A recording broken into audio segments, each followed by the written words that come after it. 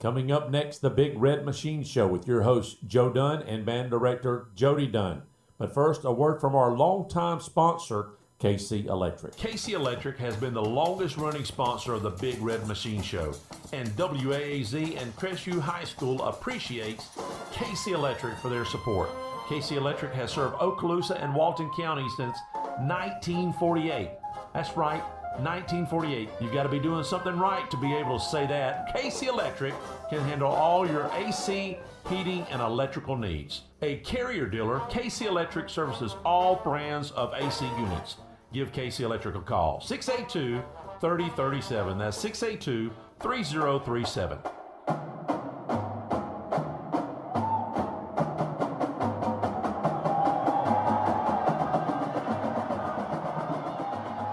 Welcome to the Big Red Machine Show with our directors, Jody Dunn, Sean Dyke, and Kim Whaley. Jody, welcome back to the show. Thanks, Dad. It's good to be back. Appreciate once again having the opportunity to speak to the folks out there and catch them up on what's happening with the Big Red Machine. We really appreciate our longtime sponsor, KC Electric, and of course, Mr. Whitaker and Crestview Broadcasting, WAAZ and WJSB. It's great to be back. It's good to be back home here at Jack Foster Stadium as we celebrate homecoming week. Sure, been a busy week, I'll bet. It has. The homecoming week is always a lot of fun. They're decorating the school and the kids are dressing up and having a good time. And of course the pep rally and the parade. And we talk a lot about Crestview growing, and certainly it is. And numbers of students, it's a larger school than it's ever been. And there's certainly a lot of cars on the road. But it's on feeling when we have one school, one town, one team, one band, and I really enjoy that. It's an important family atmosphere, I think, and the parade and the pep rally and all that just feeds into that. It reminds me of being a kid here in Crestview and going to all the parades, and I love being in beautiful downtown Main Street, Crestview, playing for our crowd and enjoying that. Part of the homecoming celebration, want to welcome all of our former Bulldogs back home as they celebrate their various anniversaries, and welcome back to Jack Foster Stadium, and hope that we have a big win tonight versus the Chiles football team over from Tallahassee.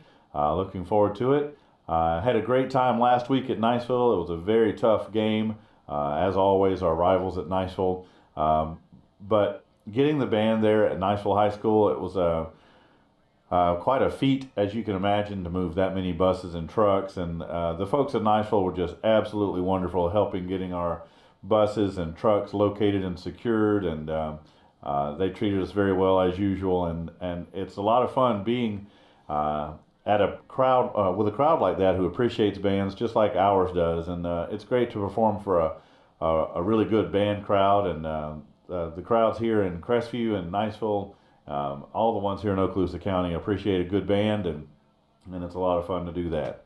So yeah, we've been busy all week as we have talked about celebrating our homecoming, but also this week is middle school band night week, and so on Thursday night, instead of doing our regularly scheduled rehearsal, we got all dressed up and joined our middle school band members for our middle school band night.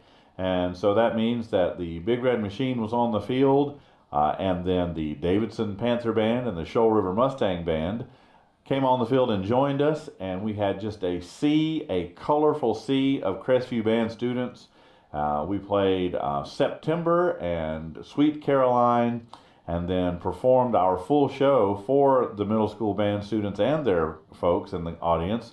Then third quarter is a lot of fun. The former members from the Big Red Machine that went to Davidson went and sat with their former Panther Band fellow bandmates, and the same thing for Shoal River, went and sat with the Mustang Band and played throughout the third quarter, and it's a lot of fun. It is fun to see our students having fun with those middle school students, and it's really a lot of fun to watch those middle school kids kind of get a preview of what it's going to be like to be in the Big Red Machine. And we certainly want absolutely all of them to join the Big Red Machine in a short amount of time and be a part of our family and part of the history of the Big Red Machine.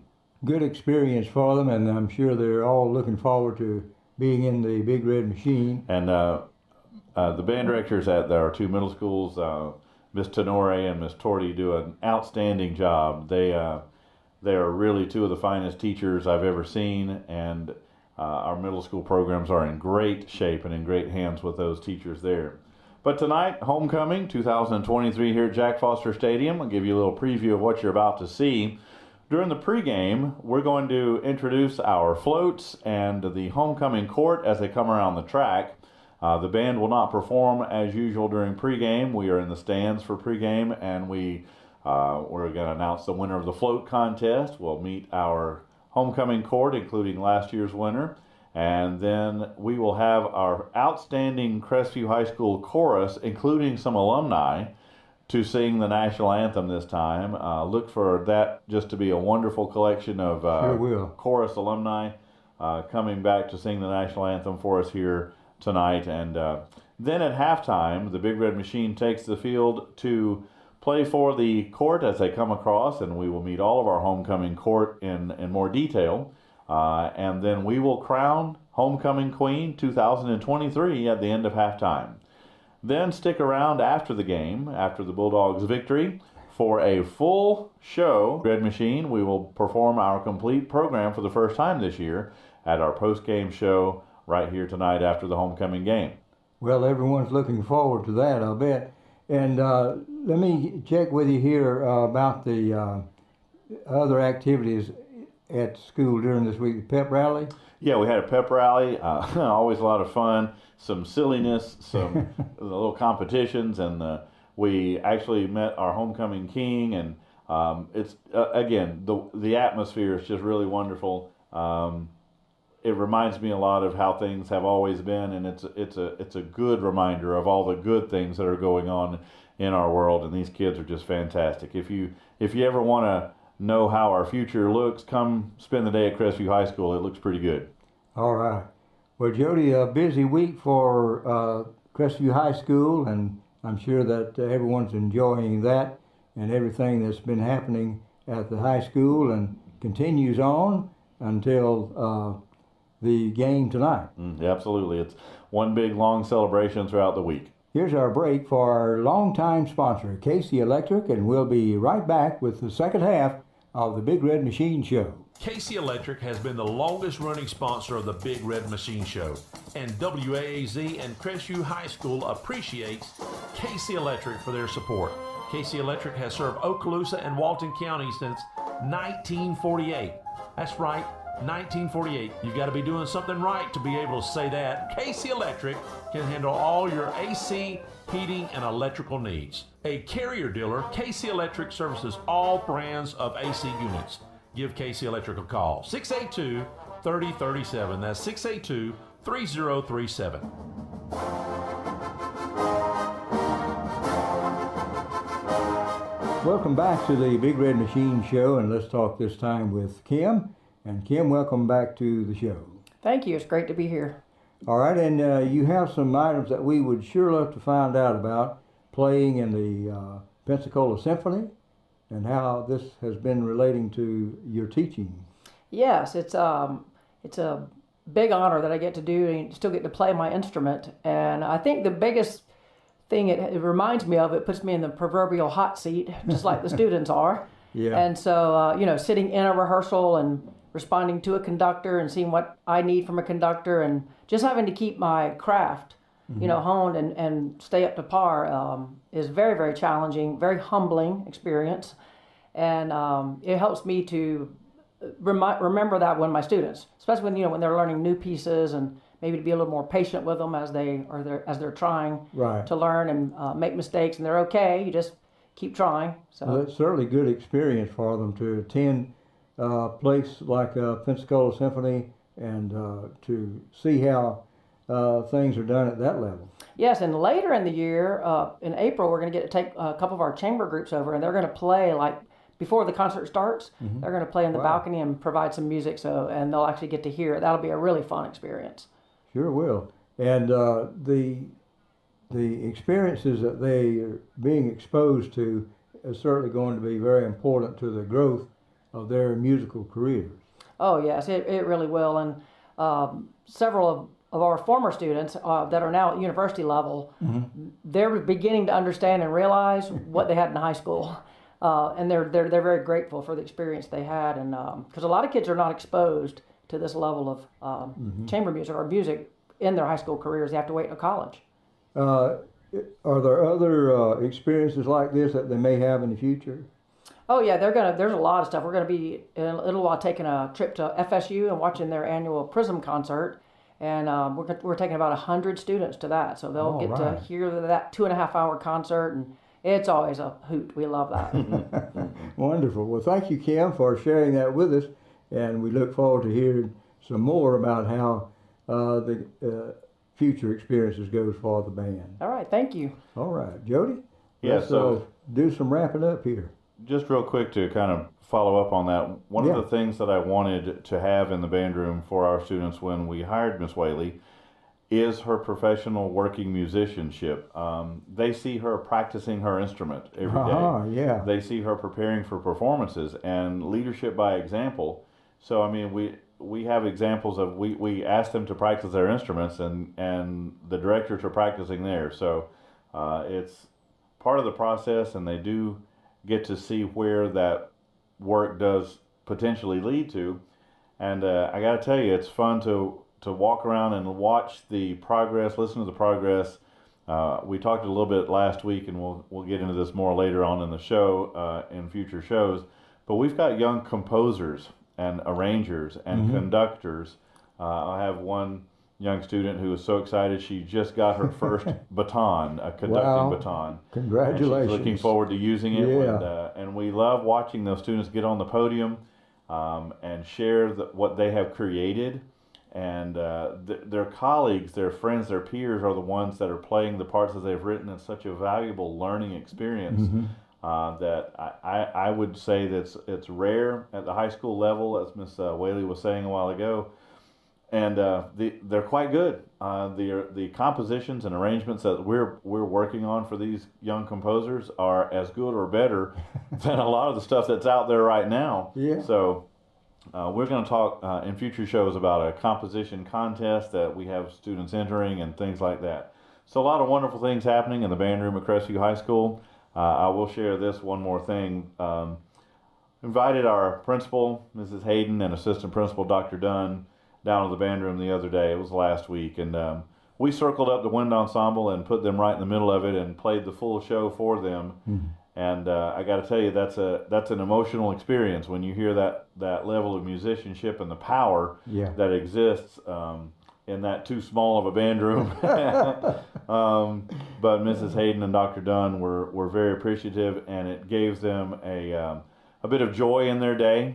And I told them anytime they needed to see the great things that they were helping to establish and to help maintain at Crestview High School, come on down and get a good dose of it there, because it happens all the time and all over our school. They're just wonderful students there, and lucky to be there. Proud to be a Bulldog. So happy homecoming week as we move forward, and for the rest of this game, looking into the future. Next week, here it is, Marching MPA Week. What's that called again? The Florida Bandmasters Association District 1 Marching Music Performance Assessment. And that's next week, and we will talk more about that as we do the Big Red Machine Show next week. But it's our state evaluation, and we're looking forward to a good week of rehearsal to put the finishing touches on our show so that we present it to our audience and to the judges next Saturday at Fort Walton Beach High School. And we'll provide some details next week. All right. Well, thank you, Jody and Kim. And we missed Sean this week, but he'll be back next week, hopefully. Absolutely. All right, Sean. Let's close it out now with the Coaches Show coming up with Tim English and Bulldogs football head coach Thomas Grant. Then it's countdown to kickoff. That's live from the press box with Tim and Dusty. Then live play-by-play right here on WAAZ 104.7 FM. thegoodcountry.com and Facebook and or your YouTube now. So, and remember, once a Bulldog, always a Bulldog, and go Dogs!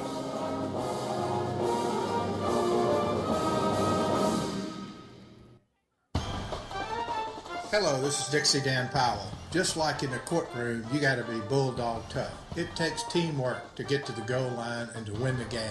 Go Bulldogs. Call us, Powell Injury Law, 850-306-2667.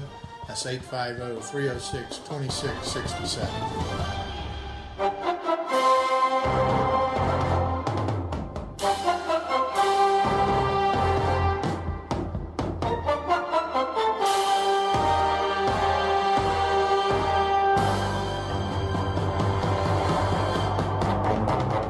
Well, it's week 7. We're sitting here with Coach Thomas Grant. And Coach, I know this wasn't probably what you would say your record would be at the beginning of the year. It's not what you probably wanted to see. But let's go back real quick, and talk about the Niceville game. Of course, we sort of knew he was coming into a situation where you lost your quarterback.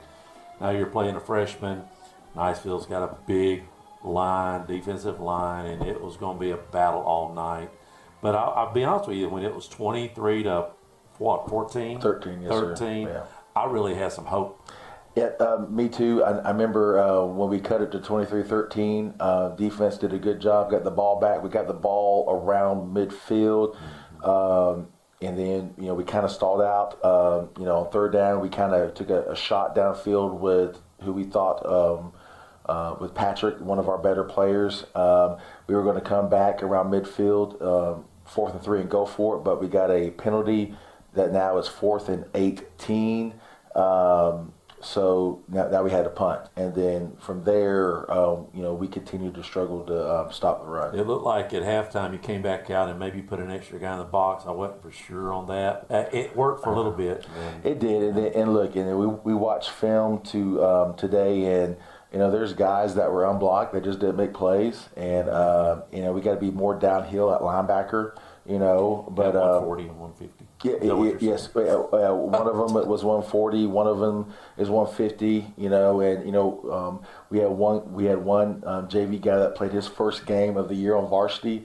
And he's gonna get better. He's about 200 pounds, so he's going to get better. So from week to week. So, but look, we're making some adjustments, and we're going to try to do a better job this week. The 9th grader started for you, and you're really asking a lot for a 9th grader in such a large game like that for the Bulldogs, and I'm sure there was pressure there, but it seemed like overall he controlled himself. Did he do as good as you expect? Yeah, he did pretty dang good. For that environment first start, he made some plays. Now watching film, there's some more plays to be made, but that just comes with experience and knowledge. But I thought he handled himself extremely well. I thought he gave us a chance to win the game, and he's just going to build on this. Over the years doing this, I think this is my 24th or 25th year. I was really hard on referees, being young and Mr. Know-It-All, right, and just hammered the heck out of those guys. And so I've gotten a little softer, but I did notice that there was probably, how frustrating do your kids get when they don't get a call that probably, like for instance, there was some pushing and shoving going on after a play that probably should have been thrown on Niceville, some unsportsmanlike. We get those calls thrown on us, and I expect that somewhat when you're away, okay? Niceville should have home field advantage somewhat. We don't get that at all here, Crestview. But whenever it's very blatant, how quick these kids today can get down on that, and then they lose their cool, right? Well, some kids do get frustrated, but we just got to keep telling them it doesn't matter what the other team does. We have to do things the right way, and eventually, the tide will turn. I thought we kept our composure very, very well. We had one player that made, 2 bonehead penalties. And that kind of cost us in situations where we were going to go for it, or it set us back even further. But we have to continue to move forward, and look, we have to learn from it and do our part of doing the scheme better. Where are you at after the game, health wise? I mean, we're pretty. We got some people out. We had a couple people suffer concussions, so they'll be out this week. I know we have a running back dealing with, an ankle situation, so, he'll be a game time decision. we have moved some more people up just for depth purposes, but definitely looking forward to getting out there Friday night and another opportunity to get better. Anybody that stuck out when you was looking at film that get a A+ for you? I thought Julian Edwards, got an opportunity in the game, and he's earned himself more playing time. I thought Patrick Rogers, obviously he's got to clean up, but effort-wise, there's a play on the reverse where, he changed direction and then, caused a fumble on the reverse. I thought Sean Johns did a great job on Fayard. I think he caught one pass that was past the line of scrimmage on him, and he was right there, and then they completed a couple quick screens to him. So I thought he did for a sophomore being, one-on-one with no safety help. I thought he did a really good job on one of the better receivers in the area. So that's very promising. Obviously, the freshman quarterback, I thought, You take away the fumble at the beginning, it's a different ballgame, probably. Well, that's 7 more points. That's on the 3-yard line. Yes, sir. The belief in just everything. With nowadays, some kids, they definitely play better when they're in front. Right. So getting the lead in a game like that would have been, awesome. But I think we fought for the most part. So we just got to continue to build on it. All right, when we come back, we'll talk about one of Coach's favorite games of all time is homecoming. We'll be right back after this message from our sponsor. Hello, this is Dixie Dan Powell. Just like in the courtroom, you got to be bulldog tough. It takes teamwork to get to the goal line and to win the game. Go Bulldogs. Call us, Powell Injury Law, 850-306-2667. That's 850-306-2667.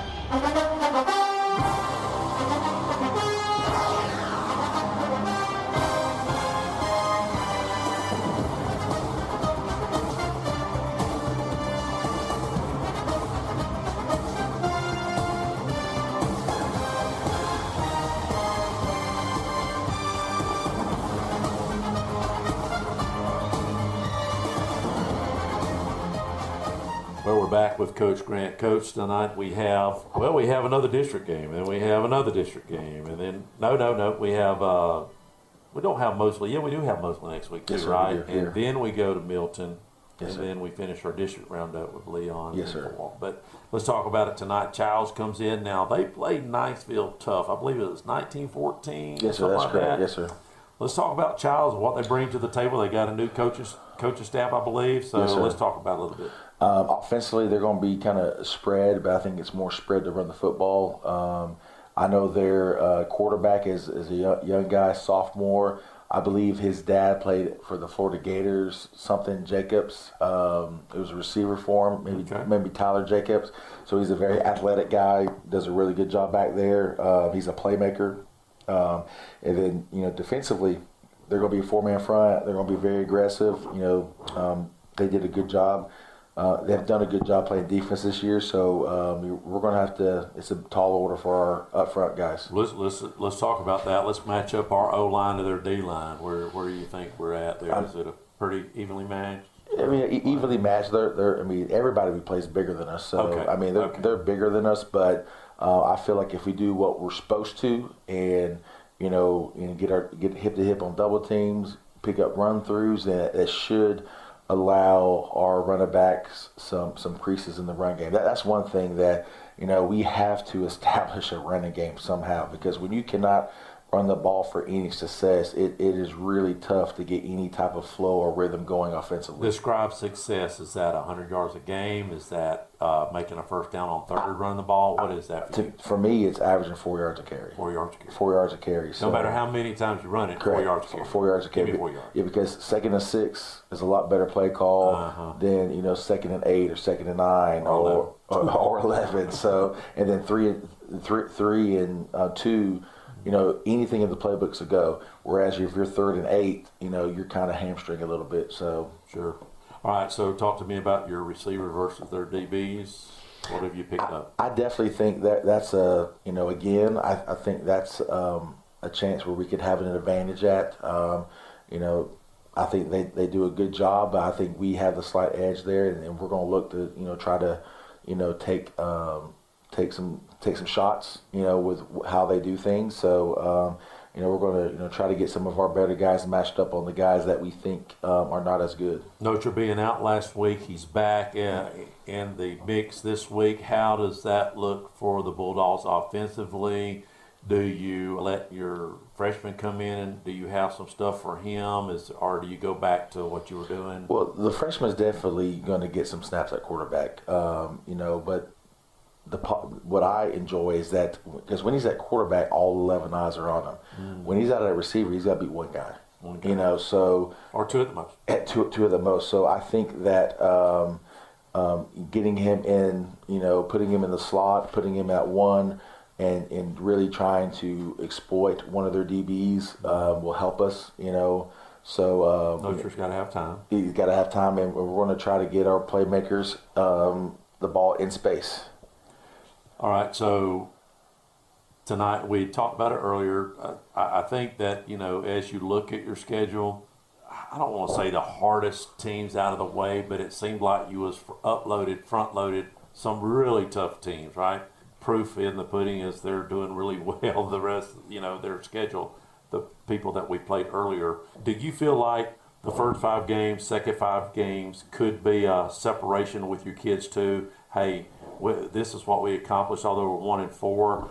How much farther they've moved ahead in their skill set and things that you've been trying to teach them? I mean, I definitely feel like from week to week, we've gotten better at certain positions. Obviously we still have a ways to go.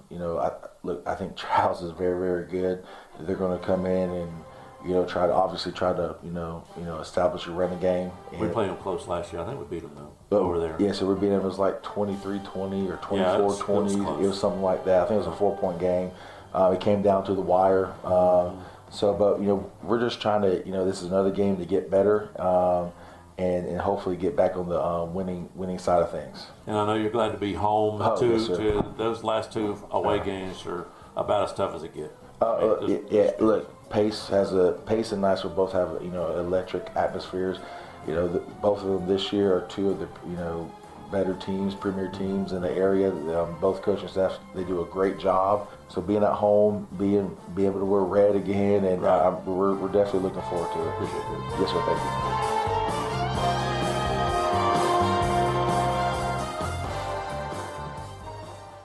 Well, here it is. Countdown to kickoff. We cover all 30 teams in Northwest Florida and South Alabama. And this year it's sponsored by the Holloway Agency. This is Dusty Holloway, owner of the Holloway Agency, and we are proud supporters of the Crestview Bulldogs. The Holloway Agency is your locally owned and operated independent insurance agency, and we offer a full line of coverages for all of your home, auto, business, and life insurance needs. Our offices are located at 168 West Woodruff Avenue in historic downtown Crestview. Feel free to drop in, or you can give us a call at 850-682-1900, or you can go to our website at www.thehollowayagency.com. Go Dogs!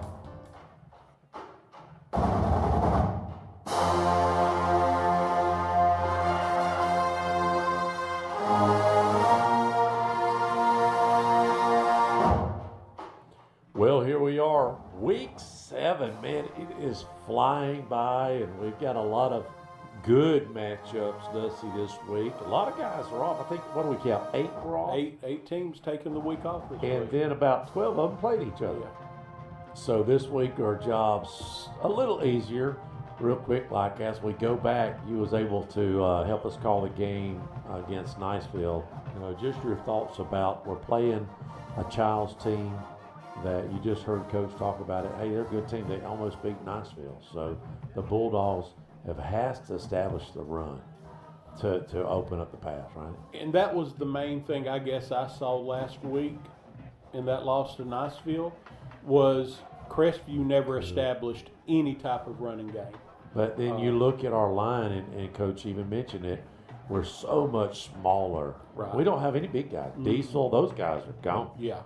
And it don't look like it's going to happen anytime soon. So you know, you've got to come up with something. There's got to be something the technique or whatever it is. Well, and that's where keeping, you know, everybody, and, you know, and I've had people ask me, why is Crestview always 3, 4, sometimes 5 wide? Well, you've got to, because if you start coming up and lining up in an old-fashioned wing T or I formation, and all of a sudden that defense brings in 7 or 8 people in the box, you're undersized as it is. It's not going to work. That's right. So you have to take the field, stretch that field out, thin it out as much as you can in the middle, and then maybe use some speed to offset the size difference, and up front and with your running backs. And just try to make some zone reads, stuff like that with the RPO, and try to get some run game going like that. Well, let's real briefly, the teams that are open, one thing surprising, Chipley has 2 opens back to back. That's a really surprising one. I don't know if that was a cancellation week 6, but they were scheduled open, and they're scheduled open this week too. So that's a little weird to have 2 back to back. You know, but you look at their record, they're 4-1. So they played 5 games, just like the Dogs have. Did they play an out-of-stater? This would be a 6th game that they would have tonight, and they're not going to have that. They're not going to have So there'll be a game behind okay, yeah. So they might have had, you know, I know Baker has only got 9 games this year. That's probably their last game of the year is an open day. You know, there've been in years past where we've only had 9 on the schedule, and we fight to the very end. Like we had to travel to dadgum Orlando last year to get that one game. To get the 10 games. Yeah, so Chipley's off. In that 1R Region 1, you also have Freeport and Graceville. Both of them struggling, Dusty. Freeport's 1-5.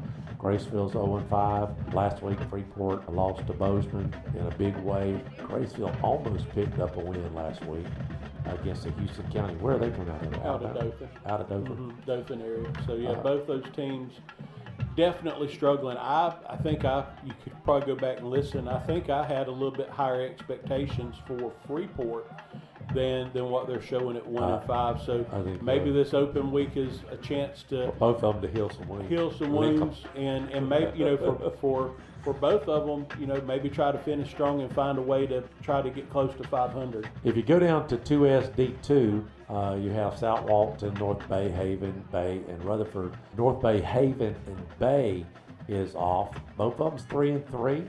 They played each other last week. Bay beat North Bay Haven 31-28. It sounded like a close ball game, but they're both off in that 2SD2.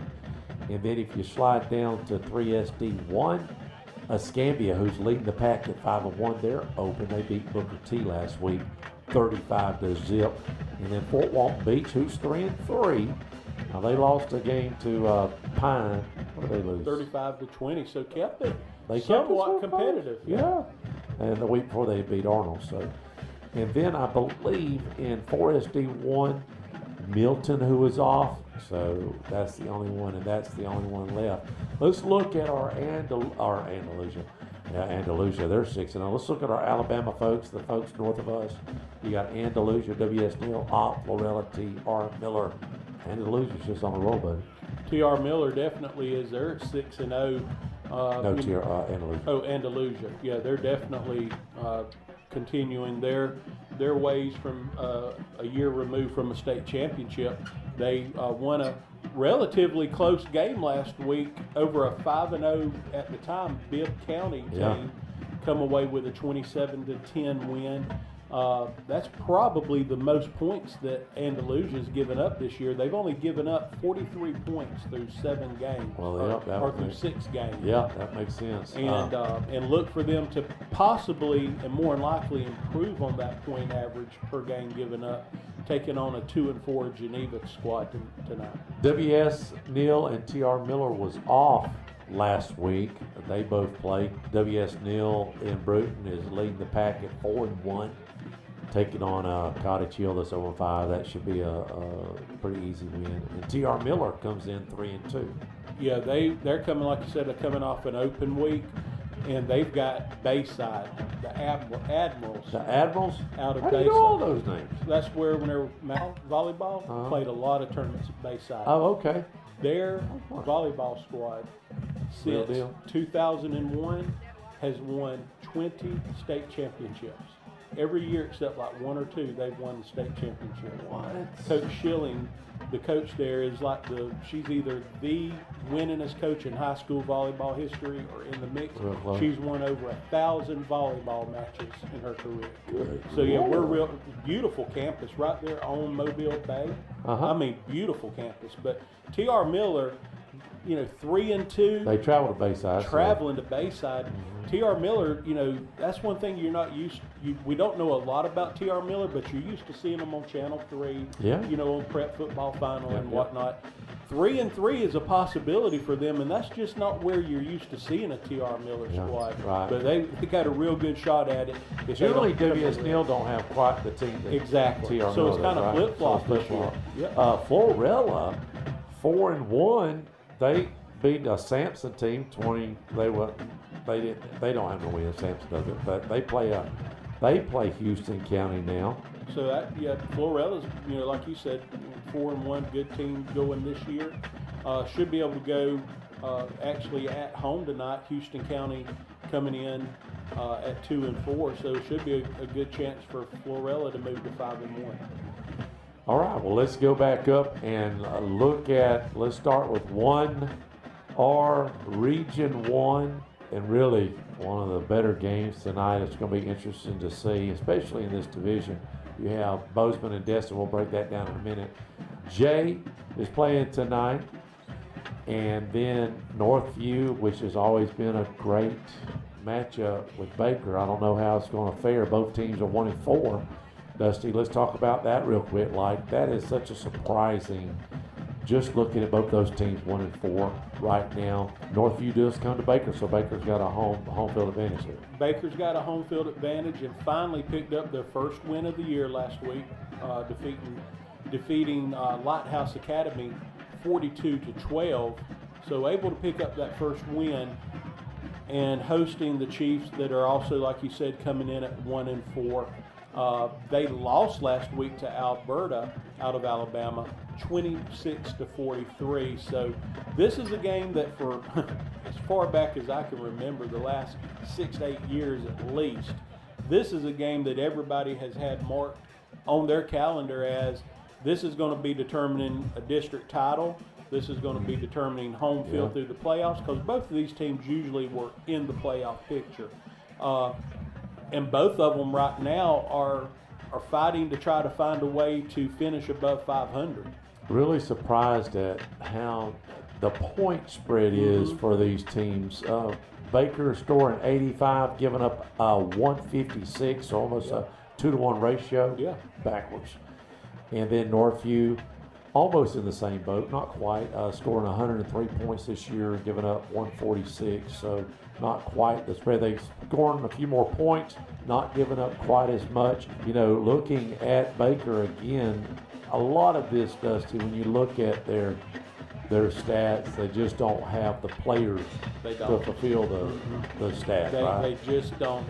The last couple of years has really depleted the Gator squad, and they're just trying to. This is definitely a rebuild year. This is not a reload. This is a rebuild year, and I would almost go a little bit step further to say that this is maybe a rebuild season, not a football season, but just a season in general. That might be a 2 to 3 year process to find that next group of kids that might be, for sure, ninth grade, maybe even middle school level, that can start developing, buy into the system, and come in and be that next good group at Baker, because it's just not there right now. Baker, all they have to do is stop the run. Northview throws for about 70 yards a game, but rushing, they rush for about 200 yards a game. So they're going to. There's a couple guys, I think, 2 seniors. Yeah, Kelly is averaging about 75 yards a game, just about 7 yards a tote, and then you've got Wright, who's averaging right at 100 yards a game, about 8 yards a tote. So that's definitely your two guys you got to stop in. And and with them both averaging the yardage that they are, you just never know who you're going to get there. And that's one thing Coach said in the Coach Grant said, if there's one thing we could do, I said, what do you consider success? He said, we got to have success in the running game. Well, I said, well, describe that. Is that 100 yards a game? Is that 3rd and 10 and getting the first down by running it? He goes, no, that's 4 yards a carry. Mm-hmm. And here's a team that has almost 8 yards on 2 guys. Yeah. A total. Yeah. So you need that on your team to be successful, right? Oh yeah, yeah. Because if you think about it, if you can average 3 or 4 yards a carry, 3 downs is going to get you 12 yards. That's moving the chains. It's not pretty football, and it's not going to be a lot of high scoring games, but 4 yards in a cloud of dust is, I think, what they used to call it. Vernon takes on Port St. Joe. Port St. Joe travels to Vernon, so Vernon has a home game here. They have picked up a couple wins. They're 2-3. Port St. Joe's 3-2. Should be a decent ball game. Port St. Joe coming in with a little bigger team. But Vernon, they're coming off a big loss last week, 56-20 at the hands of Holmes County. Yeah. So how is that kind of ringing in their ears? You're playing a Port St. Joe team that's usually right there in the mix. They're coming off a loss themselves. They lost 34-14 to Bluntstown. Right.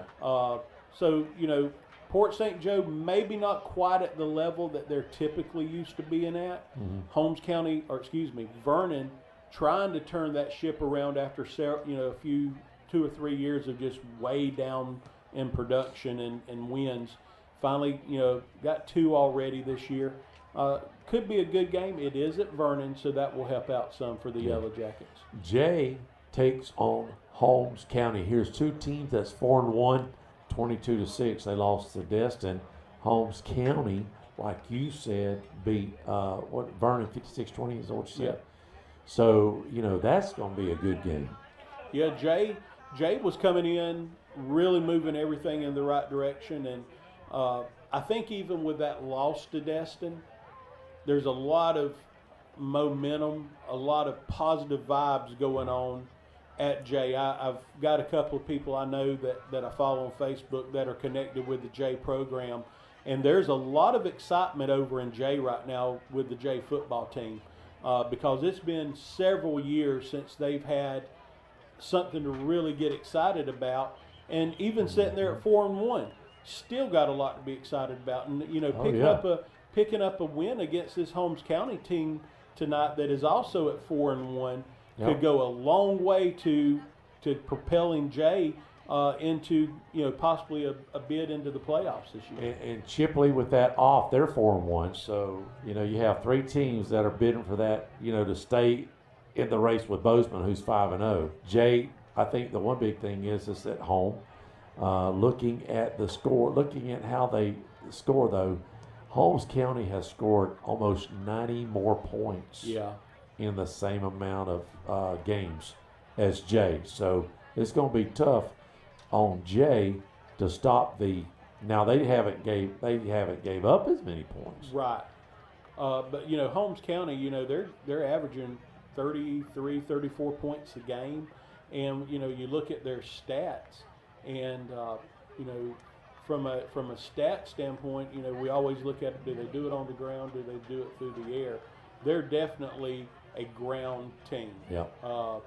And not anybody that just really stands out big time. Bacon has got just shy of 400 yards, averaging about 77 yards a game, and then Lumpkin coming in averaging about 60 yards a game, right at 300 yards. But both of those guys averaging between 6 and 7 yards every time they touch it. And Lumpkin is the quarterback, so that. But they don't throw a lot. But they do not throw a lot. They're only averaging about 40 yards a game through the air. So. I'm going to tell you what I'd do if I was Jay. I'd have about 8 guys in the box and make them throw. Yeah. They're only attempting about what is that? 5 or 6 passes a game. Yeah. So it's almost like they don't have anybody to catch them. And they're only completing a third of their passes. So they're only going to complete 1 or 2 passes a night. So they have completed almost just 2 passes a game. Yeah. And they're rushing and they're carrying the ball. Did we miss somebody? 20? I think there's so many guys that carry the ball. Well, we missed that. Spears, whatever or that. Surface. Surface. Mm-hmm. He carries the ball about 40 yards. They've got about 3 or 4 guys. Well, you count Lumpkin. They must run a wing tee. They've got to run a wing tee to have a 300, 150, a 385, a 100, and a 200 guy in the backfield. Yeah, you don't get that from a spread offense. I mean, they're carrying the ball 42 times a game, Yeah. so they got to be like a wing tee type Yeah, thing, exactly. Right? Should be a great matchup. And the game that we're really going to keep our eye on is the Bozeman versus Destin. Destin does travel to Bozeman, which is not a real long drive for them. They've scored 197 points, almost 200 points in the game, giving up 72. They beat Freeport 31-15, Baker 21-19, North Bay Haven 33-19, Rocky 48-13, Lighthouse 42-0, Jay 22-6. The closest game has been the Baker game, I think. Yeah. As far as you're right. Yeah, and the other games have been close to 2 touchdown or more wins. So it's not like Destin is coming into these games and finding out a way to pull out a win at the end of the game. You know, they're winning pretty convincingly. And then you look at Bozeman. Bozeman is coming in, averaging right at 30 points a game as well. Actually, they don't give up hardly. Bozeman's only giving up about a touchdown a game. A touchdown a game. So this is going to be a great game. I think it's going to be probably the biggest test of the year for sure for so far for Destin. If you look for at both of them, you look at Bozeman's games that they played, they beat FAMU. They beat Southwest Georgia Academy. Close Don't game. know nothing about them. They beat Baker. They had a little bit easier time with Baker They did. than Destin did. Bozeman, that was in consecutive weeks. That's right. So that's it's not like Baker in game 1 for one team and Baker in game 8 for another team.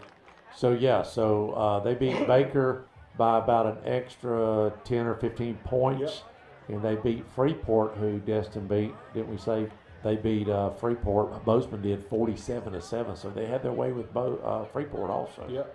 So should be a good matchup. If you look at the stats for Bozeman real quick, let's just check it out and see who their top players are, Dusty. On offense, they've almost thrown for 1,000 yards. Yeah. So they've got a guy that is smoking. Yeah, you got Gay, their quarterback. He is a senior. He's coming in completing about 50% of his passes, thrown for 992 yards, averaging right at 190, you might as well say 200 yards a game. Right. Touchdown to interception ratio, 16 TDs for 0 interceptions.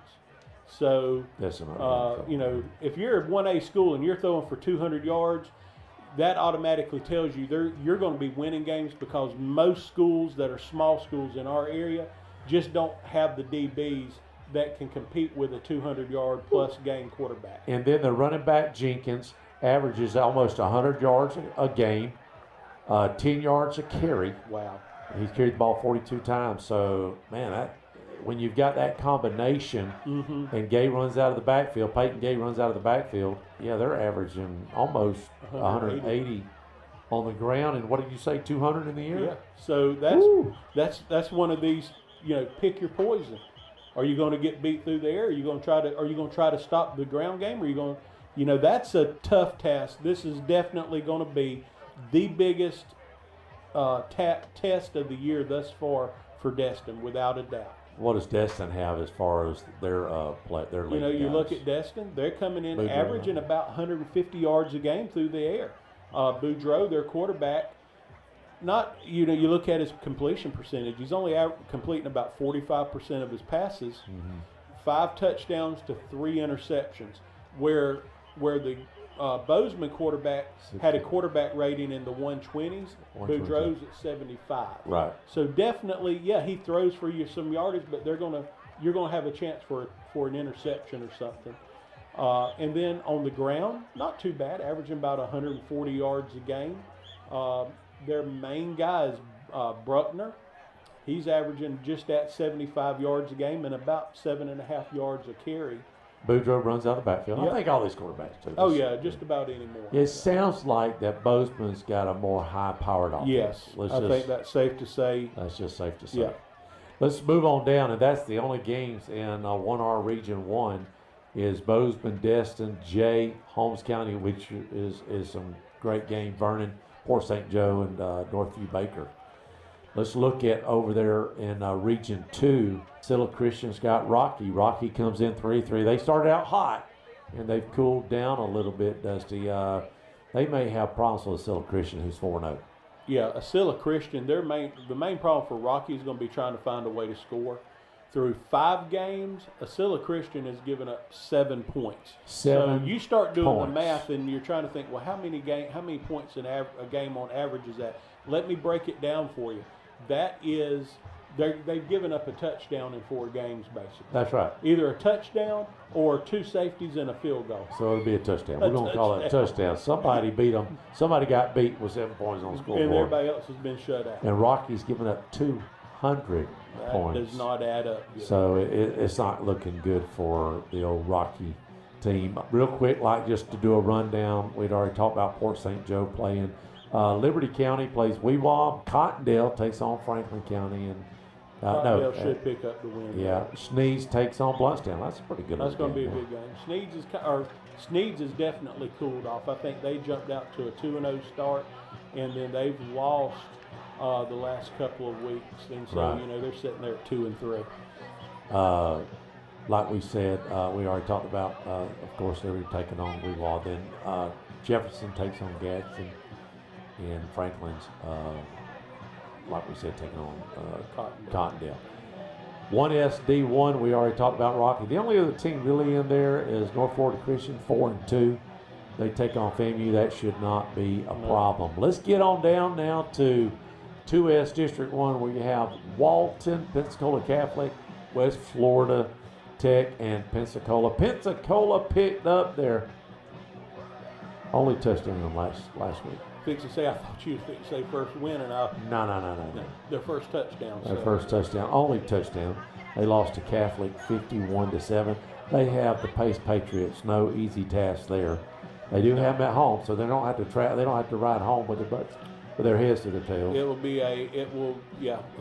at least. Hopefully, it's not homecoming the win for that. The win in that game is the fact that, like you said, they don't have a bus ride home. Yeah.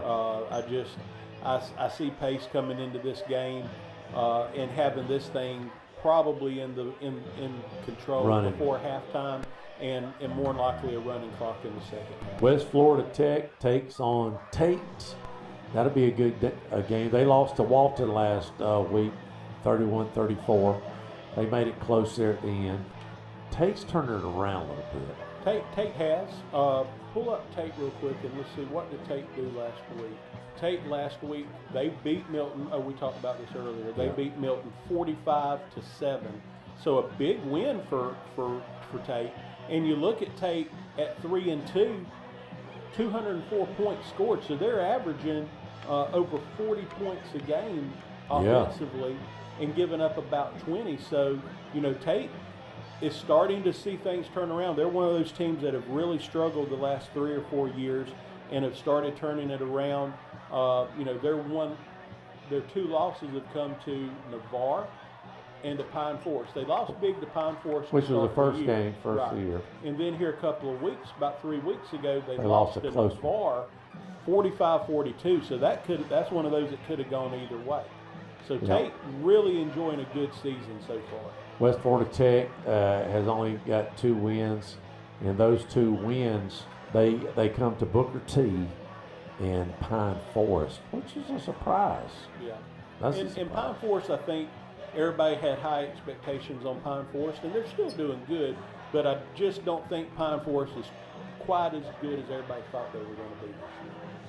Well, I want to break down, probably one of the better games tonight is Walton, but what I would like to do, let's call Coach White, see if we can get him on the phone and let him break down this game. They have Mariana. Mariana comes in 4-1. Like we said last week, they had a close game. I'd like to find out what that was all about. Yeah, I'd love to hear from him. Let's just give them a buzz real quick, just real quick before we call them.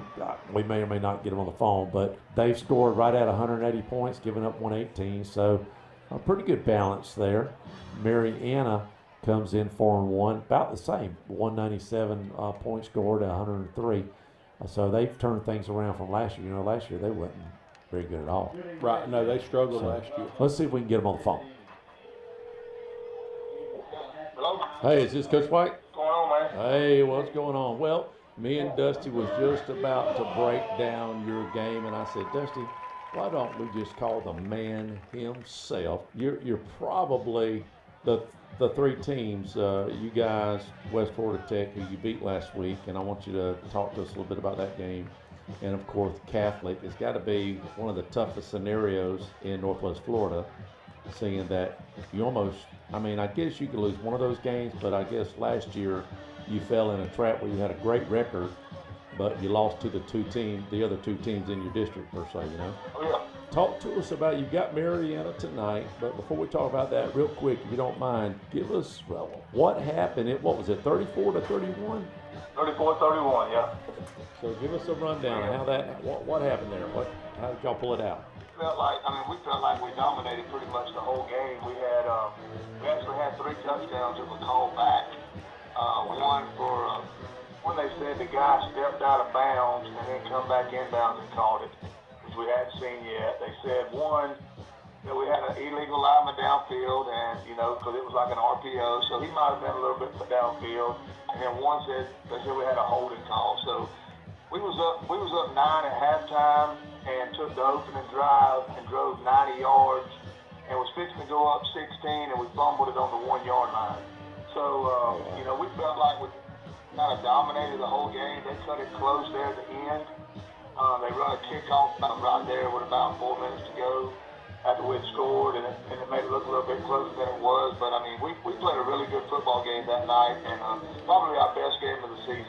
Last year, I believe, you took care of Marianna pretty good, but I think they're a little bit better team this year. What's your plans tonight? Yeah, they're a lot better football team. Last year it was 28-7 at their place. It was up 28. We was up 28-0, and we fumbled the ball. They scooped and scored, but we didn't score a single point in the second half. So they had a pretty good defensive plan against us. They're a lot better this year. They're 4-1. They're playing really good football. They lost their first game last week against Godby. So it's going to be another tough challenge. We've got a tough little road here these next 4 weeks. You do. Talk to me a little bit about your quarterback. Is that Bettenhauser? He's a junior. He's got a quarterback rating of about $120. He looks like he's doing a pretty good job for you. Yeah, well, Bettenhausen, he's a junior. He throws the ball. He can make every throw. He's thrown for, I think, right around 1,200 yards this year already. About 1,200. I don't know how many touchdowns he's got, but he's got a bunch. 9. He's just a good leader. He's a great quarterback, very high character kid. Coach, did he start for you last year?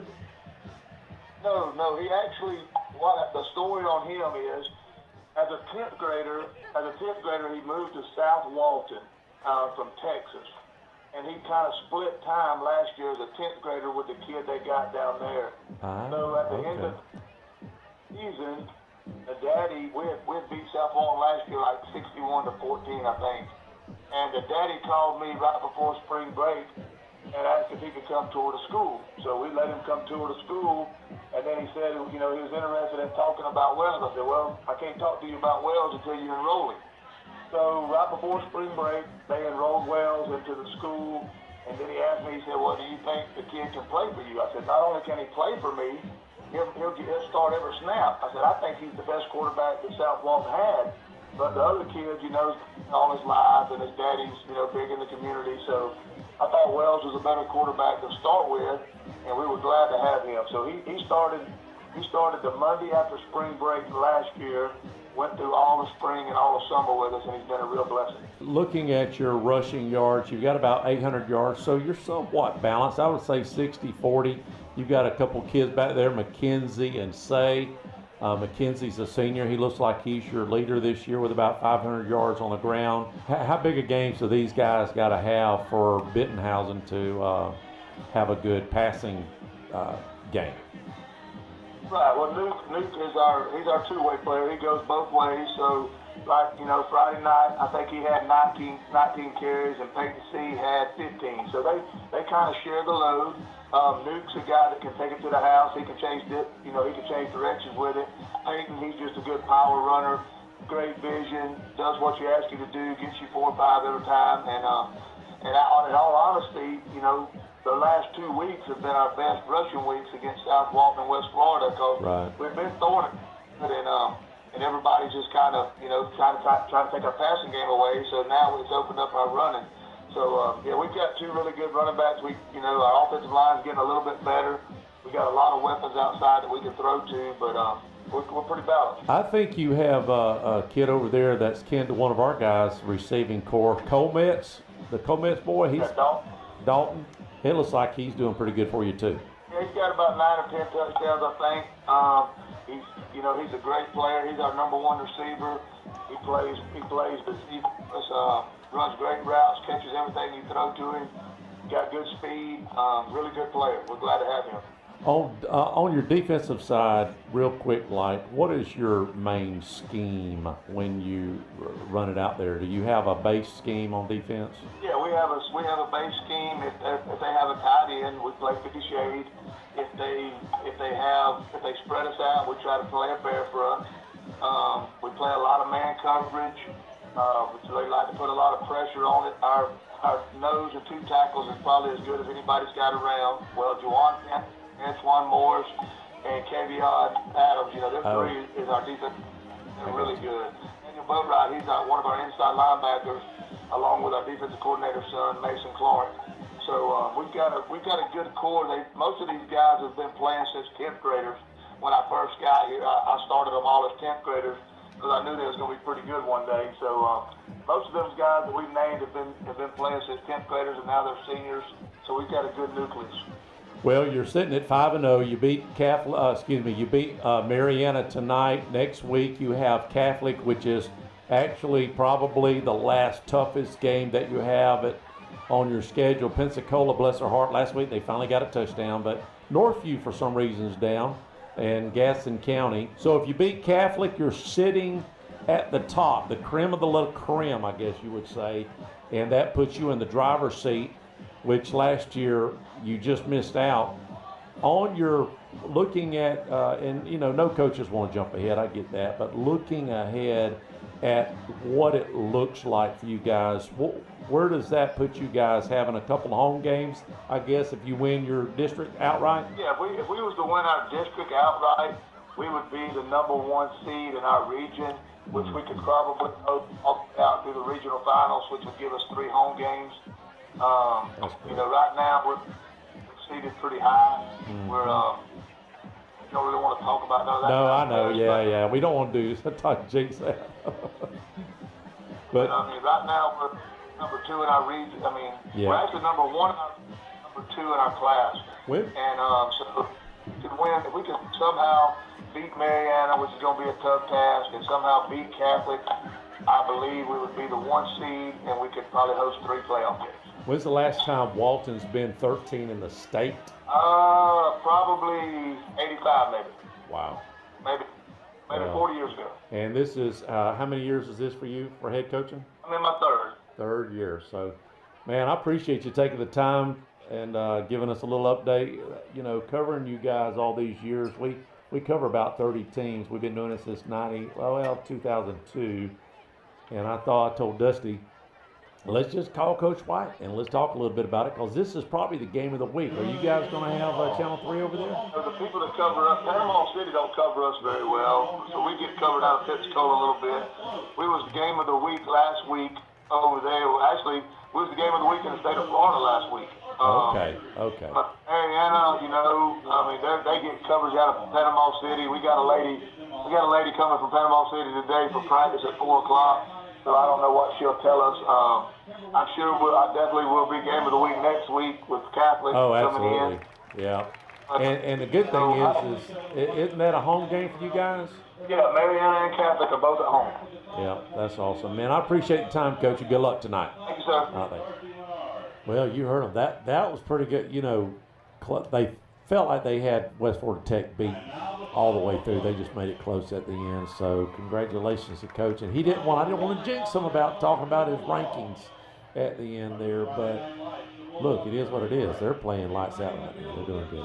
Yeah, that's one thing you're never going to hear a coach brag about is the rankings. And he come up under the Brunson, and Brunson downplayed everything. The rankings are definitely, if maybe for the players some, but the rankings, let's face it, the rankings are for the fans. Yeah, that's right. For the fans to say, hey, to maybe draw some interest for people that might not come unless they know that the team's doing good. Right. I can tell you, if you see a Walton squad that's ranked number 2 in their classification and number 13 in the state, right. That's going to get the interest of people in that greater Defuniak area and be like, hey, well, let's go check this game out. That might not normally go. If they get past Mariana, then next week, of course, is Catholic. If they can beat Catholic, they're sitting probably number 1 in the state of their division. If they win this weekend, Catholic, they're for sure going to be the number 1 team in 2. Let's do this. Let's take a quick break and hear from the Holloway Agency. We'll be right back after a word from our sponsor. Have you recently received your home or auto insurance renewal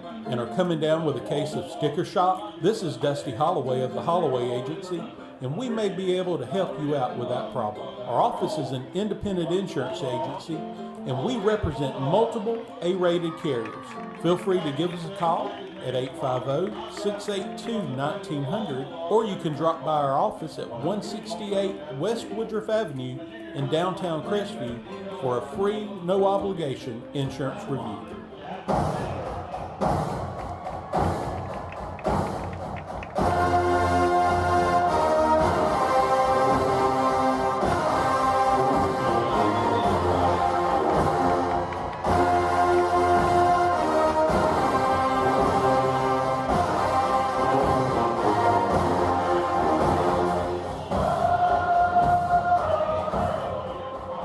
Welcome back. Week 7. Appreciate the Holloway Agency this year sponsoring the Countdown to Kickoff show. All right, let's get into 2SD2. That's South Walton, North Bay Haven, Bay, and Rutherford. We did say that North Bay Haven and Bay has the week off. So it's South Walton coming in 4-2. They're leading their region or district, I should say. They are playing Choctaw tonight. Man, that's going to be a pretty good game. Choctaw, you would think Choctaw would have the way, but you don't know. If Tab has a great game, it's going to be almost impossible. Well, and that's what I was going to say. I think the way this game is going to go is how Tab goes. Yeah. I think you're exactly right. South Walton comes in 4-2, Choctaw 3-2. South Walton, now, when you look at who they played, they've scored 206 points and given up 118. And Choctaw's only scored 155 and give up 137. So that margin of error is really close. They're almost giving up just as many points as they are scoring. But let's just look and see who South Walton has played, and I think that'll tell the difference. Coming in 4-2, their first game they beat Baker. They lost to Fort Walton, which they lost 28-13. I think Choctaw's going to blow Fort Walton out of the water. Oh yeah. They did beat Port St. Joe. They beat Arnold. But they lost to that close game we just said a couple weeks ago to Walton, and then they beat Rutherford. So their wins are to Rutherford, Arnold, Port St. Joe, and Baker. Smaller schools, that's right. And we know Choctaw, we know one team Choctaw beat, and their other 2 wins was Fairhope and Pine Forest.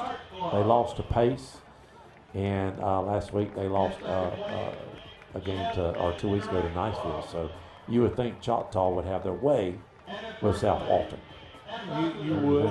You look at wins, and I don't mean to, and maybe the word quality wins or the term quality wins is not really the term to use. Or the same type of wins. Right. They're it's kind of yin and yang. You got South Walton picking up some wins against some smaller schools. Right. You got Choctaw picking up some wins against some bigger schools that are decent clubs. Right. So, like you said, I think this is all going to come down to the type of game Tab has from the backfield. If Tab has a game where he's in that 150, 200-yard range or better, Choctaw's going to win the game. I just don't see, Tab's a very impressive running back. And if you shut Tab down, you got a very good chance of winning a game against Choctaw. And you can be rest assured that's what the Seahawks coaching staff has been trying to do is formulated game plan on stop and tap. And then somebody's going to pick up a win tonight. Rutherford or Arnold, both teams are undefeated, winless. Rutherford's 0-6, Arnold 0-4. So somebody there is going to pick up a win. We talked about Mariana. They are tied in their district, 2SD3, with Florida State University. They're both 4-1. Going down to 3SD1, that's Escambia Pine Forest. We already talked about Choctaw, Fort Walton, Booker T. Escambia, who's leading that race, 5-1. They're off tonight. And Fort Walton is off, who's 3-3.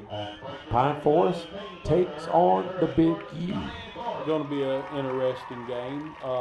Pine Forest coming in at 4-2.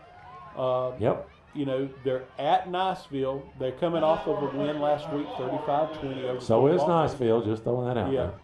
And they're going to Niceville. You know, you look at Pine Forest, and you know historically, you look at. Go ahead.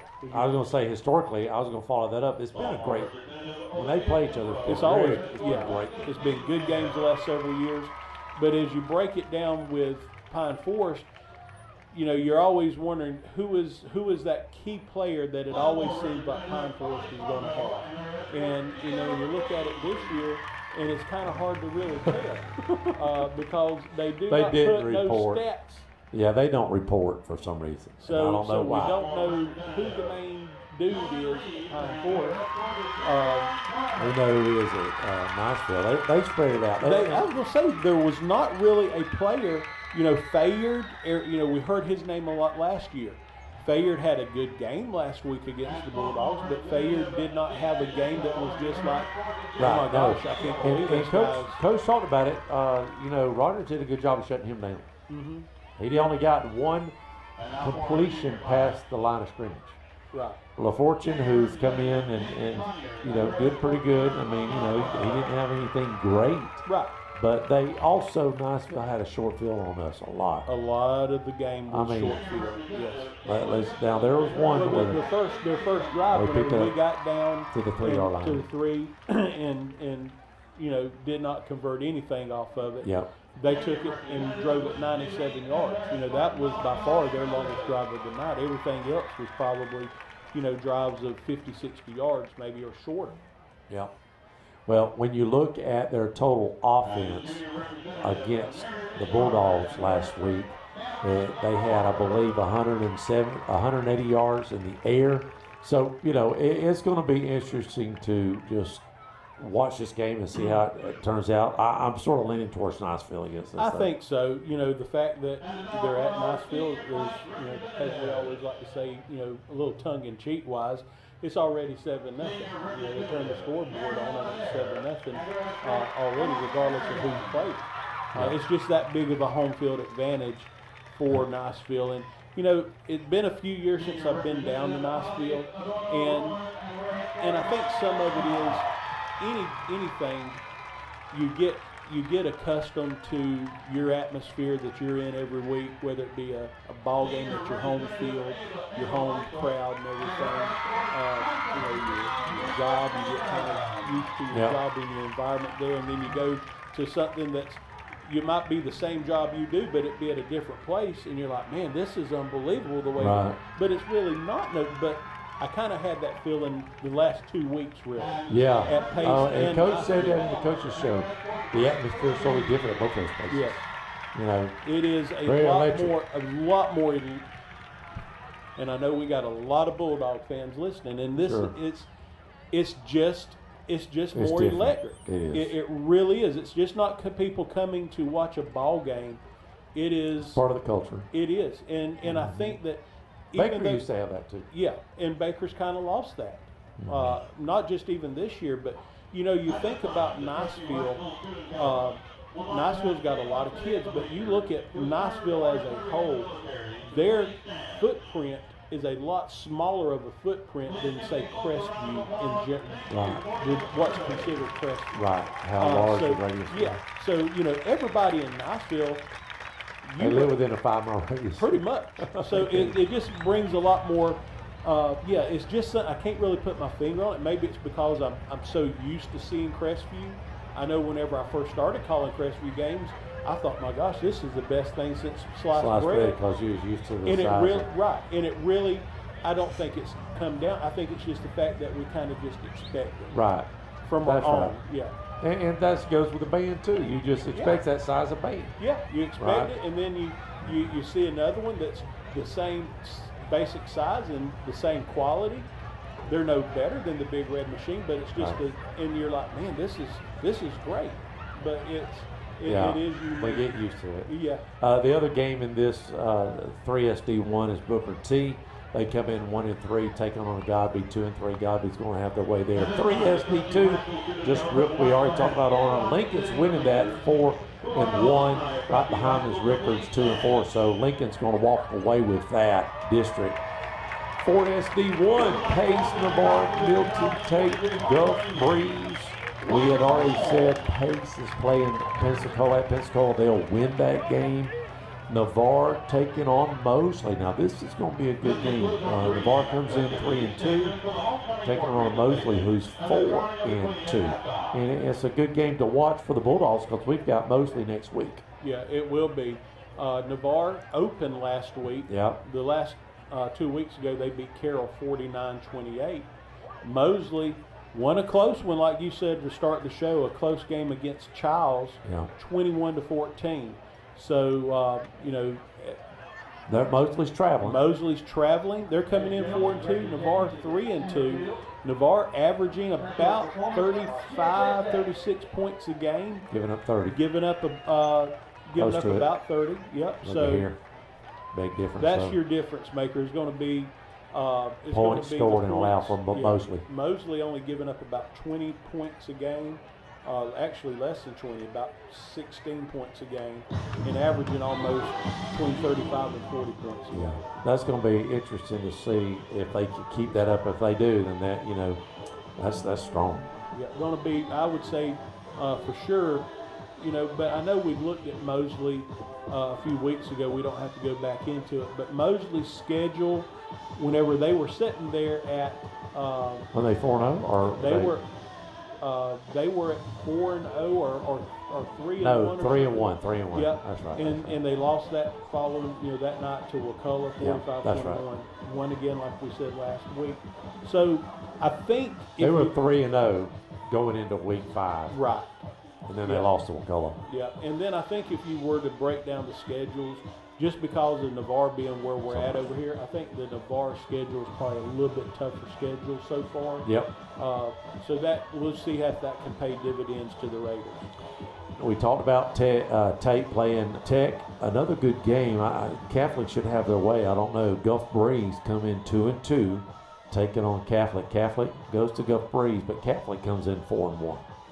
So Catholic coming in, like you said, at 4-1. They beat Pensacola 51-7 last week. So an easy game. Probably got a lot of players in the game. Yeah. Everybody got some reps. Last week, Gulf Breeze lost to Pace 55-24. So That's a big loss. Big loss for Gulf Breeze. Gulf Breeze just trying to find some traction. It's kind of like a four-wheel drive that just can't really find its gear to lock in. It just kind of sliding every once and slipping.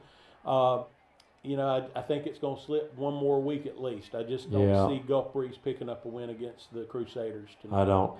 Moving down to our district, 4SD2, Leon, Niceville, Mosley, Crestview, Chiles. Leon is 5-0, but I don't know about after tonight. They played Lincoln, who's 4-1, and Lincoln has beat some really good teams.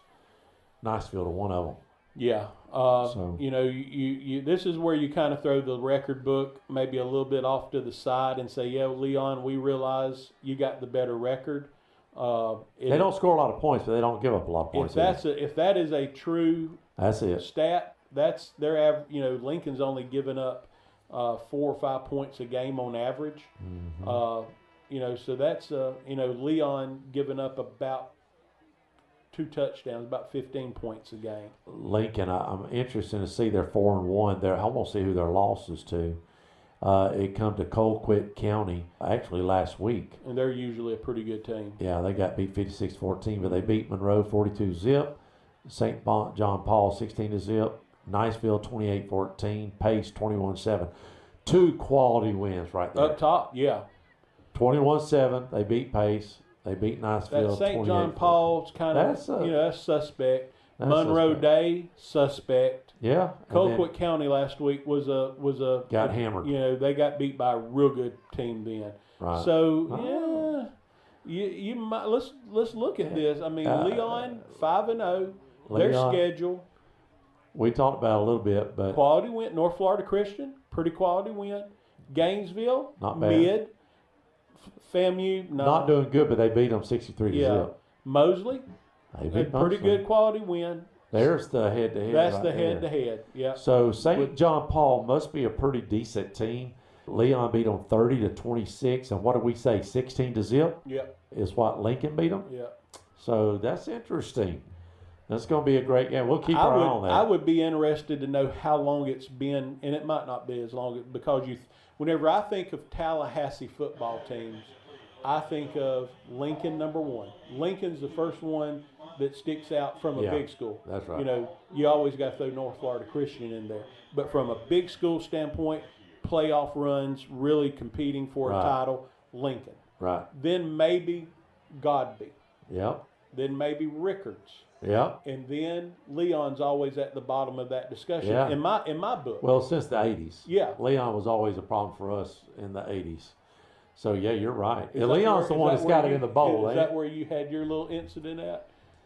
I'm trying to think what you're What talking about. was that Jacksonville? Where the Oh, no, that was Jacksonville. that was A Reebok. playoff wasn't it? game, yeah. We went and watched Reebok, and somebody sat in my seat, and I was getting a little smart with them, and they almost pulled a gun on me, so I had to get out of there. So, anyways, that'll be a good matchup. Lincoln 4-1, taking on Leon. Leon is 5-0. We'll see how that works out. We already talked about Mosley. So it's Crestview and Chiles tonight. That's all. We talked about last week. Y'all know what happened last week, losing 42-21 to Niceville. Chiles, we talked about it, beat Mosley 21-14. So it's really, I don't want to say it's a do or die for the Bulldogs, but we've got It's a do or die. I'll go ahead. Well, I to don't make the know if die playoffs. is the Okay. word. Let's say to make the playoffs, if we have any shot of making the playoffs, It's do or die. we've got to win out. Yeah. We need to be 6-4. Yeah. We need to beat we need to beat Mosley, Chiles, and Leon straight up. Yeah, I think we've got Milton, and I think we can beat Fort Walton. Yeah. Tassin did an admirable job last week. He did. Yeoman's job. He really. did. He did make some freshman mistakes. He did, and Coach talked about it. And I don't think Turtle being in the game would have made a win or a loss difference. That's right. Could we maybe have produced a little bit more offensively? Maybe. Well, so we talked about it. If on that first drive down at the 2, if we don't lose that ball, now we're up 7-0, and that changes. And Coach said most of our guys, and he was sort of laughing about it. They need to be. They play better when they're up. Right. And so that, and there are some kids that away. They're not grinders. Right. And when you're down, you got to grind. When we got 23-13, there was a little hope there. We talked about that. Yeah, little hope. A little. But you just, like you said, you can't make mistakes, can't do this, that, another thing. Yeah, so, and like I said, getting Turtle back tonight. Key tonight for the Bulldogs to win. Give me two things besides the scoreboard. Mm-hmm. I always take that off because if you're going to win, you got to have more points. Right. So let's take that off. So to make that happen, though, two key things that the Bulldogs have to do. Offensive or defensively, no matter. I think offensively, you got to get Parks back involved. Okay. In the game offensively. How many yards you want to see him run tonight? I'd like to see him have a 100-yard night. I don't think that's asking too much. No, it's not. We're not saying 200 or anything. Give us a good, solid 100-yard night. Averaging four yards a carry. That's what Coach wants to see. Yeah. That would be great. And Parks is that guy. If he can get in space, he can pick up 15 or 20 on you in a heartbeat. That's right. Defensively, they gave up 42 last week. They gave up 300 yards rushing. It didn't seem last week. week. Well, we got to do a better job stopping the run. I think so. Because like you said last week, they did not really break a lot of big passes. A lot of the passing last week that Niceville had was little screens or little 5 and ends that we kept in front of us for the most part. Right. I would say their biggest pass play was probably 15 or 20 yards. at the most. Yep. So I think it's going to be that front seven going ahead and trying to establish the line of scrimmage and slowing down Chiles. Do we have any type of stats on Chiles and what they do real quick offensively? Absolutely. Let's just look at them real quick. Like that's a good point, Dusty. I don't know why I hadn't had those ready for you. So let's look and see what their quarterback does. Don't throw it a lot. About like us, probably 100, 115 yards. We do better than that. We're almost at 200 with Nocher. I've called 2 games. I know. Yeah. So rushing, they've got they don't have anybody that really sticks out. They're averaging 115 on the ground. So not a big offensive production. So they're getting so that makes you wonder. Short fields. Are they getting a lot of defensives, the short field offensively? I think it's got to be, because if you look at their touchdowns, so he's thrown for 4 touchdowns. Right. And they have 7 on the ground. So that's 11 touchdowns through 2 and 3. So through 5 So games. 5 games, so that's 20 points 20 a game. points a game. So, not quite 3 touchdowns a game. That's what the Bulldogs are So averaging. they are definitely a defensive team. They're only giving up about 10 or 12 points a game. Yeah. Chiles. Bulldogs are averaging 21 points a game. But giving up 164, so they're it's 33 to 35 points a game. So the defense have got to do a little bit better.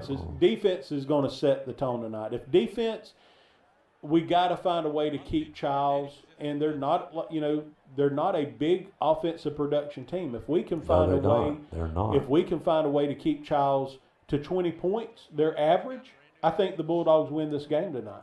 I really Absolutely. do. Yeah. Absolutely. Countdown to kickoff. It is homecoming, and you see all the floats going by. And at halftime, we'll crown the queen and king or whatever it is they do. They started doing a king too. Do they do a king now? I said that. I didn't know if that was it. And then the float. There was always that one. Your son did it too, didn't he? My son and your son has got a record. With the floats. 9th through 12th grade year, I think so. Yep. My son, he won it every year. He was at high school, and I your will son. say this. My son's class, because my son, I don't think ever. Well, my son did it. He was in on it. I don't think Chandler did. But he was part of the class. Part of the class. All right, it's homecoming. The Bulldogs has Chiles here in just a minute. Don't go away. Kickoff's just about to happen.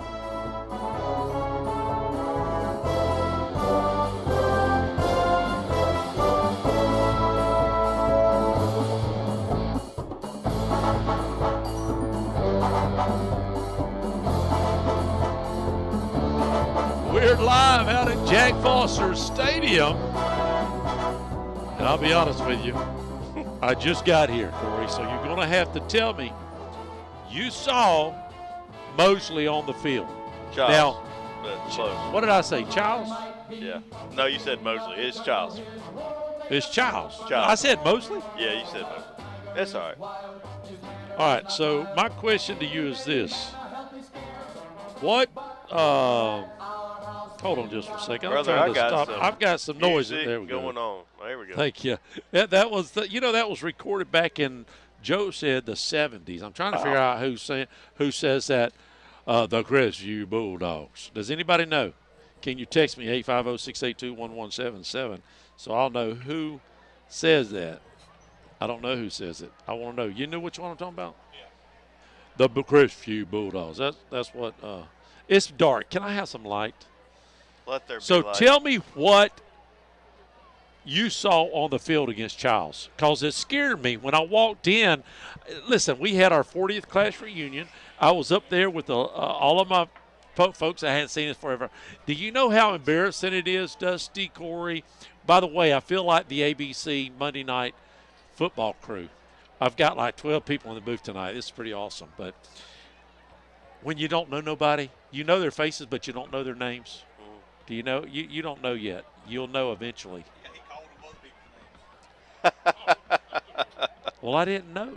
But anyways, I showed up. Corey goes, "We're in trouble." Well, their punter What do you or mean their by kicker that? goes 6'2", 215, and was kicking it halfway through the end zone. I just say you can't always go on the eye test. No, you can't do eye candy. But both teams were on the field warming up, If you just went on the eye test, we might be in a little hurt situation.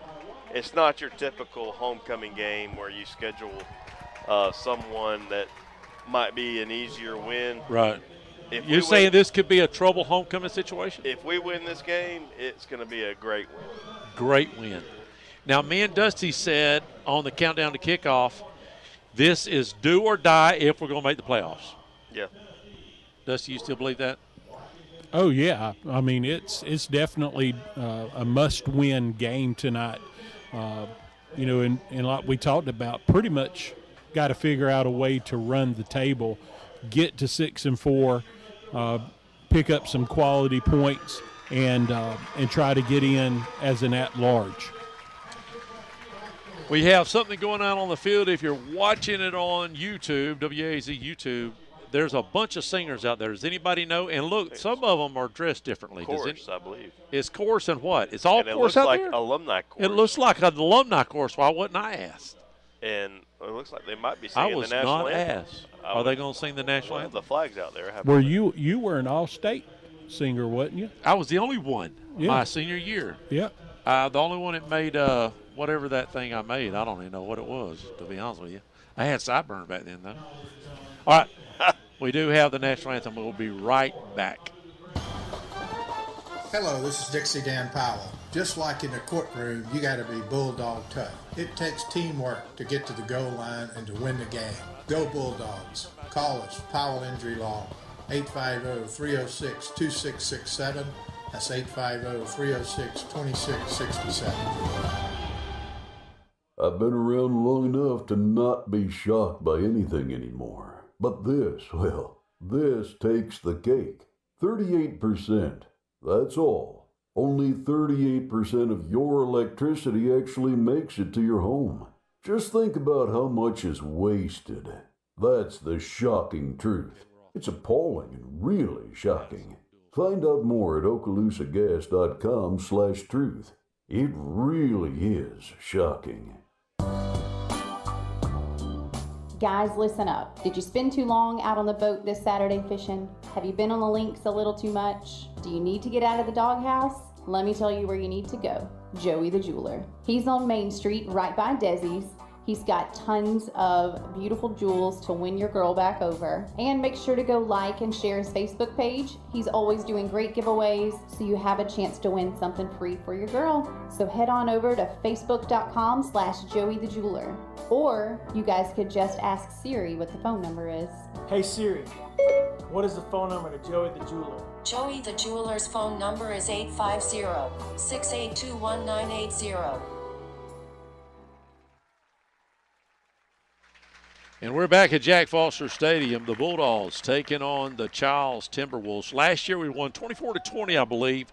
And what you're telling me, both of you guys telling me now, for some reason our cameraman, I don't know if I didn't pay him enough, but during pregame the camera was not moving, so I did not get to see. I had it running up at the restaurant. I didn't get to see Chiles. So you're telling me they're bigger, they look faster, they look more athletic? They're definitely bigger. All right. Up front, for sure. Their offensive line look, like I said, the eye test, impressive. Now, how they play, you don't ever know. Right. Well, let's say this. Our common opponent is? Rickards. And? Niceville. They barely beat Niceville, and they blew the brakes off of Rickards. Correct. So, are we in need of a miracle? No, I mean, not really. It's going to be a good game. Like Corey said, this is not going to be get to the second half, score a touchdown, and you get the running clock, and you're gone 30 minutes later. This is going to be a dogfight tonight. Corey alluded to, that eye test. You saw guys that have the look. They've got the size. You could see that they're skill players out there. Now, how are they going to play whenever the ball's in the air and we're live and they're getting smacked in the mouth a few times? We'll wait and see. But it's definitely not going to be your typical homecoming opponent. Hey, everybody's taking Crestview double digits. Everybody's taking Crestview double digits. I've got 6 now, double digits on Crestview. anywhere from 10 to 20. Let's see what Mylan wants. Mylan, you didn't finish your conversation. You said, hey, Tim, it's Mylan. I'm at Baker. Oh, send me some scores, but also do you want to get in on the spread? Bulldogs are about to come out on the field here in just a second. Now, captains, let me ask you this. Is Scott on the field? Scott, are you out there, buddy? Yeah. All right, it's working. Field's got to be perfect condition. There's been no rain. It's starting to get chewed up a lot. We Yeah. got Coach Haddon's out here trying to fill in some holes now. He's out there working.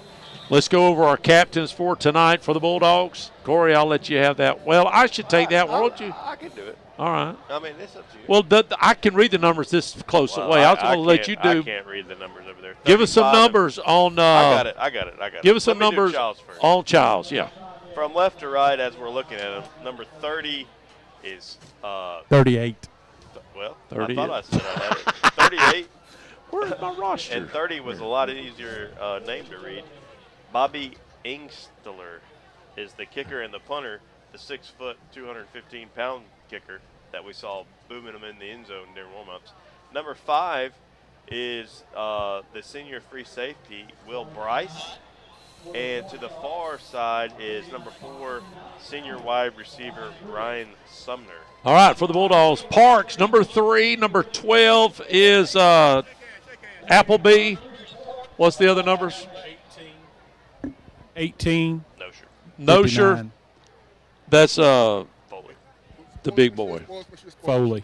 All right, here we go. Let's listen in. Red, you talk to Red. Any questions?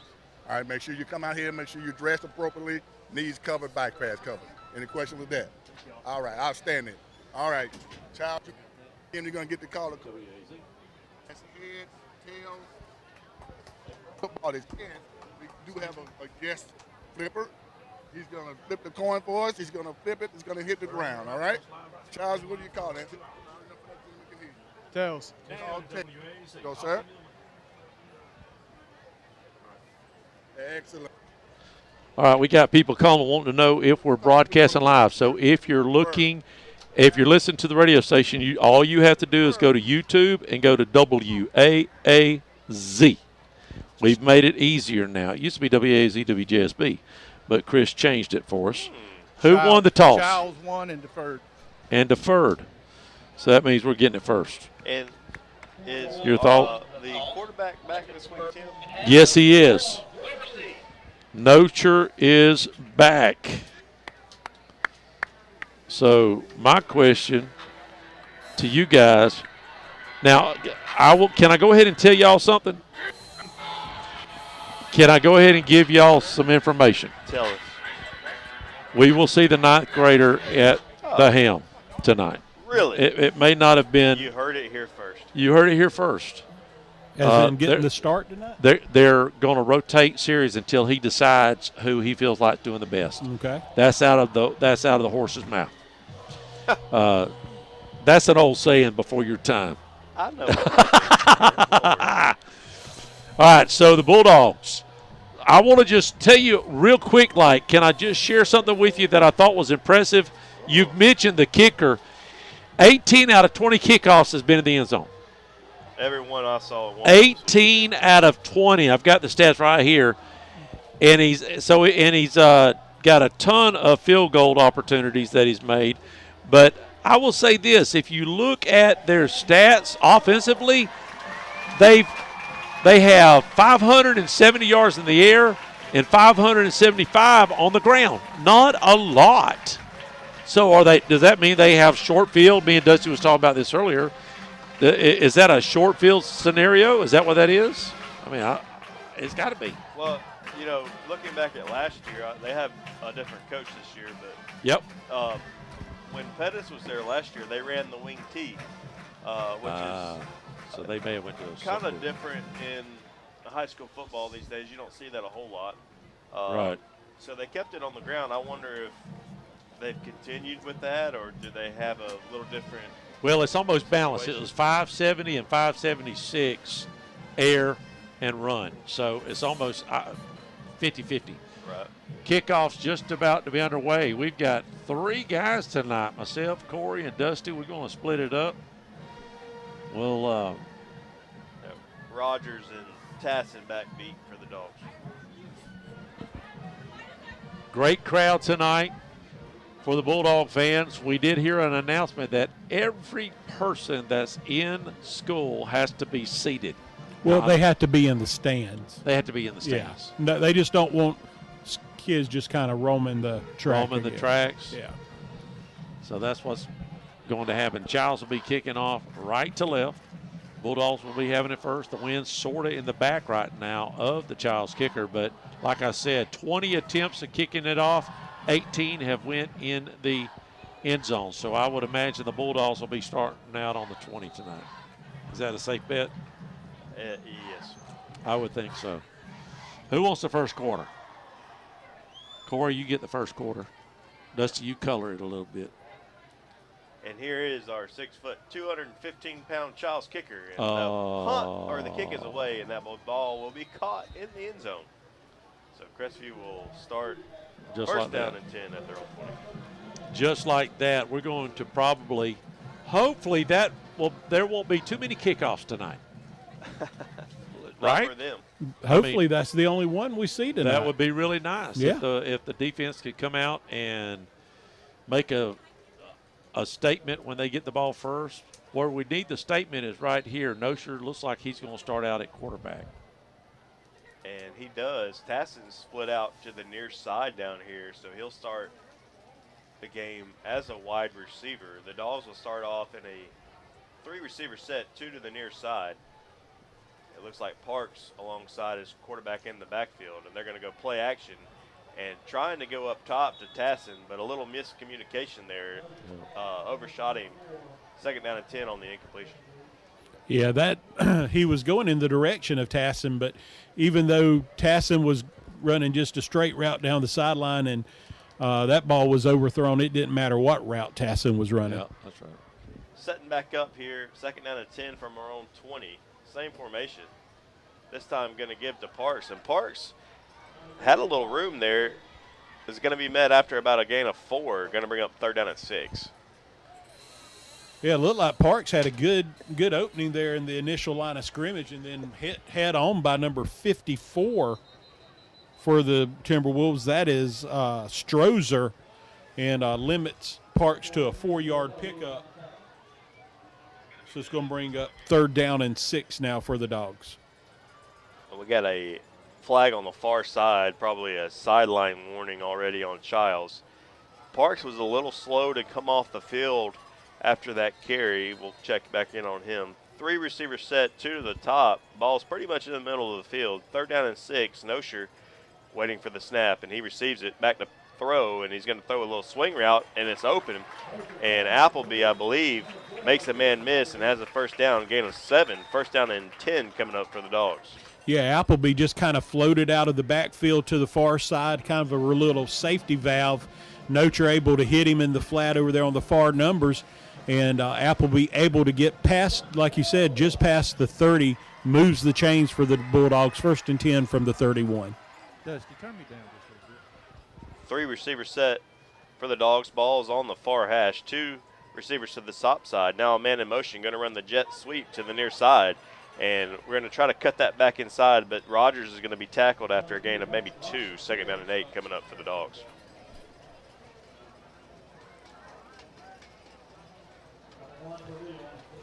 .36 and counting here in the first quarter, just getting underway. No score yet. Dogs on the move on their first possession. Nosher waiting for the snap here. 2nd down and 3 will give Rogers 3 yards on that last carry. Send in your scores, 850-682-1177. Big game over Defutiac, taking on Mariana and Baker and Northview. So early on, some different formations for Crestview than we saw last week against the Eagles.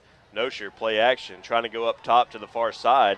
Has a man one-on-one coverage and unable to haul it in over on the far side. Going to bring up 3rd down and 7.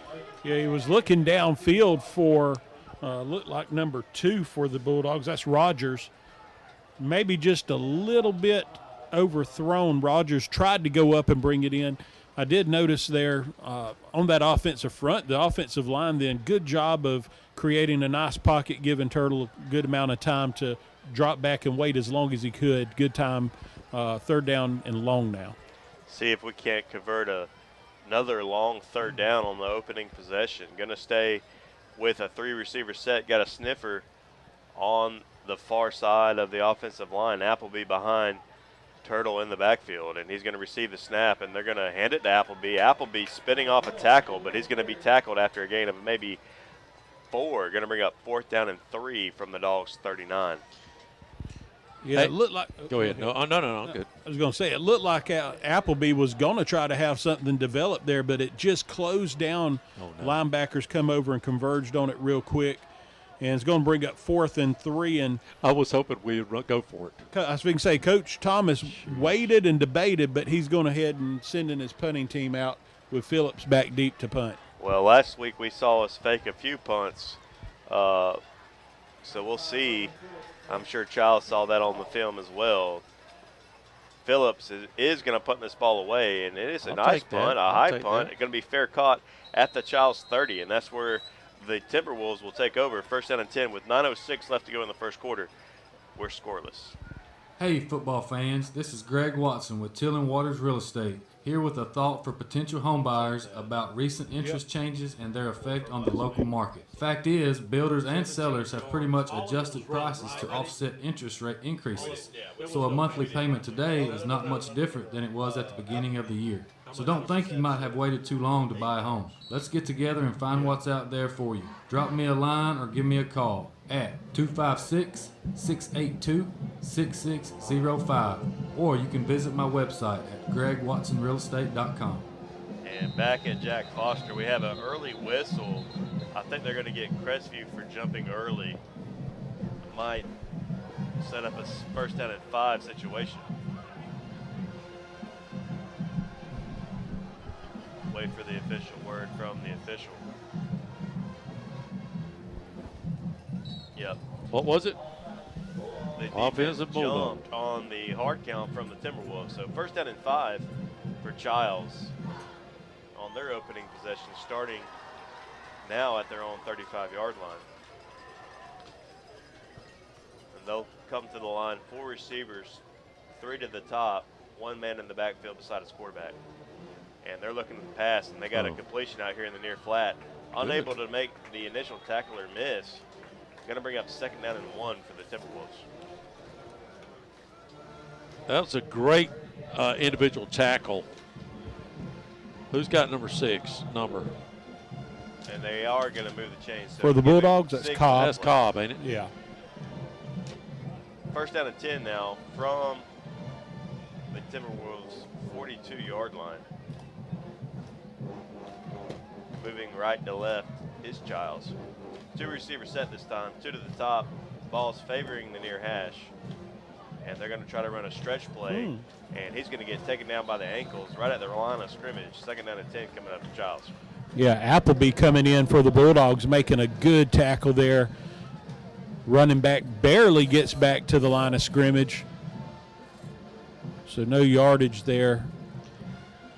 Update from Bill from Milton. Lincoln 13, Leon 0. We've got Leon in a couple, 3 weeks. And one thing Chiles is doing you don't see a lot of anymore is they actually went into a huddle there. See if they are consistent with that. But breaking out of the huddle, 4 receivers set. And they get Crestview again jumping off sides. What they're doing is Chiles is coming to the line, and the offensive line all set at the same time, which you would think that we would have seen on film and been ready for it. But they've got us twice already. So 2nd down and 5 coming up for Chiles. Homecoming at the Jack. Great crowd tonight. 2nd down and 5 from the Chiles' 47-yard line. 4 receivers once again, 2 to either side, 1 man in the backfield beside his quarterback. Back to pass is the Timberwolves, and he's going deep near side. One-on-one coverage. That ball's going to be overshot. Going to bring up 3rd down and 5. Great coverage downfield that time. That was Chashawn Cobb, number 6. And he was with the receiver step for step. had that inside look and just nowhere for that ball to go. Pass intended for number 8, Gavin Rudd. Falls incomplete, brings us up 3rd down and 5 for the Timberwolves from their own 47. I saw a cannon just then. I don't know if y'all saw that, but that was a pretty good-looking arm, too. Yeah, lefty quarterback for Chiles definitely has a good arm on him. 4 receivers set, 3 to the near side. Back to pass again is the left-handed quarterback, and it's going to be sacked back around the original line of scrimmage. Going to bring up 4th and long and a possible punt from the Timberwolves. And it is. Yeah, that was number 2, Patrick Rogers for the Bulldogs, coming in from the corner and come in really just about untouched and able to bring the quarterback down for about a 5-yard loss, we'll call it. 4th down and 10, so the Bulldogs defensively look real good on that series and forces a punt. Rogers back deep to receive for the Dogs. High hanging punt, and he's going to let that ball bounce and go into the end zone. So Crestview will take over at their own 20 when we come back. 6:37 left to go in the first quarter, and we're still scoreless. From the smallest ding to the unexpected fender bender, Crestview Painted Body can handle the repairs. Crestview Painted Body works with all insurance companies to make sure that your vehicle is repaired correctly and back into your driveway as quick as possible. Crestview Painted Body, family owned and operated and doing business the right way for over 5 decades. For towing and body repair, 850-682-5257. Crestview Painted Body, for a job done right. Back at Jack Foster Stadium, it is homecoming. The Bulldogs taking on the Timberwolves. If you're just tuned in, both teams moved the ball about 10 or 12 yards their first possession. And now it's back at the 20-yard line. Let's see if the Bulldogs can get something going here. I say if they get to the 40 or 45, it's 4-down territory the rest of the night. But that's just me. We'll see. The Dogs come out. 3 receivers set, 2 to the near side. Ball is in the middle of the field. It looks like Parks is back in the backfield behind Nosher. Phillips goes in motion. And they're going to try to complete one to him in the flat, and they do. Going to gain about 3 or 4 on the play. Going to bring up 2nd down and 6 for the Dogs.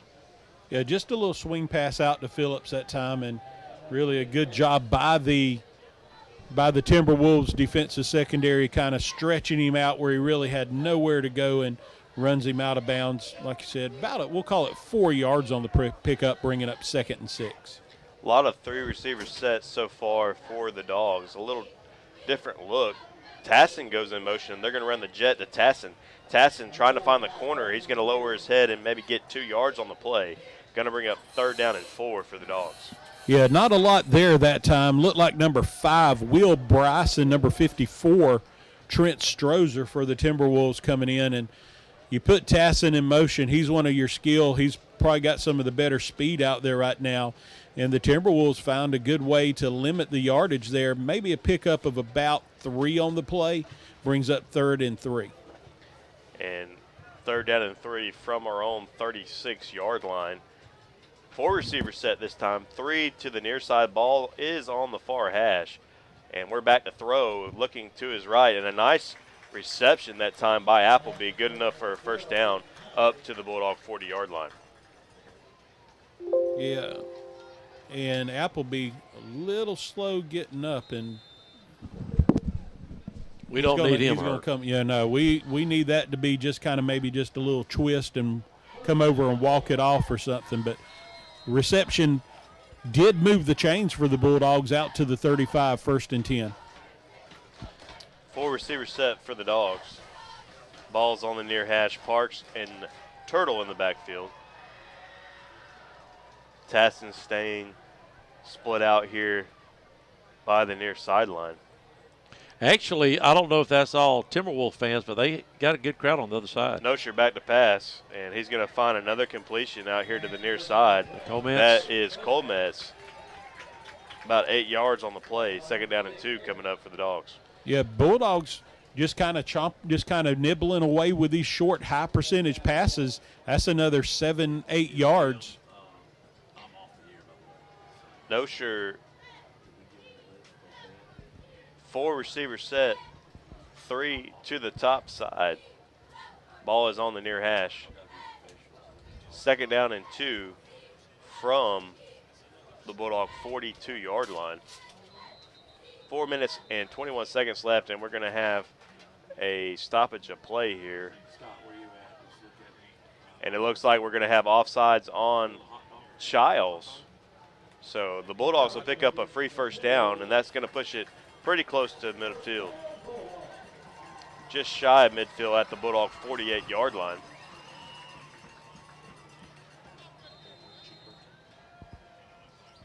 Four receivers set, 3 to the top. Ball is on the near hash. Parks and Nosher in the backfield, and we're going to hand it to Parks, and Parks is going to get swallowed up after a gain of 1 up to midfield. Yeah, not a lot of running room there. 44 in on the tackle. That's Trotman for the Timberwolves, and Parks picks up maybe a yard. Ball sitting right on the edge of the 50-yard line.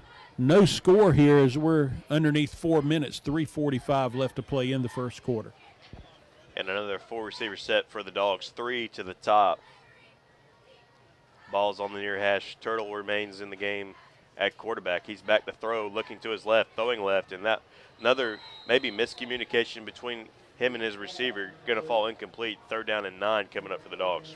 Yeah, that definitely some miscommunication early on a couple of times already between Nocher and his receivers, and because that ball was not within probably 10 yards of a receiver who were all going deep, and it looked like Nocher actually thought that somebody was going to do a little comeback route or something, and it just falls easily incomplete. 3rd down and 9.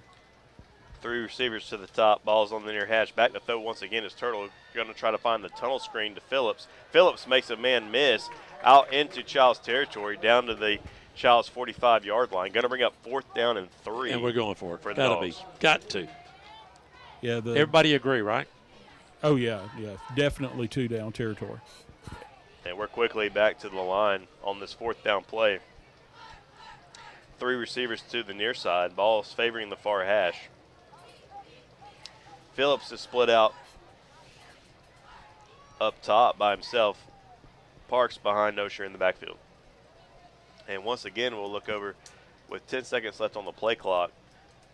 Still looking for a play, and I bet we take this down and take a timeout. Yeah, that's what I think so, too. How about 2 minutes left in the first quarter, no score?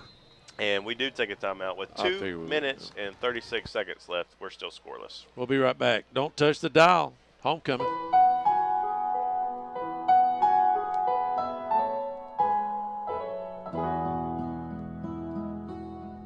Hello, friends. This is Brandon Martin, General Manager of Blackwater Golf Club here in Crestview, Florida. From the newly renovated 18 holes to the Top Tracer driving range, Blackwater has something to offer for everybody. Open 7 days a week for the best pricing. Book your tee times in advance on our website, golfatblackwater.com.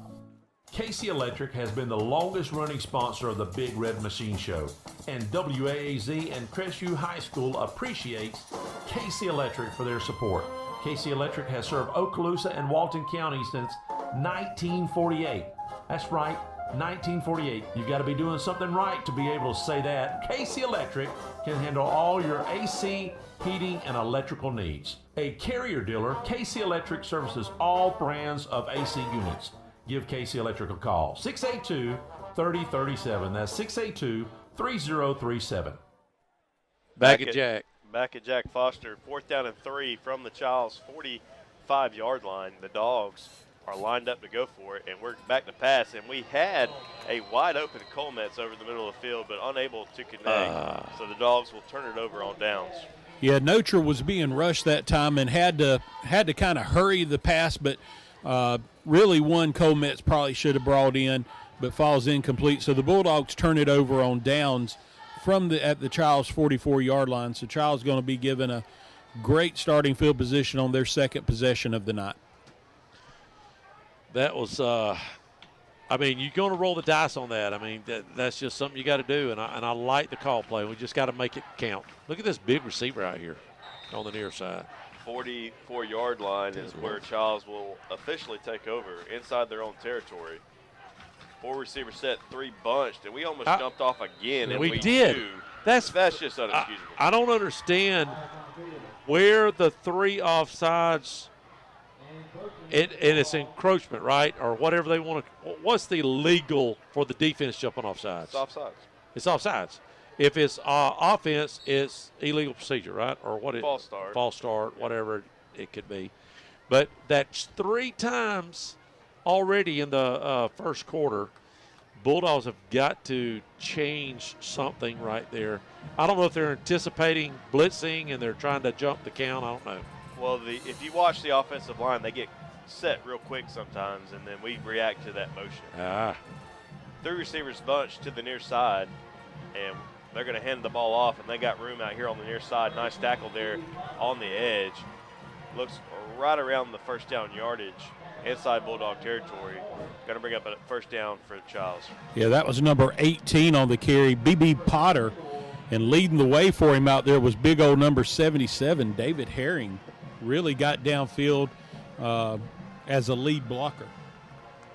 I do not see any breakaway speed yet from Timberwolves. No. First down and 10 for Chiles from the Bulldog 45-yard line. And they're going to go through receivers to the top. Ball's on the near hash.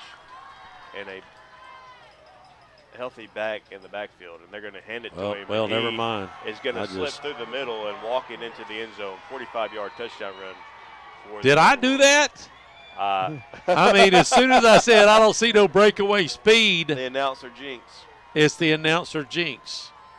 Yep. I mean, there was a hole big enough that your daddy could have done. Your daddy will tell us Tuesday, he'll go, I could have run through that hole. Yeah, and he could have. He could have. Or anybody in this booth. Well, I don't know, but yeah. At least Chandler. Chandler, you know that we talked about you and my son. Y'all hold the only trivia question that only Crestview High School's done. Your class and his class. Do you know what it is? That's really, really up and good. That's really bothering me that you would not know that. No. Your class and my son's class, the only class all 4 years to win this float. Do you know how important that is in life? Absolutely nothing. It don't mean a thing. All right, 7-0. We'll be right back. Bulldogs get scored on first, but don't touch the dial. Something serious could happen. Actually, you know what? We waited around so long. I'm not going to take a break. I don't. Oh, yeah, we're going to take the ball in 20, so we might as well take a break because nothing's going to happen. We'll be right back. Have you recently received your home or auto insurance renewal and are coming down with a case of sticker shock? This is Dusty Holloway of the Holloway Agency, and we may be able to help you out with that problem. Our office is an independent insurance agency, and we represent multiple A-rated carriers. Feel free to give us a call at 850-682-1900, or you can drop by our office at 168 West Woodruff Avenue in downtown Crestview for a free, no-obligation insurance review. I want to share a quick story about Brackney Funeral Home. We recently lost our grandmother, and thanks to the kind, professional, and caring staff, it just felt like being with family. She had made all of her decisions in advance, so it was a very seamless process. So thank you, Brackney Funeral Home, for treating our family like yours. If you don't know where they're located, they're at 480 East James Lee Boulevard. That's Highway 90 right across from Twin Hills Park. And their phone number is 850-683-9898. We highly recommend Brackney Funeral Home. And we're back at Jack Foster Stadium. It's homecoming, and the Bulldogs. Guys, I would just say this. Now, we've moved the ball a little bit, but to see what just happened there, we really need on this possession to get some points on the board, because going into, I mean, look, we got a $1.52 left in the first, but still, that's a little scary looking right there. I think it's been fairly even until that last play. That last play, which was what? Well, it's a big one. I will say 55? 45 yards. Man in motion for the Dogs. Nosher's going to keep it up the middle, and he's going to put his head down and get a hard-earned 5 yards. Second down and 5 coming up for the Dogs from their own 25-yard line. So Coach did tell me sort of off record that he his thought was, now we did the interview Thursday, that Zy Tassin would also quarterback, and they would take turns. But so far, it's all been Nosher, right? Correct. 3 receiver set, 2 to the top, man in motion to the near side. They're going to throw it or hand it to him rather on a sweep, and Rogers is going to get tackled in the backfield for a loss of 3. Going to bring up 3rd down and 8 for the Dogs. Yeah, the Bulldogs try to use the little speed there to maybe stretch out the Timberwolves defensively, and Rogers just lost his footing before he even turned upfield or made an attempt to turn upfield. They had defenders right there, so it would have been short yardage anyway. Brings up 3rd down and 8. 4 receiver set, 3 to the top. Nosher and Parks in the backfield. Nosher back to throw, looking to his left, throwing to his left, and that ball is going to be underthrown to his intended target. Falls incomplete. 4th down coming up for the Dogs. Got a punt here. Guys, I'm surprised we didn't see a flag back there on a late hit. Hit on Nocher. He took. I thought he was. It wasn't just a late hit. It was. Yeah, he's pointing to his head. He took a head shot, and the referee. He just didn't care. Yeah. It was almost like he didn't. We was looking at film from last week. There was a lot of stuff happened that didn't get called, by the way. Did you know that? Your dad did tell you? Look, not that it would have mattered. The flags it would have mattered. had no bearing on That's the right. outcome last week, in my opinion. Phillips standing at his own 5, receives the snap and just gets it away. It's going to land around the 45, and Chiles is going to pick it up at midfield and get tackled very quickly. So they'll set up 1st down and 10 with 26 seconds left to go in the first quarter. Up 7. We'll be right back. I'm Jenny Powell. I'm one of the attorneys at Powell, Powell & Powell Law Firm. Our family has been invested for over 100 years in Northwest Florida, serving your families for over 70 years. If you're in a car accident, you need a law firm who has the training, skill, and experience necessary to deal with insurance companies so that your case doesn't drag on forever. Let our family take care of your family during your most crucial moments. Just remember, Powell, Powell & Powell Law Firm is here for you. You can always just go to our website at www.powelllawfirm.com. Chiles back to throw, looking to the far side, has a man open, just overthrows him. 2nd down and 10, but about 2 steps from another touchdown for Chiles. And the guy on the near side was open by about 7 steps. And we got a flag on the play. Yeah, I think that's going to be after the play. Our sideline eagle eye. What do you got? I think it's going to be a personal foul after the play. Personal foul after the play on the Timberwolves. Yeah. Back them up 15. 77, Herring stayed engaged on the block well after the whistle was blown dead and actually took his defender to the ground, and that drew the penalty. So Chiles back up to the 35-yard line. Guys, I've got a lot of scores coming in. Knifefield's up over Pine Forest 14-0. Tate over West Florida 20-7. 2nd down and 25 for Chiles at their own 35-yard line. 19 seconds left to go in the first quarter. Chiles is up 7-0. And the Dogs. There's your 4th offsides, Tim. Jump off again. I'm going to tell you. Same person. He's got to go. Where is Rich McSwing? Get Rich. I see him down there. He's about to blow a gasket. He's already blown a gasket. I can go ahead and tell you. Hands are on the hips. I'll be honest. Just no excuse. 2nd down and 20 from the Chiles 40. 3 receiver set, 2 to the top. 1 man beside his quarterback in the backfield. They're going to hand it off. And this time the Dogs are up to the task after a gain of 2. Going to bring up 3rd down and long. Yeah, not much there that time for Potter. That was number 13 leading the way for the Bulldogs. Tolatu. And that's the end of the first quarter. Your score 7-0. Don't touch the dial. I've got a lot of scores. By the way, before I go to break, Walton's up 7-0. CQ Roofing, your hometown roofer since 1999, is state licensed and insured. Chris Coyer, the owner, is born and raised in Crestview, North Okaloosa County. Family owned and operated for 24 years of local service. specializing in shingles and metal roofs. Re-roof repair specialists. If you have any roofing needs, you can call them at 850-683-4169 or visit their website at cqroofing.com. This might sound like a movie trailer, but this ain't Hollywood. This is real life. We call it the shocking truth. The difference between your electricity and natural gas? Natural gas costs less. Period. So, don't fear your utility bills. Go to okaloosagas.com/truth. Find out for yourself. The shocking truth. And we are back. Dusty, you got the play-by. Starting the second quarter, going to be third down and about 18 for the Timberwolves from their own 42-yard line. Single receivers to either side of the field. One back in the backfield with your quarterback.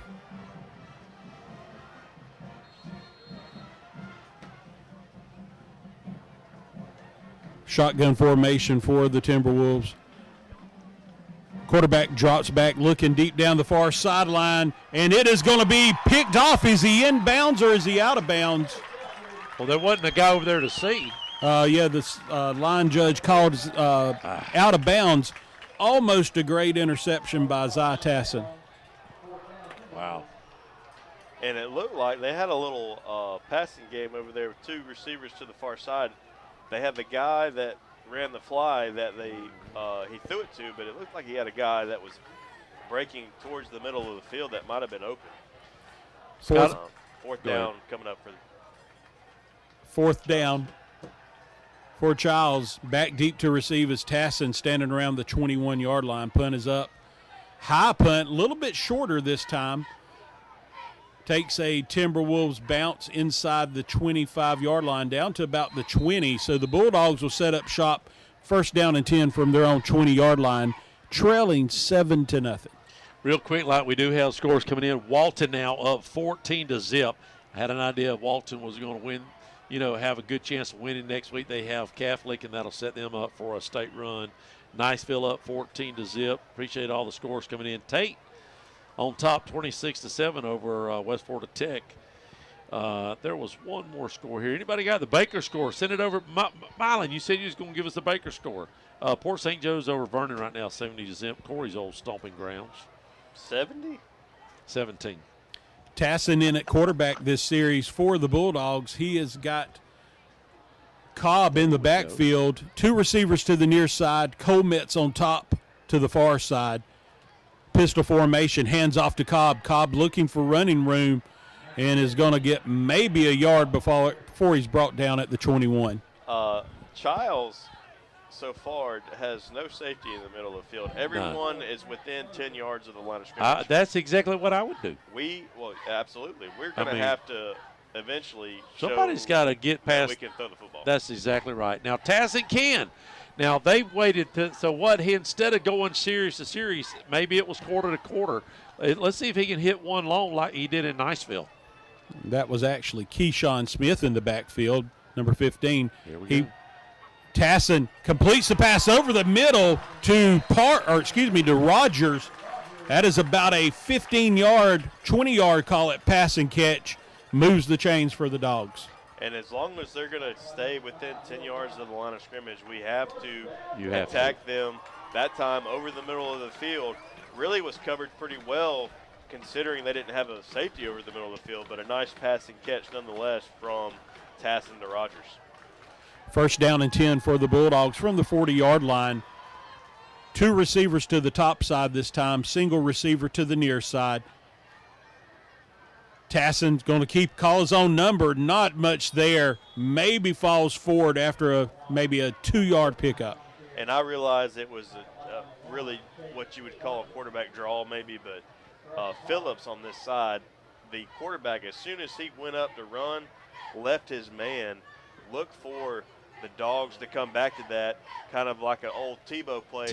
That's what I was going to say. They fake the run, and then he lets it go. I got to give a shout-out. Remind me of someone about my Florida Gator tickets. Second down and 8 for the Bulldogs.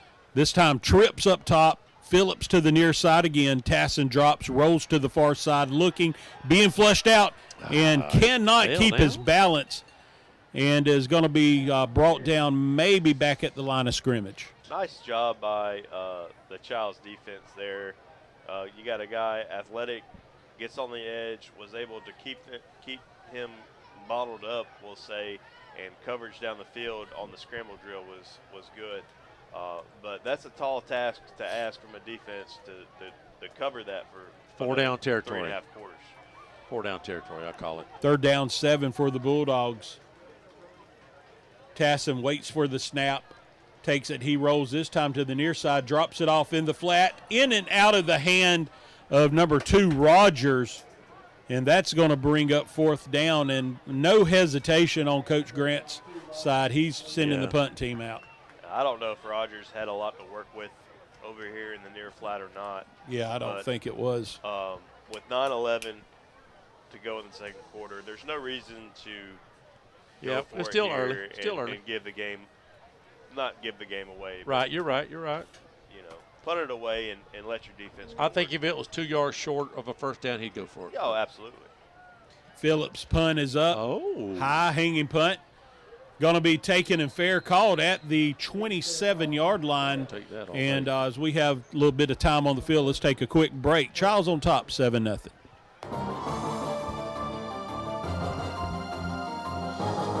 We interrupt this scheduled program for breaking news. Let's go to our correspondent who's standing by at the toll booth of the Mid-Bay Bridge. Kathy, what can you tell us? It's incredible, Mike. Cars are backed up as far as the eye can see, and they're all headed to Affordable Homes of Crestview. The manufactured home dealership on Highway 85? Why? Let's find out. Excuse me, sir. Why are you headed to Affordable Homes of Crestview? Because we're tired of the cost of living down here. Homes are way too expensive, traffic is a nightmare, and we've had it with the homeowners associations. My old neighbor sold his house in Destin and bought a beautiful new manufactured home and a piece of property for a fraction of the cost of his old house. Now he's got plenty of space and a lot of money left over since they're better built at less than half the price. Well, there you have it, Mike. They're headed to Affordable Homes of Crestview, where they can enjoy luxury living at affordable prices. Back to you. We're back. And as the Timberwolves come to the line of scrimmage, it looks like we're going to have illegal substitution against the Bulldogs. Look like they come to the broke huddle or come out on the field with 12 players on the field. So that's 5 yards marked off. 1st down and 5. Shotgun formation for the quarterback. Jacobs, man, kind of shuttles across the front, hands off to his running back, and is going to be upended right around the 35-yard line, maybe a yard or two gain. Yeah, ever since really just the one play, the 45-yard touchdown run, the Bulldog defenses have been holding their own thanks to the announcer jinx by Mr. English. Yeah, how does it second? That run didn't. Well, it's 1st down and 5 because we had the illegal substitution. Oh, I'm about to say not another offsides. Nope. Illegal. Oh, wow. Help us. Help us. Help us. 2nd down and short for the Timberwolves. 2 receivers to the top side, 1 to the near side. Jacob, shotgun formation, hands off to his running back, finds a little seam in the middle of the line, and that is Potter again, and Potter's going to get close to the 39-yard line. Really not a bad job up front by the Dogs that time. A gain of maybe 3. Going to be a 1st down, but 1st down thanks to the illegal substitution penalty to start the drive. Bill just texted me Catholic score over Gulf Breeze, 10-0. Appreciate it, Bill.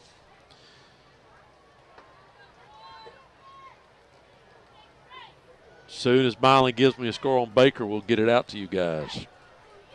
1st down and 10 for Chiles from their own 39-yard line. Jacobs dropping back, looking, being flushed, and he is going to be brought down in the backfield for a sack. Loss of about 7 on the play. That's Malcolm Haynes, the senior defensive lineman, on the sack. It's going to be a loss of about 6. That's the 2nd time tonight that we've seen them get to the quarterback. Yep. That's huge. going to bring them all the way back to their own 28-yard line. They got to get just shy of midfield for a first down. Just to let everybody know, if you're tuning in for the very first time, it's homecoming. We will have the band show after the game, and we will broadcast it tonight. Toss out to the near side to Potter. Potter looking for running room, finds a little crease, picks up the yardage he lost, plus a little bit out to around the 43-yard line. Going to bring up third down and manageable. Yeah, got the That's edge a big old boy on the Dogs over here on the near side.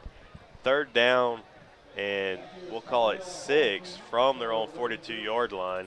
I think if they get anywhere on the other side of the 45-yard line here, you'll see possibly 2-down territory, although they do have a good punter-kicker situation going on. Very few times you can call it, but a weapon back there. Yeah. Weapon.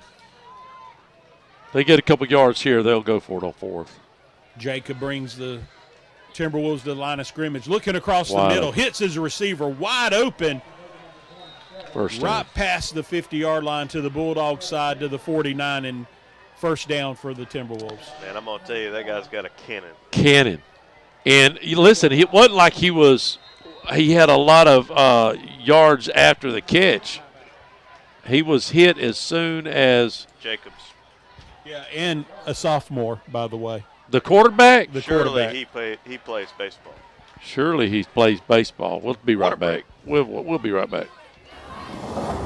If you're in the market for a brand new custom home, maybe you have some commercial work that needs to be done or remodeling, there's one place to call, and that's VLM Construction Services at 850-305-2959. Lonnie Miller and his crew has been working in Florida and in Alabama for over 30 years. If you're within the sound of my voice, they have plenty of home sites available in Crestview and Baker. Don't hesitate to call for any of your construction needs. 850-305-2959. We're back. Bulldogs are down right now, 7-0. It's been a low-scoring ball game, and whenever Chiles comes in and averages 20 points a game and you're averaging 21, it's not going to be a high potent situation. No. Chiles comes to the line of scrimmage, and we're going to have stoppage on the field. Help me. What you seeing, Scott? Anything down there? Eagle eye. Equipment problem. I was going to say it better not be. All right, here we go. 7-0. Northview's up with 1:12 left in the first half. Thank you, Mylon. All of our scouts are all over the southeast of the United States. Well, when you do it for 25 years, everybody's out doing it. 5 years. Little tight formation this time for Chiles. That was hand offsides. off to Potter. Potter takes it off the left side of the line and gets out to around the 47. Did y'all see an offsides on Chiles there? It just looked like to me that the line moved. I'd like somebody to go back. I'm going to go back right now. I could go back and look at it on YouTube. Hold on just a second. We're taking in just inside of 6 minutes left to play here in the first half. Chiles on top, 7-0, and are marching inside Bulldog territory. They have the ball second down and 7 at the Bulldog 46-yard line and are fixing to break the huddle here. Game definitely moving faster than last week's game. Woo, yes. Ooh, Lord. No, they wasn't offsides. That was my fault. Chiles comes to the line. 2 receivers this time to either side of the field. 1 back in the backfield. Oh, help me. And looks like timeout. Delay a game. Delay a game. Hey, we'll take that. I was about to say I'm running out of room on our offensive stats. And like I said earlier, Chiles, one of the few teams you'll see go into a full huddle, and that, it takes a little more time. It does. So the 5-yard penalty makes it second down and call it 12 now on the 49-yard line. Bulldogs jump but do not get into the neutral zone. Little quick handoff to Potter, and Potter maybe gets to around the Bulldog 48. And nice tackle there by Fleming, the senior defensive end, coming off the edge. Third down and 9 coming up for Chiles just inside Bulldog territory. So at halftime, we'll crown the king and queen, and then after the game, I will stay right here. You boys can go. I know it'd be tough on you guys to stay that late. Dusty might stay for the show. Dusty likes to stay for the band stuff. The band show, the end is completion. They're adding another song tonight, Dusty. Mercy. Shotgun formation. Jacobs rolling, looking, being go. flush, but now he's going to keep it himself inside the 30, 25, 20, and finally ran out of bounds. But we've got a penalty flag back just past the line of scrimmage, so look for this to come back. I'm calling it holding. Well, whatever it is, it's not going to hurt the Dogs. Scott. Half. There you are. I'm not sure it wasn't defensive holding. It was offensive holding. Well, welcome back. Scott, y'all, is out of his nickname's going to change. He's moving up the world. He is. Don't look at me surprised. Don't be surprised. Mercy. It is holding against Chiles, so that will be 10 yards from the spot, which was right around the Bulldog 45-yard line. So it'll be 10 yards marked off from there, so take it back to the Chiles 45. Thank you, because that quarterback had a lot. What did he pick up, about 20? At least. At least. It's close to 30. Yeah. So it'll bring up 3rd and 20 almost. Are we calling it 3rd and 24? No, 3rd and 16. From the spot of the foul. That's right. Big play for the Dogs right here, boys. Shotgun formation. Jacobs drops back, looking to the near side. Aaron went He's out there. for his receiver in his hands, and finally going to be taken out of bounds. Pass complete to number 4 as Ryan Sumner.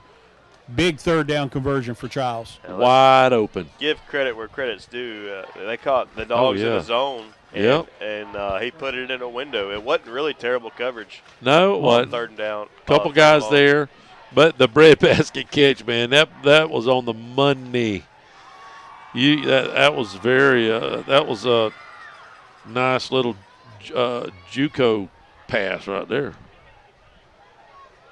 1st down and 10 for Chiles from the Bulldog 28-yard line. Chiles on top 7-0. And threatening here late in the second quarter, 4:04 left to play. Timeout for the Bulldogs, yeah. We'll be right back. 7-0.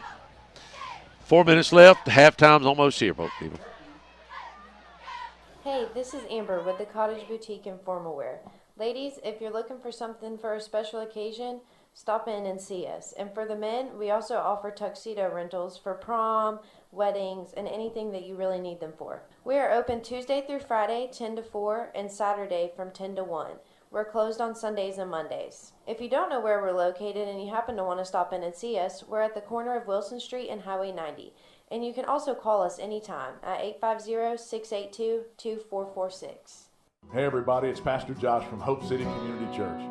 If you don't have a home church, I want to personally invite you to come to Hope City. We're currently meeting at Shoal River Middle School at 9 and 11 a.m. every Sunday morning. We even have special services that are put together just for your children. If you'd like more information, find us online at hopecitycc.com. If you choose to join us, make sure to stop by and shake my hand. I'd love to meet you. But whether it's Hope City or one of the other amazing churches in our city, just find a Bible-believing church that makes a difference in your family. We're back at Jack Foster Stadium. It's halftime. Where are you going, Chandler? Santorini, Greece. As in the movie? No. The country. They got gyros over there. What do you call them? I don't know. Offsides on the Bulldogs. I'm going to break a leg. My dad might end up in the Red's got to do it. There he goes. Somebody Get him out of there. There he comes. Get him a baby aspirin. Sit him down. That's 5 offsides by that one guy right there. Help me. I'm fixing to lose it myself.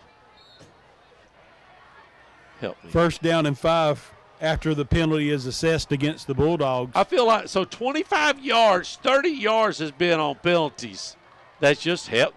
And it's always been on 1st down. So they've had six 1st and 5s in the game. Unbelievable. That's unheard of. Jacobs takes the snap, dropping back, middle of the field, and what a strike. See that? I like the barf. I think I like the choke. That was touchdown, a chain. Chiles. By the way, that was a chain. Receiver beat our best defensive back on that play, right over the middle of the field, wide open. touchdown. I don't know what's more impressive, the route that was ran by the receiver or the arm, the bullet. If he don't throw 90 miles an hour, he's got to be. Hey, Scott, you go over there on the other side of the field and ask if he's playing baseball. You ain't got to ask. We need to recruit that guy. That's a no-brainer right there. You think we can get him to drive over here to go to school? Yeah. We could come up with a fake address. That's good. Extra point is up and good. 3:48 left to play in the half. Chiles on top, 14-0. We'll be right back. Hello, this is Dixie Dan Powell. Just like in the courtroom, you got to be bulldog tough. It takes teamwork to get to the goal line and to win the game. Go Bulldogs. Call us, Powell Injury Law, 850-306-2667. That's 850-306-2667. I've been around long enough to not be shocked by anything anymore. But this takes the cake. 38%. That's all. Only 38% of your electricity actually makes it to your home. Just think about how much is wasted. That's the shocking truth. It's appalling and really shocking. Find out more at okaloosagas.com/truth. It really is shocking. We're back. Kickoff. I'm going to say a word here in just a minute, but 3:48 left here in the first half. We will take another quick timeout because this ball is going to go in the end zone. And it does. No, wait a minute. It's not. It's returnable. Taken out of the 15-20. Kicks it out here to the near side. Bouncing around. He's still on his feet, and he'll be down after a nice little 28, 29-yard run. Tassin on the return. Don't know if that was designed by the kicker that time, getting a little air under it, maybe trying to get some coverage. I don't know why you would do it if you can put it in the end zone, but that was his third kickoff that was not a touchback this year, the whole season. So the Bulldogs will take it first and 10 from their own 29-yard line. Listen, the concession stand people, the big red machine concession stand, this is the best year probably ever. Would you say, anybody make a comment about that? They get us the food like in 5 minutes, and the French fries order are super hot. Drop back, Notre looks to the top side, in and out of the hands. They'll bring up second down. Yeah, penalty flag on the far side. That's so right. that's okay. This is your first time in That's okay. No, I'm talking about the food. Oh, the food, yeah. I'm talking about the game's it's 14-0. And yeah, and it's halfway through the second quarter. Eating is what I'm saying, right? Yeah, since pre. I want to tell you, you see how fast they brought it up here? The French fries are hot. The food is fresh. They are doing such a fantastic job. I'll be honest with you. And it ain't stale cookies. Oh, God. Do you remember that? I remember that. So a long time ago, there used to be a. Well, it's no longer here, so you can say it. Yeah, it's sort of like the golden nugget. Or the golden buffet, or the golden dragon. It was down there by them. What was it? What was the place called? Ryan's. Ryan's Buffet. It was their first year in business. I'll tell you, I'll just say this is a great story. Second down and 10 for the Dogs. 3 receivers up top side, 2 to the bottom. Empty backfield for Notre. Notre looking to the far side. Finds his receiver and is going to get down to around the 37-yard line. That was Cobb on the reception, brings up third down. So, you're a new business. I've been in business a couple, 2 or 3 years. But anyways, we was up here calling, and we get this big old platter of cookies. And they said, compliments of Ryan's. And they was wanting a shout out. I get it. Well, this is the honest to God truth. Shotgun formation trips on the near side, Dusty. Notre quarterback keeper calls his own number and gets down to around the 40, and I believe that's going to be enough to move the chains. He's been thinking about other things. He's got 21 things to be thinking about. What do you think about, Scott? Is it first down? It is first down yardage. Oh, that's right. Yeah. First down yardage. First down and 10 Dogs. 3 receivers, and think the Bulldogs dodged a bullet, had some motion that was not called. Notre tries to find a receiver and underthrows Cobb. So anyways, Ryan's brings up this big old platter. They give us one. They give the people next door one. They brought us one because I know they listened to it on the radio. Okay, because they were brand new, first time football year that they brought it. Dusty, tell them. Yeah. Tell them, Dusty. Second down and 10 for the Dogs from the 40-yard line. Nocher takes the snap, drops back, looking, little tunnel screen to Cobb, but Cobb has to go to his knee, so brings up maybe a yard pickup. He caught it with his knee down on the Yeah. plate, so he's going to bring the 30 10. How good was the cookies? I'm not going to say. This was prior Dusty. I think this was when it was you and your dad. I was still at Baker during this time, so I didn't get to enjoy the cookie. Third down and 9 now for the Dogs from their own 41-yard line. Coming up here, 2 minutes left to play in the first half. I told that whole story. My microphone's off. Oh, God. My microphone was off. Nocher looking, pump fakes, looking deep across the middle, and intended for Colmetz. Colmetz looking for a flag, maybe thought he was held up a little bit, but it's going to bring up fourth down. All right, real quick. Ryan's brought some cookies up here for us. He said, hey, shout out. This is from Ryan's. Compliments of Ryan's. Big old platter of cookies. I mean, they were good-looking cookies. You could not eat them. Could not eat them. I just like stale cookies. You're going to bring me cookies, and they're going to be stale. But anyways, they're not in business anymore. Fourth down and 9 for the Dogs. Phillips back to punt, and it is blocked, tipped, but does take a Bulldog bounce, and it is going to be trying to be picked up by Chiles, and is kicked out of bounds. So I don't know. Chiles will take over deep inside Bulldog territory with 1:41 left to play here in the half. That ain't good, Daddy. I have been scared every time we punt the ball. It really. They've had pressure on him every time. Every time. Looks like they are going to say the ball went out of bounds right around. We kicked the ball, and they're going to get the ball back at our original line of scrimmage. That's almost as good as the backward punt at pace that Mr. Flim tried to do. Adam Phillips tried to do that little soccer style. What was that? Was that Colorado? Who was it that tried a soccer style punt and it backfired on them and didn't read? I think it was Colorado last Saturday. Not sure. It's still showing fourth down. I don't know why it's showing fourth down. Timberwolves is not on the field. There should be a flag, a penalty for being off the field for that long. Is there a reason? Well, the play clock hadn't even started yet, so they might be waiting for it to go into motion and using that time to huddle up. I guess so.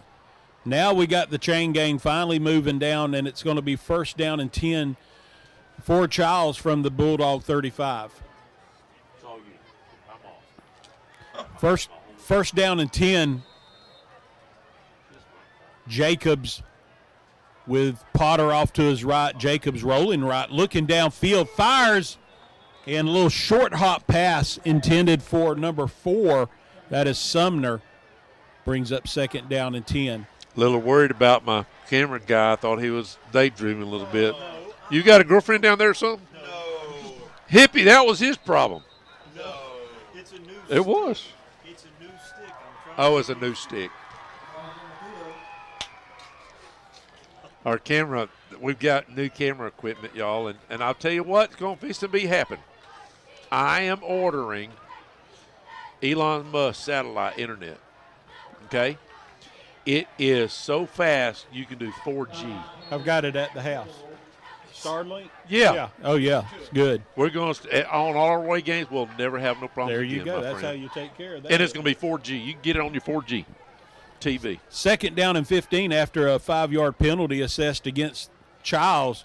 Jacob drops back, looking across the middle, hits his receiver, bounces off one tackler, still on his feet and inside the Bulldog 30-yard line. That is number 27, Trevor Jacobs. Good hard running that time by Chiles. Scott, what is it like down there right now? It just seems it's got to be hot. He said it's got to be hot because he's up here in the cold press box. 3rd down and 1 now for Chiles after a 14-yard pickup on the pass and catch from Jacobs to Jacobs. Oh. I wonder if they're brothers. 2 receivers to the top. Nobody here on the near side. Kind of a pistol formation. Handoff up the middle to number 21, Moses. Moses gets inside the 25-yard line. Only a pickup of about 2 yards, but that's enough for first down yardage for Chiles. That will move the chains. We're inside 35 seconds left to play here in the half. So here's what happens at halftime. Being on the radio and everything, we're going to have some stats. We'll have score. But when we get to the homecoming, the band will be playing, but they're playing that song. Yeah. Whatever. Ice Castles. And they're not facing, I don't think, this direction. They'll be facing this direction. So we may can pick it up, but you'll be on YouTube watching them as we won't, be focusing on the 9th grade, 10th grade. They'll be calling out the court. It's always the 12th graders that wins, though, right? Oh, yeah. Okay. So we have timeout on the field with 30 seconds left. The Bulldogs are down 14-0. Your thoughts going into halftime? You're a coach. You're fly on the wall. What's going to happen there? What are they going to have to do to change things up, Corey? Am I on? I asked you the question. You asked me a question. We got to get out of the half first. It would be nice if we could get a couple negative plays and keep this within 2 possessions. That's true, but probably not. Right? You got to find a way to rally the troops, and I wish I had the answer. To be honest with you, you got one or two ways to go. You can try to light the fire, or you can love on them a little bit. I would probably steer towards trying to light the fire if it was me, but that's just. You kind of feel that out. Jacobs takes the snap, being flushed, and has to scurry out to the far side. They're going to call timeout. They got to, right? Picks up maybe a yard, and quickly Timberwolves coaching staff calls for the timeout. 2nd down and 9 with 25 seconds left to play in the half. Guys, listen up. Did you spend too long out on the boat this Saturday fishing? Have you been on the links a little too much? Do you need to get out of the doghouse? Let me tell you where you need to go. Joey the Jeweler. He's on Main Street right by Desi's. He's got tons of beautiful jewels to win your girl back over. And make sure to go like and share his Facebook page. He's always doing great giveaways, so you have a chance to win something free for your girl. So head on over to facebook.com/Joey the Jeweler. Or you guys could just ask Siri what the phone number is. Hey Siri, what is the phone number to Joey the Jeweler? Joey the Jeweler's phone number is 850-682-1980. Back at halftime, or 25 seconds for halftime, trying to get into halftime without them scoring. 2nd down and 10 for the Timberwolves. Bulldogs got to tighten up here, make a stand, because the Timberwolves take the oak. They have the kickoff in the second half. There it is. Jacobs going to be brought down in the backfield. Number 14 for the Bulldogs coming in, getting the sack. That looks like that is Jaywin Edwards. Timberwolves quickly going to come to the line. 10 seconds and counting. Going to try to get off one more play here. That's it. No, they didn't. Oh, my God. There was a Wait a minute. There was a horn. Oh, no. The horn went off. And another one. Oh, wow. I don't know. There was 6 seconds when the horn went off, but what is going on? This is a killer. Someone prematurely Whoever is prematurely playing with the clock, it has gave them a free down. 4 seconds. They spiked it. 2 seconds. They're going to bring out. They got to mark it where he spiked the ball, right? Or no, that's right. Oh, my goodness. The Dogs think it's a fumble, which it's not. What are we doing? That's the most life we've seen out of the Dogs tonight. I don't know what's going on. I'm going to tell you who really don't know is the officials. I'm confused. So has that ever happened before?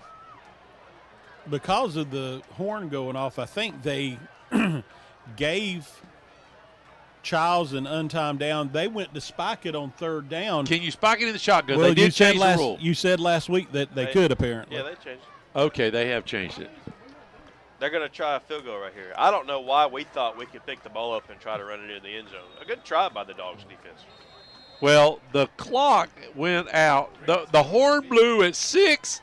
The clock didn't stop, and then it blew again at 0. But when the horn went off at 6 seconds, everybody froze like, what's going on?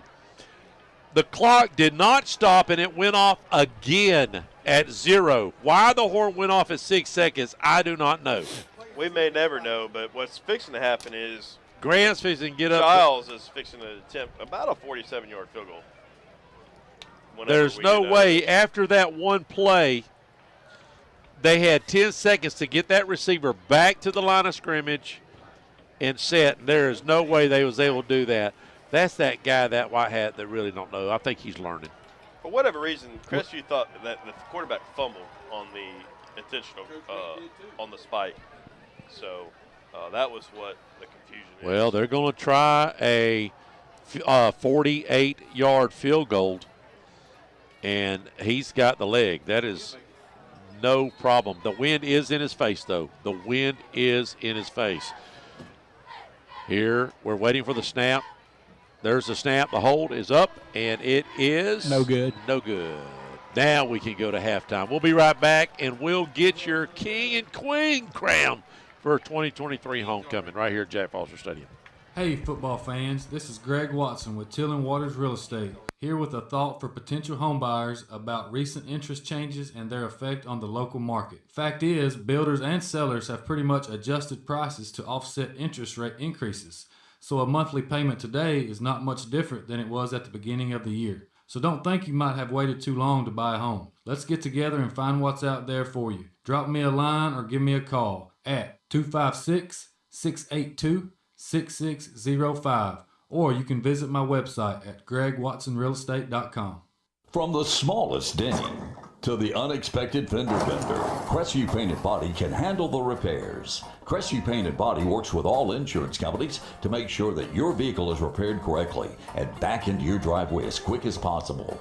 Crestview Painted Body, family owned and operated and doing business the right way for over 5 decades. For towing and body repair, 850-682-5257. Crestview Painted Body, for a job done right.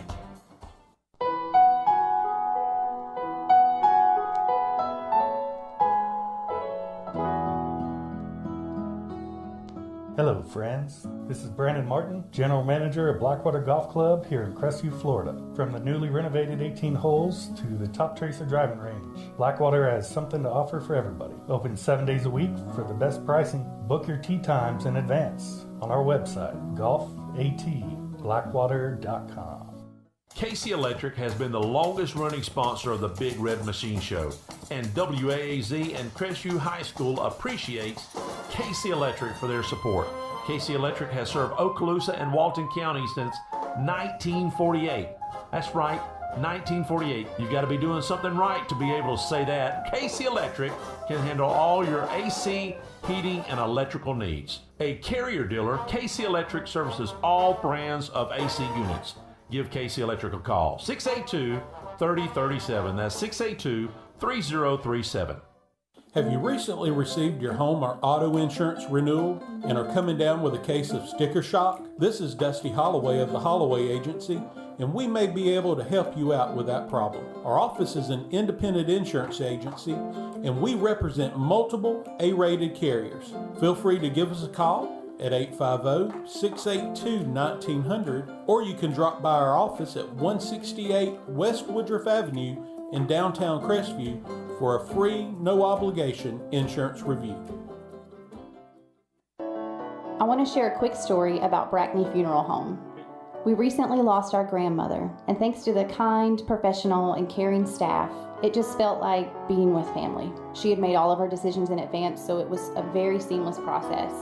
So thank you, Brackney Funeral Home, for treating our family like yours. If you don't know where they're located, they're at 480 East James Lee Boulevard. That's Highway 90 right across from Twin Hills Park. And their phone number is 683-9898. We highly recommend Brackney Funeral Home. I'm Jenny Powell. I'm one of the attorneys at Powell, Powell & Powell Law Firm. Our family has been invested for over 100 years in Northwest Florida, serving your families for over 70 years. If you're in a car accident, you need a law firm who has the training, skill, and experience necessary to deal with insurance companies so that your case doesn't drag on forever. Let our family take care of your family during your most crucial moments. Just remember, Powell, Powell & Powell Law Firm is here for you. You can always just go to our website at www.powelllawfirm.com. CQ Roofing, your hometown roofer since 1999, is state licensed and insured. Chris Coyer, the owner, is born and raised in Crestview, North Okaloosa County, family owned and operated for 24 years of local service, specializing in shingles and metal roofs. Re-roof repair specialist. If you have any roofing needs, you can call them at 850-683-4169 or visit their website at cqroofing.com.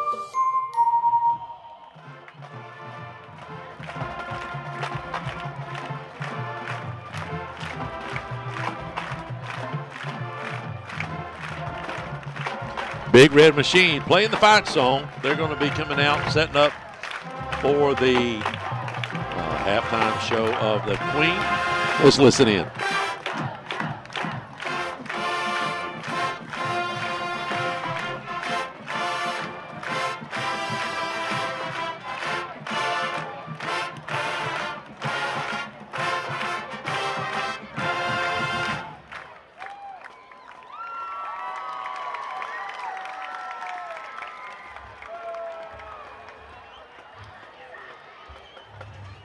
All right, they're setting up for the court to come out. If you can watch it on YouTube, but while they're doing this, we're going to go to break one more time, and then we're going to have our stats. We've got a lot of scores coming in. Bulldogs are down 14-0 at halftime. We'll be right back with it. This might sound like a movie trailer, but this ain't Hollywood. This is real life. We call it the shocking truth. The difference between your electricity and natural gas? Natural gas costs less. Period. So, don't fear your utility bills. Go to okaloosagas.com/truth. Find out for yourself. The shocking truth.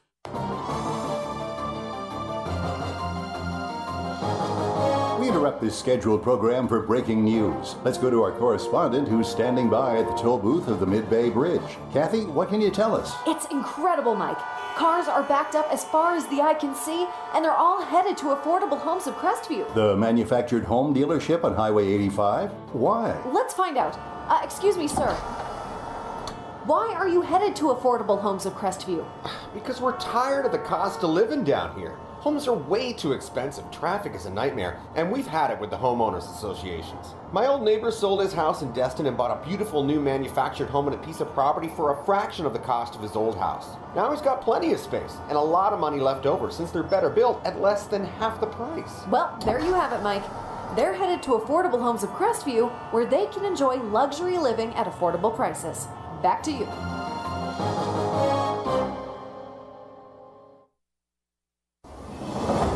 If you're in the market for a brand new custom home, maybe you have some commercial work that needs to be done or remodeling, there's one place to call, and that's VLM Construction Services at 850-305-2959. Lonnie Miller and his crew has been working in Florida and in Alabama for over 30 years. If you're within the sound of my voice, they have plenty of home sites available in Crestview and Baker. Don't hesitate to call for any of your construction needs. 850-305-2959.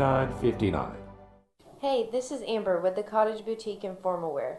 Ladies, if you're looking for something for a special occasion, stop in and see us. And for the men, we also offer tuxedo rentals for prom, weddings, and anything that you really need them for. We are open Tuesday through Friday, 10 to 4, and Saturday from 10 to 1.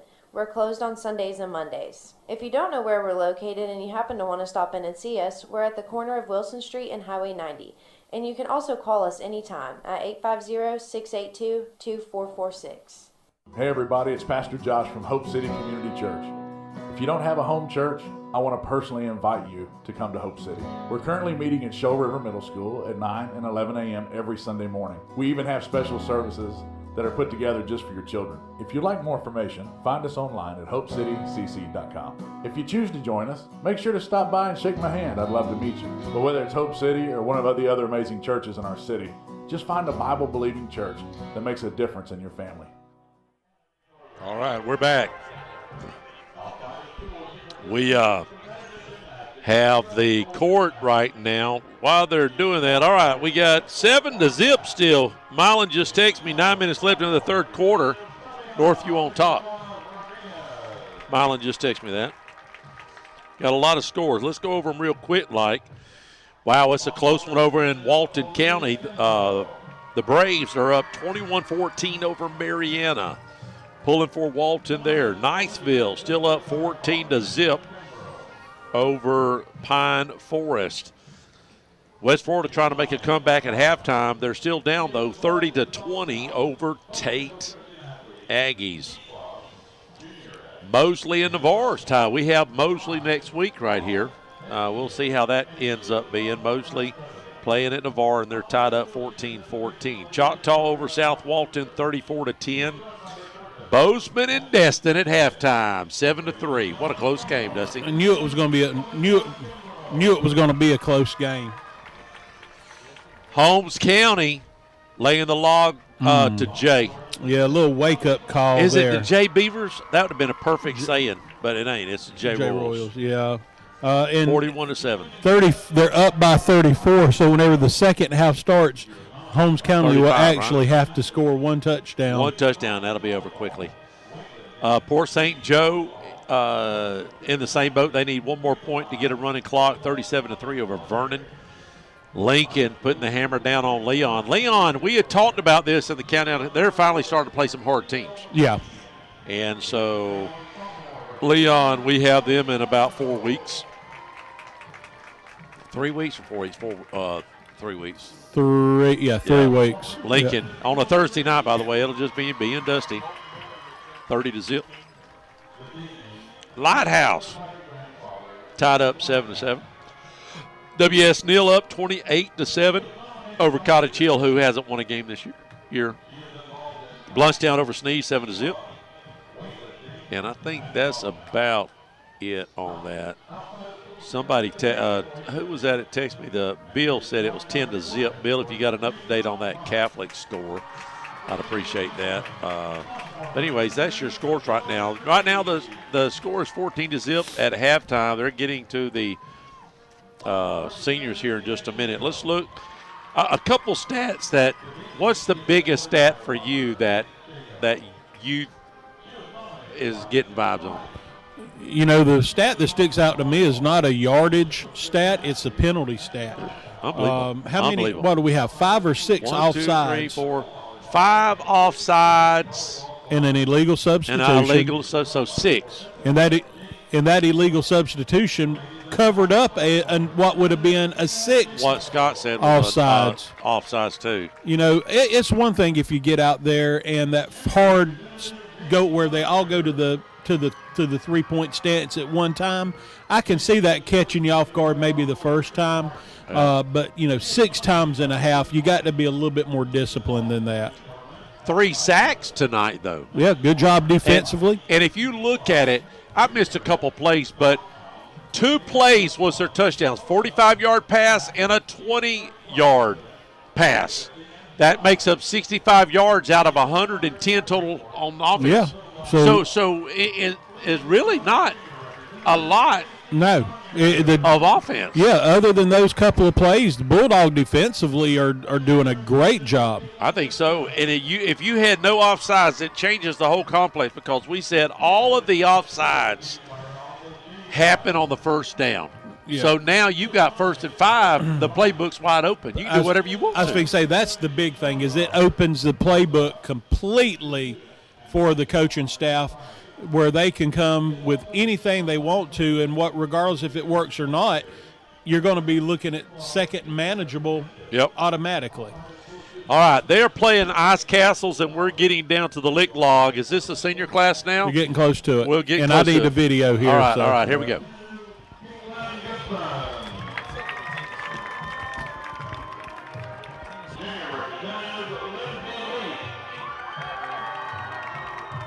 Escorted by her father, Timothy Lee. Lindsay was nominated by the National Honor Society. She is involved in National Honor Society, Junior Rep, Key Club, Earth Club, and Stride. She is joined by her court escort, Malachi Mathis. Ladies and gentlemen, Junior Representative, Lindsay Lee.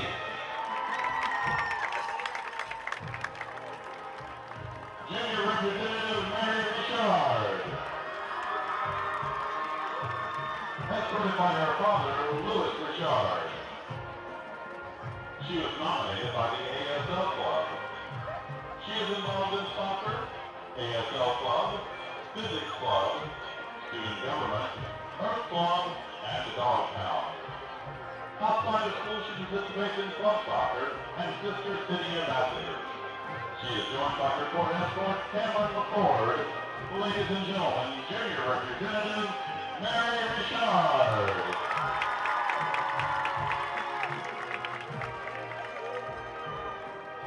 Senior Representative Mariel Adair. This evening, Mariel is escorted by her father, John Adair. She was nominated by Cross Country.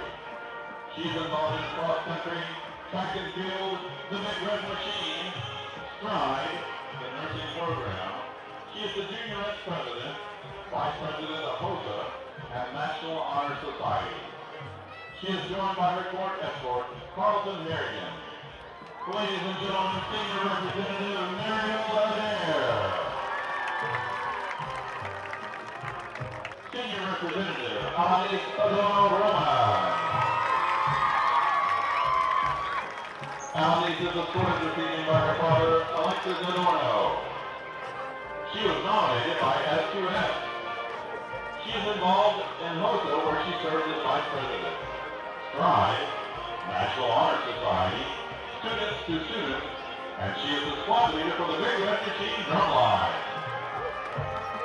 Outside of school, she participates in Girl Scouts, and she also volunteers at Antioch Elementary after school care. She is joined by her court escort, Miles Lara. Ladies and gentlemen, Senior Representative Alex Adorno-Roman.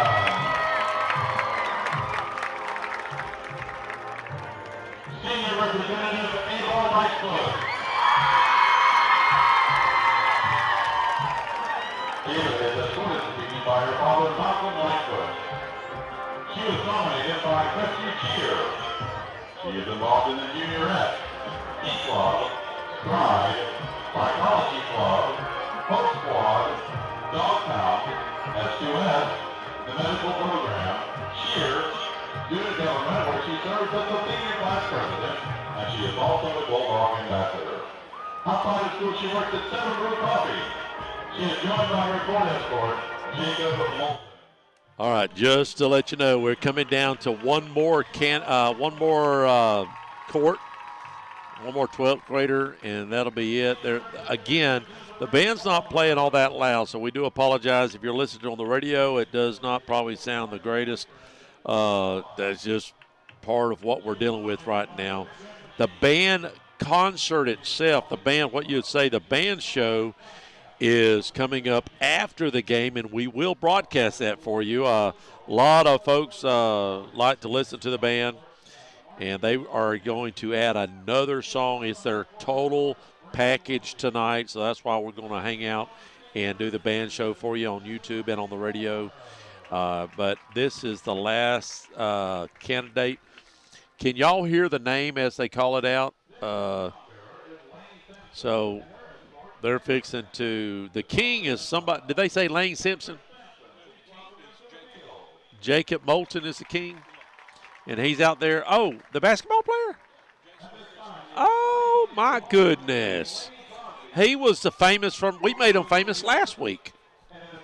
free coacher, free turtle. So he went and stood beside the girl in the middle. Is she the queen? They've already did the queen. What is he going to do if she's not the queen? Oh, it's two separate things. Okay, I'm very confused, people, right now. I'm learning. So we've got the automata. Let's listen in.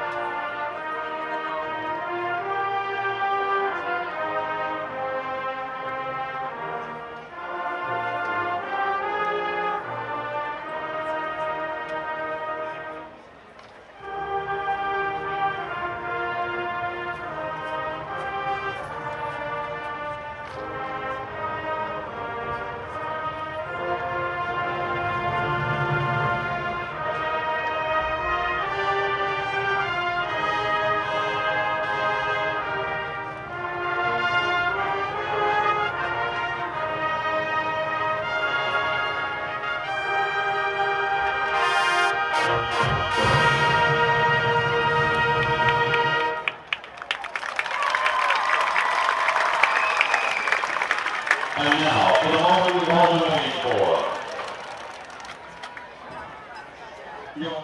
All right, they're going to announce right now. I'm going to try to repeat it. Listen in. What are they saying? Who? No, it ain't the one he is standing beside. It's not the red girl in the red dress. It was there was a father.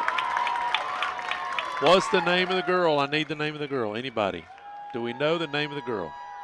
We don't even have the name of the girl. They said it. Hopefully y'all caught it. Y'all can see. If y'all could text me 850-682-1177. Let me know. Homecoming link. All right. What are we here? Why are they here in homecoming? She must be a cheerleader. All right. We'll be right back. Start of third quarter here on WAZ 104.7. Hello, this is Dixie Dan Powell. Just like in the courtroom, you got to be bulldog tough. It takes teamwork to get to the goal line and to win the game. Go Bulldogs. Call us, Powell Injury Law, 850-306-2667. That's 850-306-2667. I've been around long enough to not be shocked by anything anymore. But this takes the cake. 38%. That's all. Only 38% of your electricity actually makes it to your home. Just think about how much is wasted. That's the shocking truth. It's appalling and really shocking. Find out more at okaloosagas.com/truth. It really is shocking. Guys, listen up. Did you spend too long out on the boat this Saturday fishing? Have you been on the links a little too much? Do you need to get out of the doghouse? Let me tell you where you need to go. Joey the Jeweler. He's on Main Street right by Desi's. He's got tons of beautiful jewels to win your girl back over. And make sure to go like and share his Facebook page. He's always doing great giveaways, so you have a chance to win something free for your girl. So head on over to facebook.com/Joey the Jeweler. Or you guys could just ask Siri what the phone number is. Hey Siri, what is the phone number to Joey the Jeweler? Joey the Jeweler's phone number is 850-682-1980. Hey football fans, this is Greg Watson with Till & Waters Real Estate, here with a thought for potential homebuyers about recent interest changes and their effect on the local market. Fact is, builders and sellers have pretty much adjusted prices to offset interest rate increases, so a monthly payment today is not much different than it was at the beginning of the year. So don't think you might have waited too long to buy a home. Let's get together and find what's out there for you. Drop me a line or give me a call at 256-682-6605, or you can visit my website at gregwatsonrealestate.com. From the smallest Denny To the unexpected fender bender, Crestview Painted Body can handle the repairs. Crestview Painted Body works with all insurance companies to make sure that your vehicle is repaired correctly and back into your driveway as quick as possible. Crestview Painted Body, family owned and operated and doing business the right way for over 5 decades. For towing and body repair, 850-682-5257. Crestview Painted Body, for a job done right.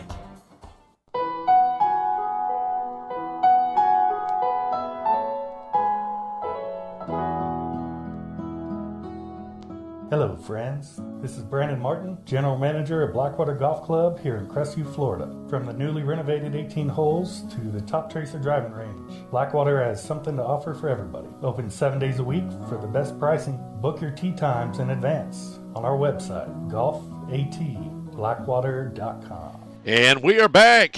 About to have kickoff real quick. Let's hit the stats for the Bulldogs. We had about 65 yards in the air, Dusty, and about 25 on the ground. They did sack us one time for -3 yards. The Bulldogs had the 3 sacks.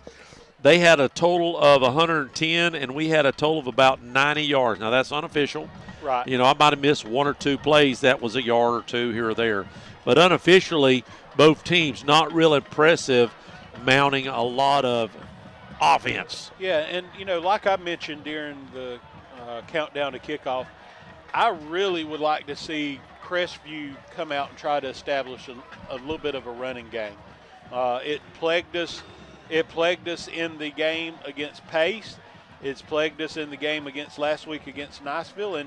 And so far, through 2 quarters of play tonight, we've not been able to do anything on the ground tonight. So, you know, need something to happen. And there's, I mean, and one thing, if you look at the roster for the Bulldogs, other than maybe Parks or, you know, does Crestview even really have what you would call a feature back, or is it just kind of running back? Is Parks, is he hurt? Hey, Scott, can you ask somebody down there if he's hurt? Because we haven't been hearing a lot from Parks. I'm just saying, you know, I don't know. I think, if I'm not mistaken, he is. But I thought I saw him in the game one time, didn't I? Oh, yeah, he was in the game earlier on, yeah. Well, as you know, Crestview has to kick off, and this will be our first time kicking off tonight. And we will see the dreaded pooch kick, and hopefully if they hit it just right. Now, their guys are standing on the 5-yard line. Why, I don't know. They did not watch any film. They could not have been watching film to be standing on the 5-yard line. No. Would you concur? I would concur. Because we cannot kick it that far if we wanted to. Now, maybe on a bounce or 2, it'll get there. But, Scott, can you find out for us? Scott doing a great job tonight on the sidelines. Scott is down there, right? Yeah, he doesn't have his headphones on his ears. Oh. As we start the 3rd quarter. I would just like to know if Parks is hurt. And underway, Bulldogs will be kicking off, deep to receive. Chiles standing on about the 5-yard line, and it's going to be a pooch kick over. Actually, he kicks it over to about the 10, and it goes out of bounds. Let's see now if Chiles will make them re-kick. What do you think? Or do they take it on the 35? What do you think they're going to do? I would go ahead and take it on the 35. I would make them re-kick. You think, really? Just knowing our team, I would make us re-kick. But they're and that's what they're going to do. Very smart. Very smart. Nobody's done that on us this year. And Chiles is going to do it. I've been waiting for that. Now I want to see what Bulldogs are going to do. All right, here's the scenario. They had it automatically on the 35-yard line. We'll see if it pays off. They are going to make them re-kick. Yes. Yeah. So I'm just wondering, my thought is it going to benefit knowing they can't kick it? Listen, if they will play it correctly, they can stand on about the 15 or 20-yard line and catch it and run to at least a 30, 35. Now, Chiles just gave the ball up, taking it automatically on the 35. They're going to push the Bulldogs back 5 yards. So let's see where this goes. Scott's trying to talk, y'all. Or no, maybe not. Thought he was. I'm trying to. Well, there you go. There he is. You got it covered up in your armpit. Oh, okay. I And like those swim kicks. here's the kick. Another kick no. up in the air. And that's to the 15, to the 20, 25, 30, 35. And there he goes to the 40, 45, 50. He can be gone all the way. He's got a little grass. Finally brought down at about the 25-yard line of the Bulldogs. 1st and 10. And that's why I was saying, why don't these teams make us kick again? Because you got a great opportunity to have a big breakaway, and that's just exactly what happened there. Big return by Chiles. Not a lot of coverage downfield quick enough. It was a little short kick.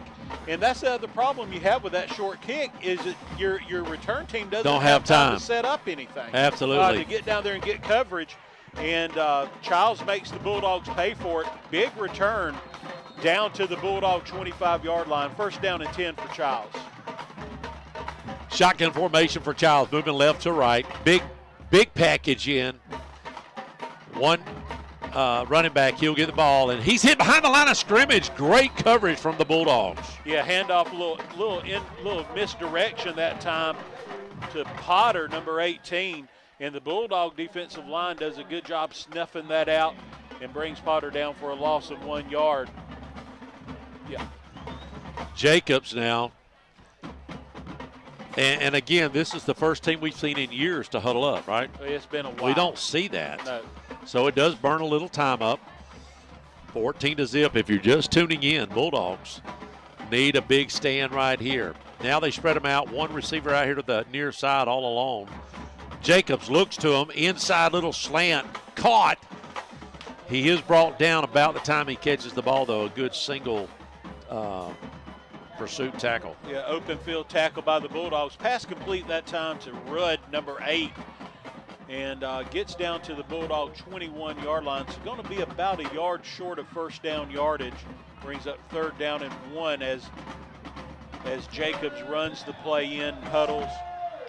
And we're looking at 3rd and short. Bulldogs need to make a stand here because with that kicker out, that's a big time. That is huge. I didn't even think about that, Dusty.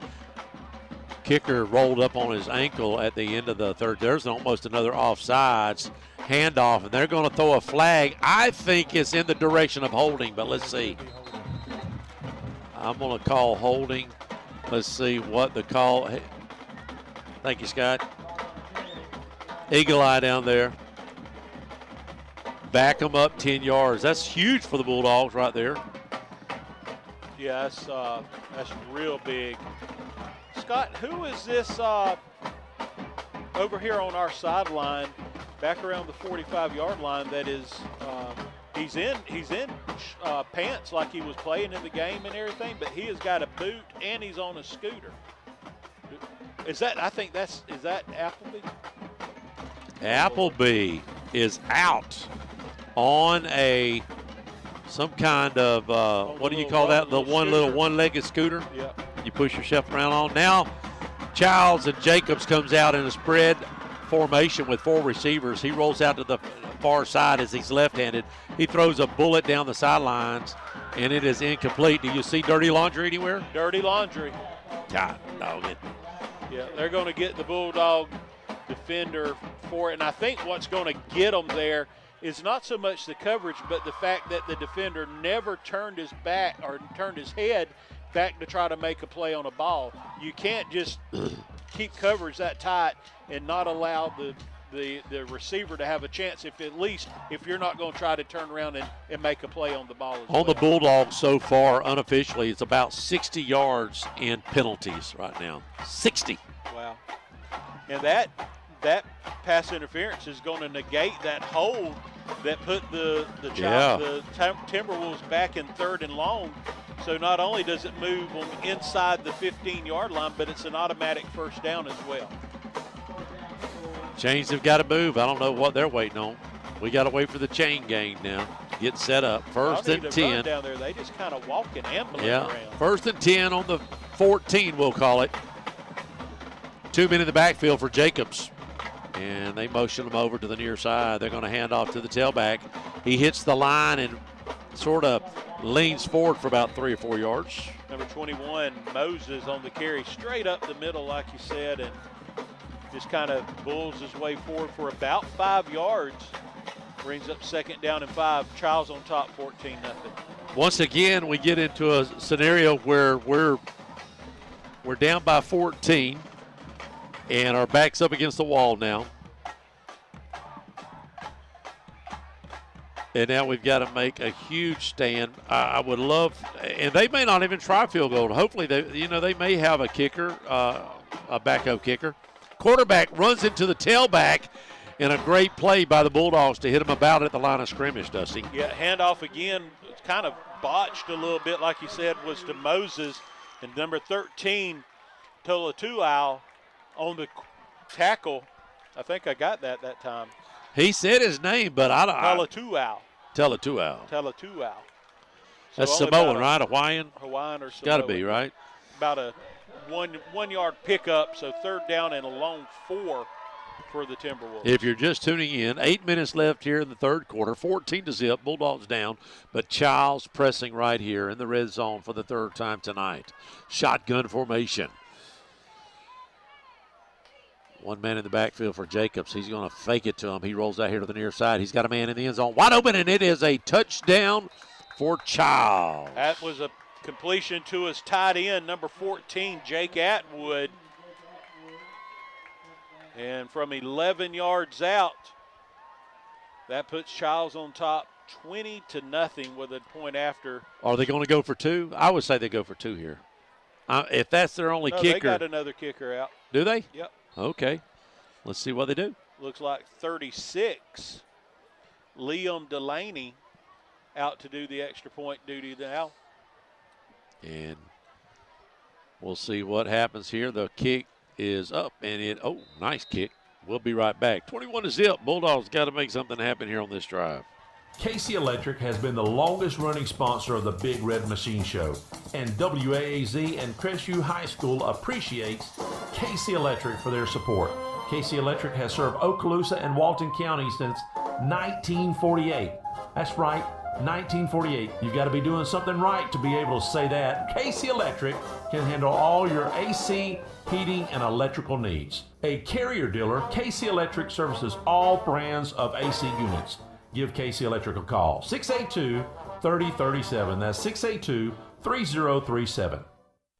And we are back. We're going to play Seminole, brother. We're going to go out. We're covering that game. It's on Thursday. We're going to spend the night, and we're going to play golf that Friday morning. Oh. We're trying to talk our cameraman to go on with us. We'll see if he can do it. He's a bigwig. He works in the at the state capitol. Florida House Representatives for the doctor. Redmond, right? Rudman, yeah. Rudman. And Chiles now will put it in the air, kickoff. And a nice short kick. Maybe we can handle that. It bounces once, twice. We pick it up at the 15 to the 20. Cuts it back inside. Rogers still on his feet. He'll be brought down. There's a flag on the play. Do you got it, Eagle Eye? It's got to be a block in the back. Block in the back. And sad thing about it, that was well past or well after the play. Away from the play too, right? Yeah. I don't quite understand so many penalties. They're saying hold, it looks like. Or are they blocking the back? So that'll push him back. It happened, but behind the 20-yard line or at the 20 is where he threw it. So if you move it back, we're going to start on about the 10-yard line.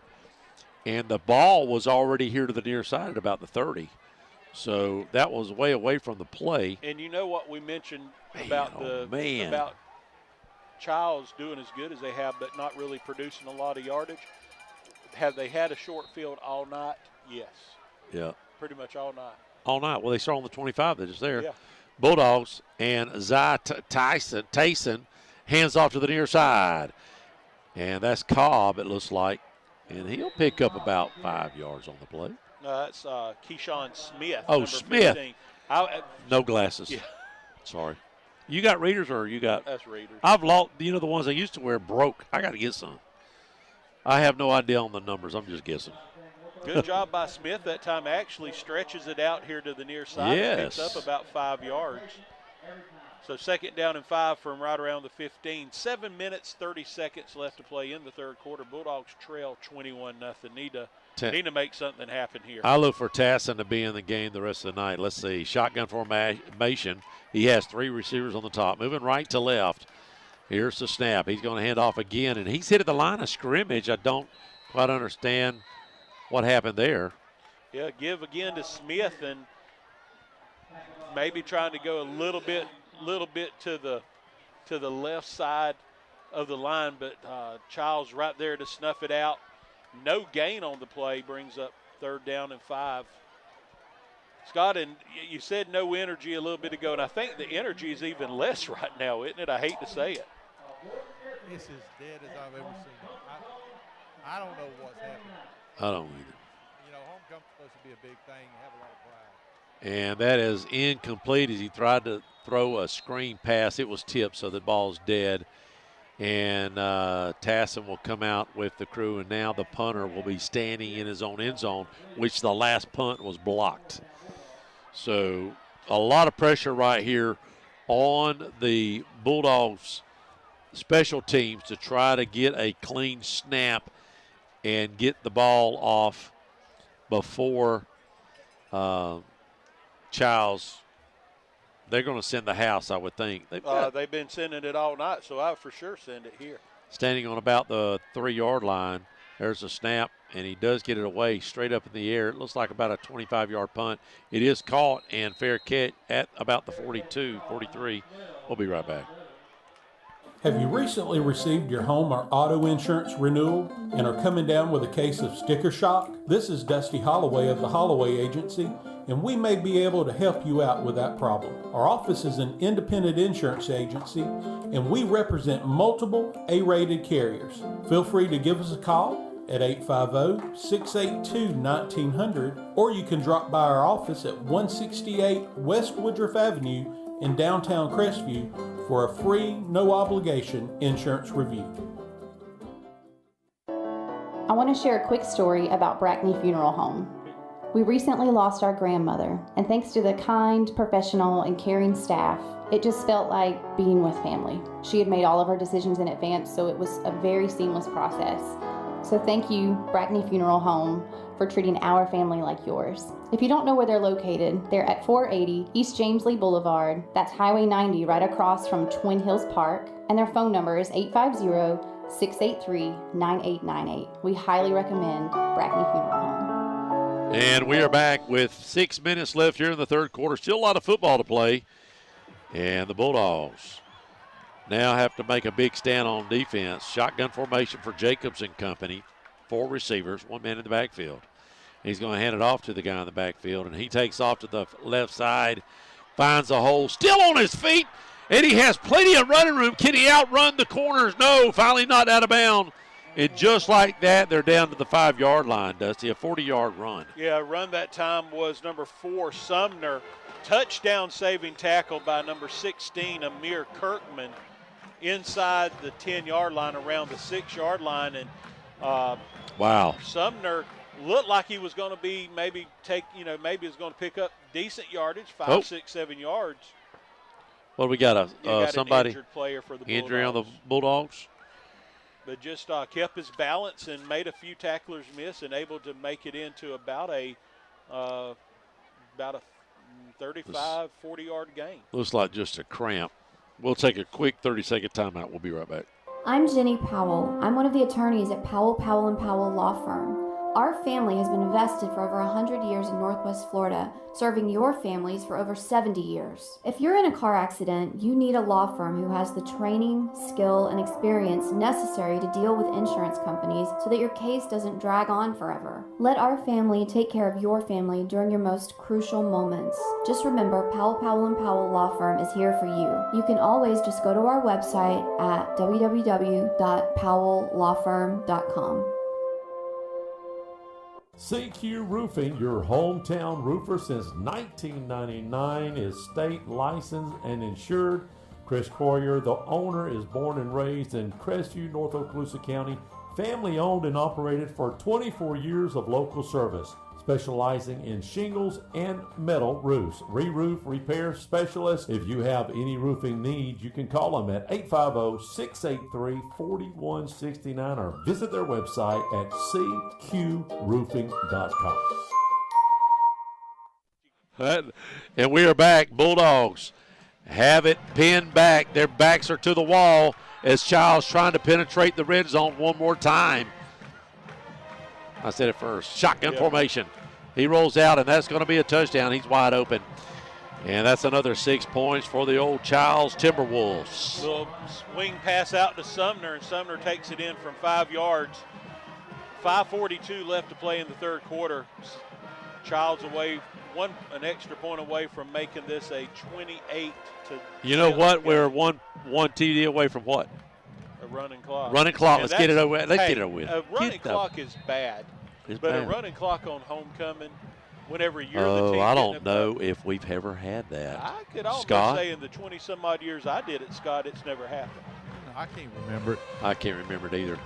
Kick is up and good. But now, the running clock just become popular in the last 10 or 12 years. Used to in the day, you just, you took it like a man and it ended up. Took it like a man. Well, I will say, the one good thing about it, we're facing to take a timeout. We'll be right back. This might sound like a movie trailer, but this ain't Hollywood. This is real life. We call it the shocking truth. The difference between your electricity and natural gas? Natural gas costs less. Period.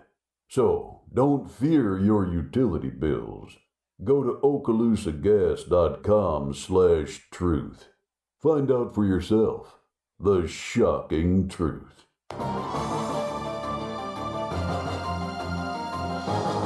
We interrupt this scheduled program for breaking news. Let's go to our correspondent who's standing by at the toll booth of the Mid-Bay Bridge. Kathy, what can you tell us? It's incredible, Mike.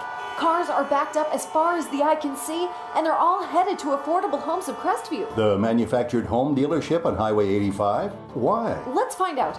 Excuse me, sir. Why are you headed to Affordable Homes of Crestview? Because we're tired of the cost of living down here. Homes are way too expensive, traffic is a nightmare, and we've had it with the homeowners associations. My old neighbor sold his house in Destin and bought a beautiful new manufactured home and a piece of property for a fraction of the cost of his old house. Now he's got plenty of space and a lot of money left over since they're better built at less than half the price. Well, there you have it, Mike. They're headed to Affordable Homes of Crestview, where they can enjoy luxury living at affordable prices. Back to you. And we are back. Bulldogs need something big to happen here. Zai in the backfield. Shotgun formation. 4 receivers, 1 man back there. Is that Smith? And he's going to do some blocking duties. Tayson throws a bullet down the field, and the guy just was not there. It was a foot race. Yeah, good throw by Tasson. Intended receiver was Rogers. Rogers had just a step or two on his defender, but just a little bit overthrown, and Rogers he's trying to fight off a cramp maybe. He's going to come off the field.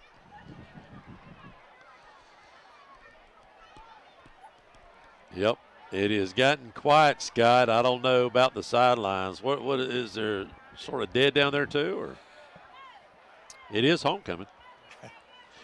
I guess they thinking homecoming's tomorrow, maybe. Maybe. Shotgun formation.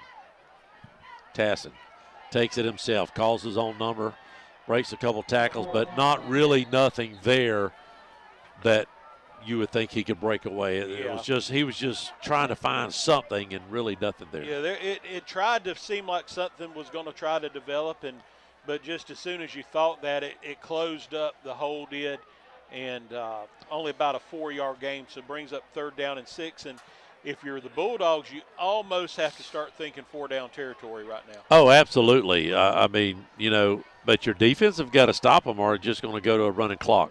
Well, there you go. Shotgun again for Tasson. 3 receivers on top, moving right to left. He rolls and looks to the right side. He does have a man open, and in and out of the hands. That would have been a 1st down. That brings up 4th. Let's see what happens. Did it deflect? Oh, it was deflected. So that brings out the punting unit. And we're not going to just yet, Dusty, say it's do or die. With 4 minutes left here in the third quarter, still have one more quarter. And it seems like this half's going by a little slower. Maybe because of the passing incompletes and stuff like that, you know. Punter standing on about the 20. Deep to receive is the Timberwolves standing on their 35-yard line. Let's see what the punt is. Punt's going to be a little short. They'll catch it about the 45. He's going to run almost to the 50. So, again, another half field, which opens up the playbook tremendously. We'll be right back. If you're in the market for a brand new custom home, maybe you have some commercial work that needs to be done or remodeling, there's one place to call, and that's VLM Construction Services at 850-305-2959. Lonnie Miller and his crew has been working in Florida and in Alabama for over 30 years. If you're within the sound of my voice, they have plenty of home sites available in Crestview and Baker. Don't hesitate to call for any of your construction needs. 850-305-2959. Shotgun formation for the Timberwolves, moving left to right.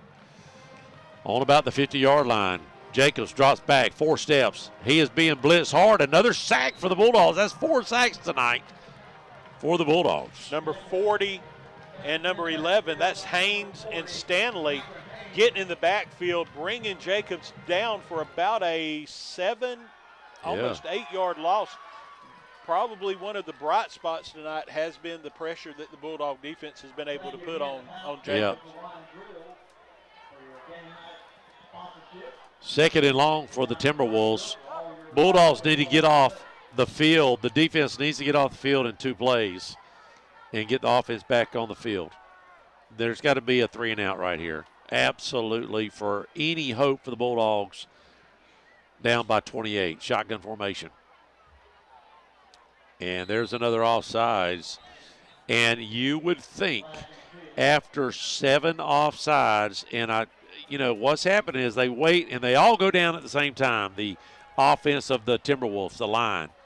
They go down, and it just, for some reason, our guys think that's so, And I don't know. They do it all at the same time, so you can't do it at multiple. It has to be all at one time. That's right. They've not gone to a set formation. They're in a 2-point. That's right. They can go to They go to 3-point all at the same time, and it's fooling the guys.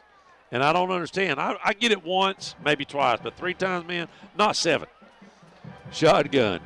Jacobs drops back. He now tucks and runs to the 50, to the 45, 40, and he has a first down for the Timberwolves. 20 yards on the quarterback keeper.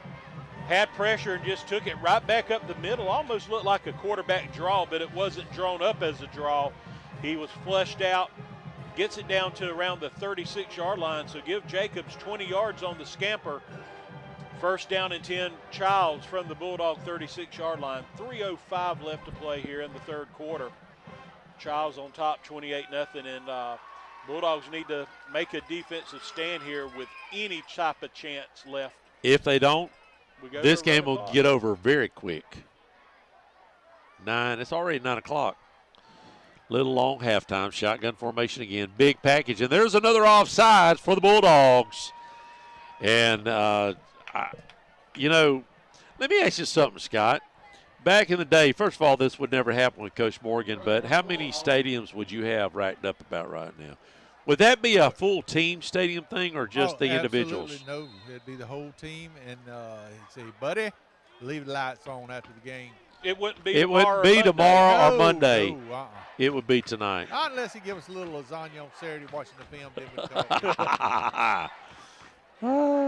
we Shotgun formation. Timberwolves has 2 receivers and 2 running backs. They're going to hand to the tailback. He breaks 1 tackle, and he'll be brought down after close to the first down. Number 4, Sumner on the carry, brought down by 40. Haynes. Good hard running by Sumner that time inside the Bulldog 30.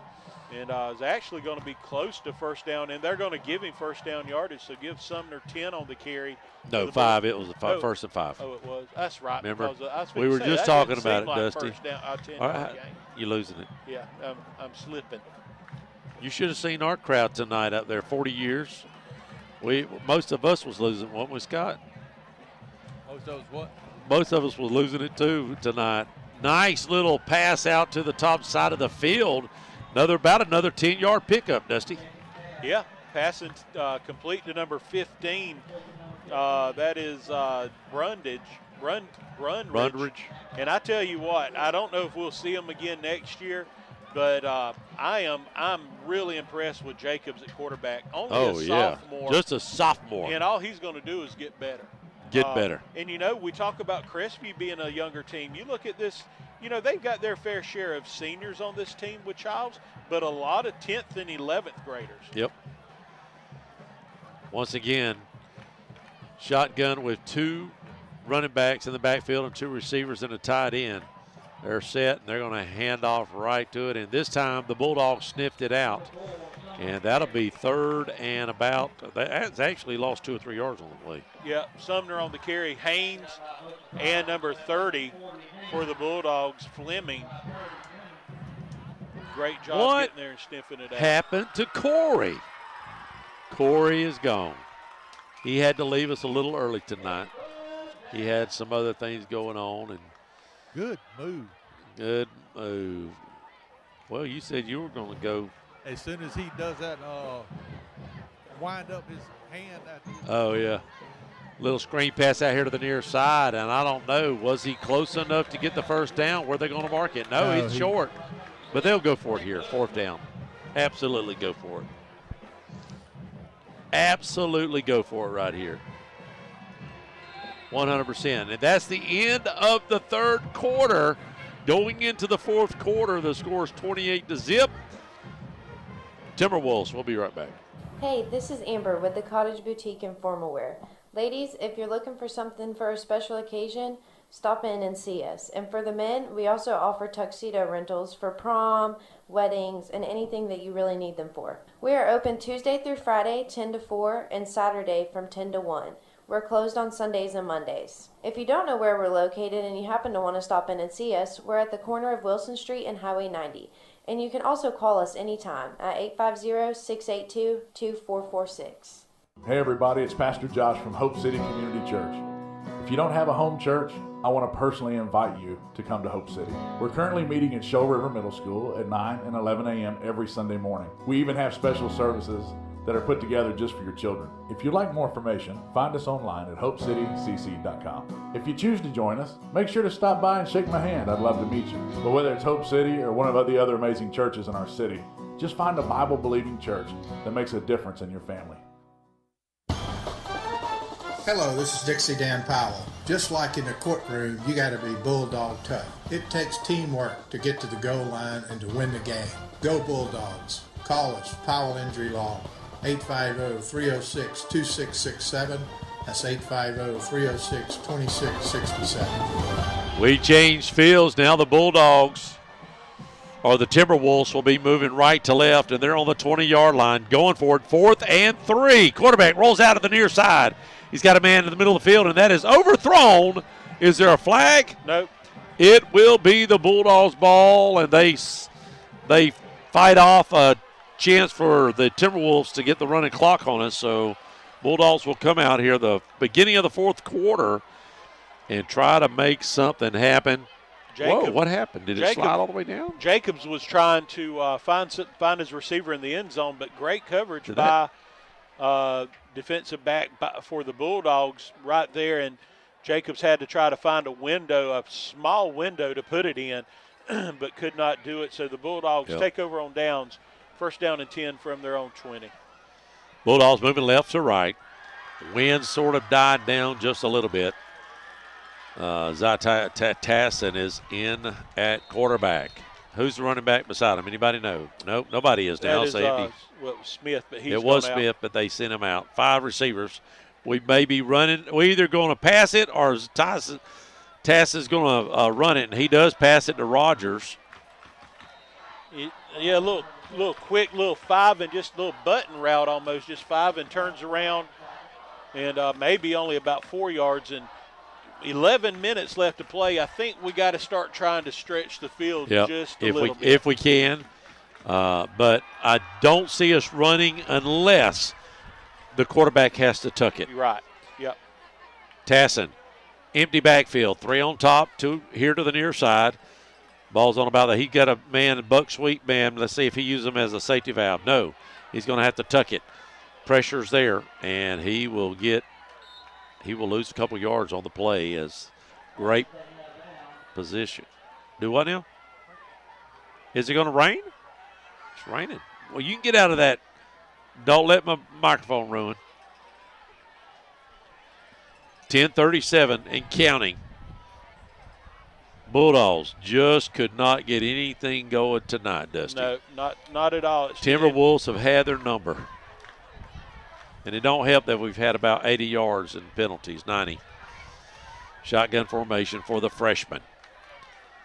5 receivers. Let's see if he can find somebody open. He looks over to the far side. He's got a man open and is bobbled, caught, and right away the Timberwolves are there to make the tackle. Little screen pass to the far side to to Carson Colmetz.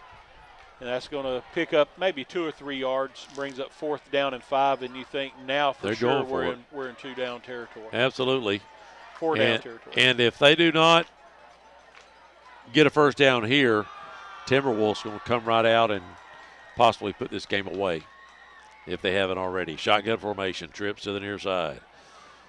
Tassin looks down the field. He's going to throw it long. He's got the arm. He's got a man, and it's almost – is it caught? It is intercepted.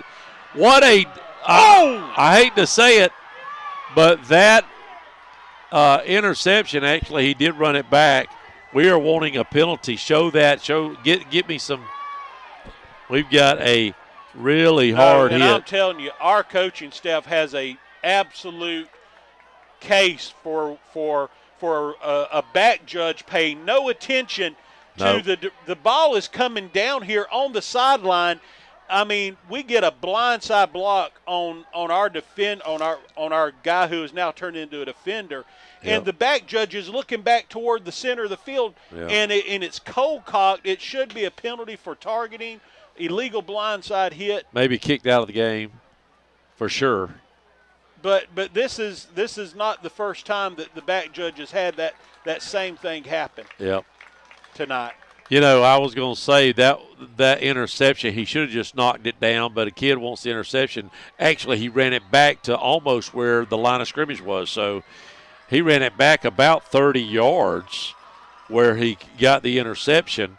So the Timberwolves are just a couple yards out of the red zone to put the running clock on the Bulldogs here at homecoming. Shotgun formation for Jacobs and company. 3 receivers, 2 on the near side, 1 on top, and Jacobs has 1 running back in the backfield. Let's see if he hands it off here. Be surprised if he throws it up 28. Let's see what they do. Jacobs. Oh, and there's finally an offsides on the Timberwolves. That'll back them up 5 yards. Now they might throw it. I think that's the first offsides tonight on offense, or false start, I mean. Yep. A lot of scores coming in. Thank you guys so much for the scores. Walton is putting the hammer down on Marietta, 41-14. Coach White and staff, and you have and look at this. Pine Forest is sneaking back. Niceville's only up 21-20. I'm wondering if there's an extra point coming there. Shotgun formation, they're going to hand it off to the tailback, and he will get back to the original line of scrimmage about the 23-yard line.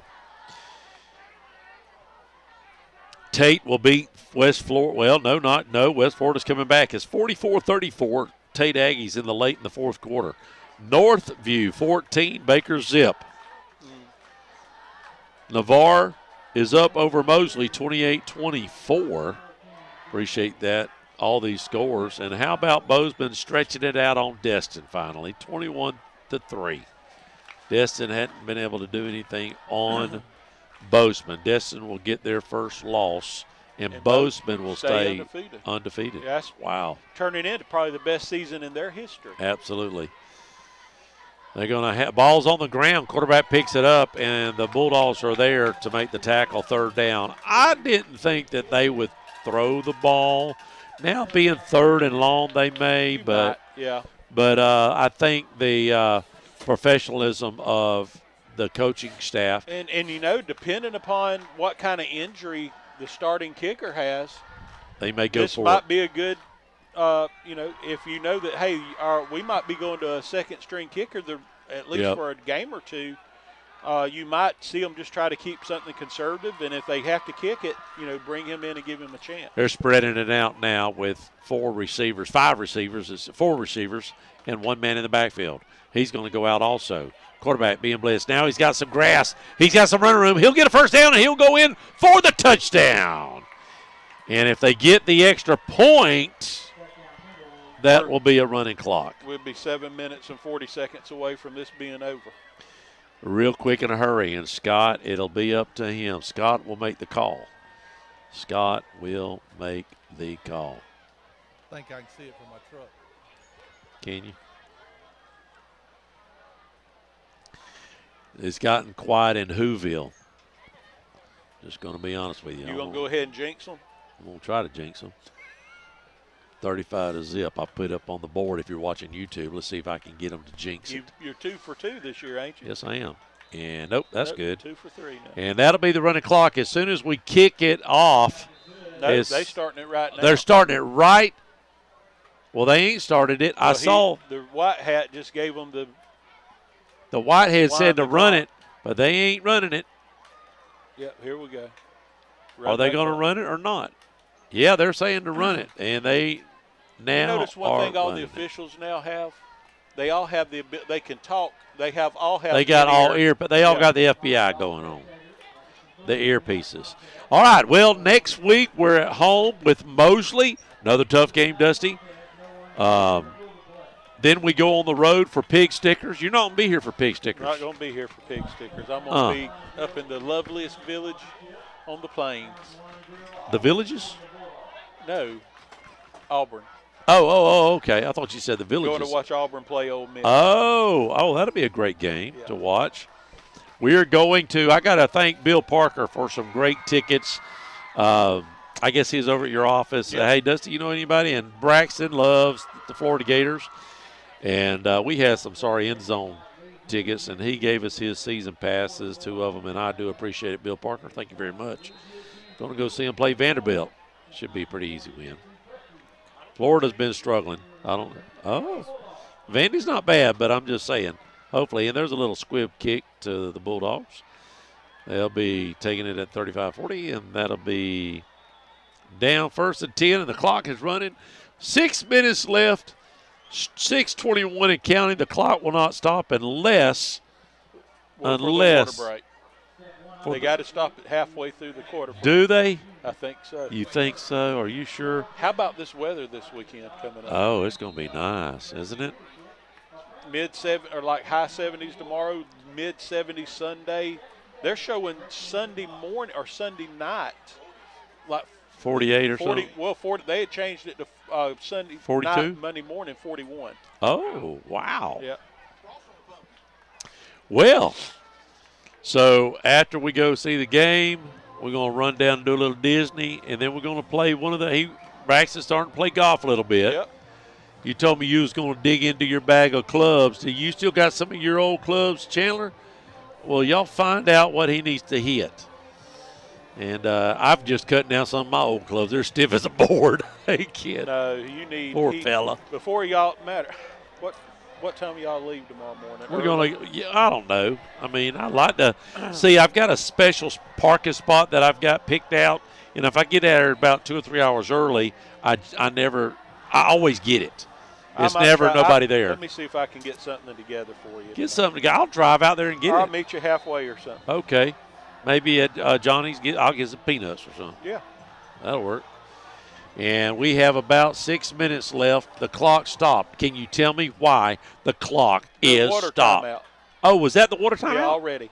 Oh, they already got it out of the way. There's offsides. And but the clock will not stop now. It better not stop. Offside, illegal procedure or something on the Bulldogs. So your score is going to be 35-0 unless otherwise.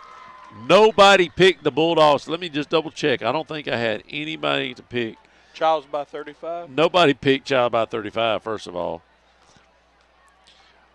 Oak Drew's watching us live. Milan, let's see. Milan, I got an update from somebody else that said it was 14-0. So here's the pass down the field, incomplete, but it does not stop the clock. Yeah. So next week. Pass intended for Rogers. Don't touch the dial. We will have the band's going to come out. I'm surprised they're not already getting set up. Why has Jody not gotten the band set up? Does anybody know? They're coming down right now. They should be ready to go because we don't want to wait 30 minutes for the band because I may not do that. But I would like to let the band have a little love. People loved hearing the band. They do such a great job. No, What? Where's your phone at, son? Did you lose your phone? I feel like. No, it's under my roster here. Shotgun formation. The Bulldogs going to throw a little screen pass. Nothing special. Ball's on the ground, and Timberwolves will pick it up, and that'll be the ball game. Your final score is going to be 35-0 with 4:25. I tell you what we'll do. We will go to a commercial break and get all of our scores for our post-game show before the band comes out and plays. We will cover the band if they get out, but they're coming. It's pouring down rain. They're surely not going to play in the rain, are they? They're lining up like they're going to. Will they do that? Will the woodwinds play? I think. See, generally when they're like the clarinets, I forgot the reeds and all that, I don't know. Maybe. Well, they're pads. Oh, yeah, the pads. That's right, for the trumpets and stuff like that. Or for the woodwinds, yeah. Yeah. So let's see here what the radar. See what the radar says.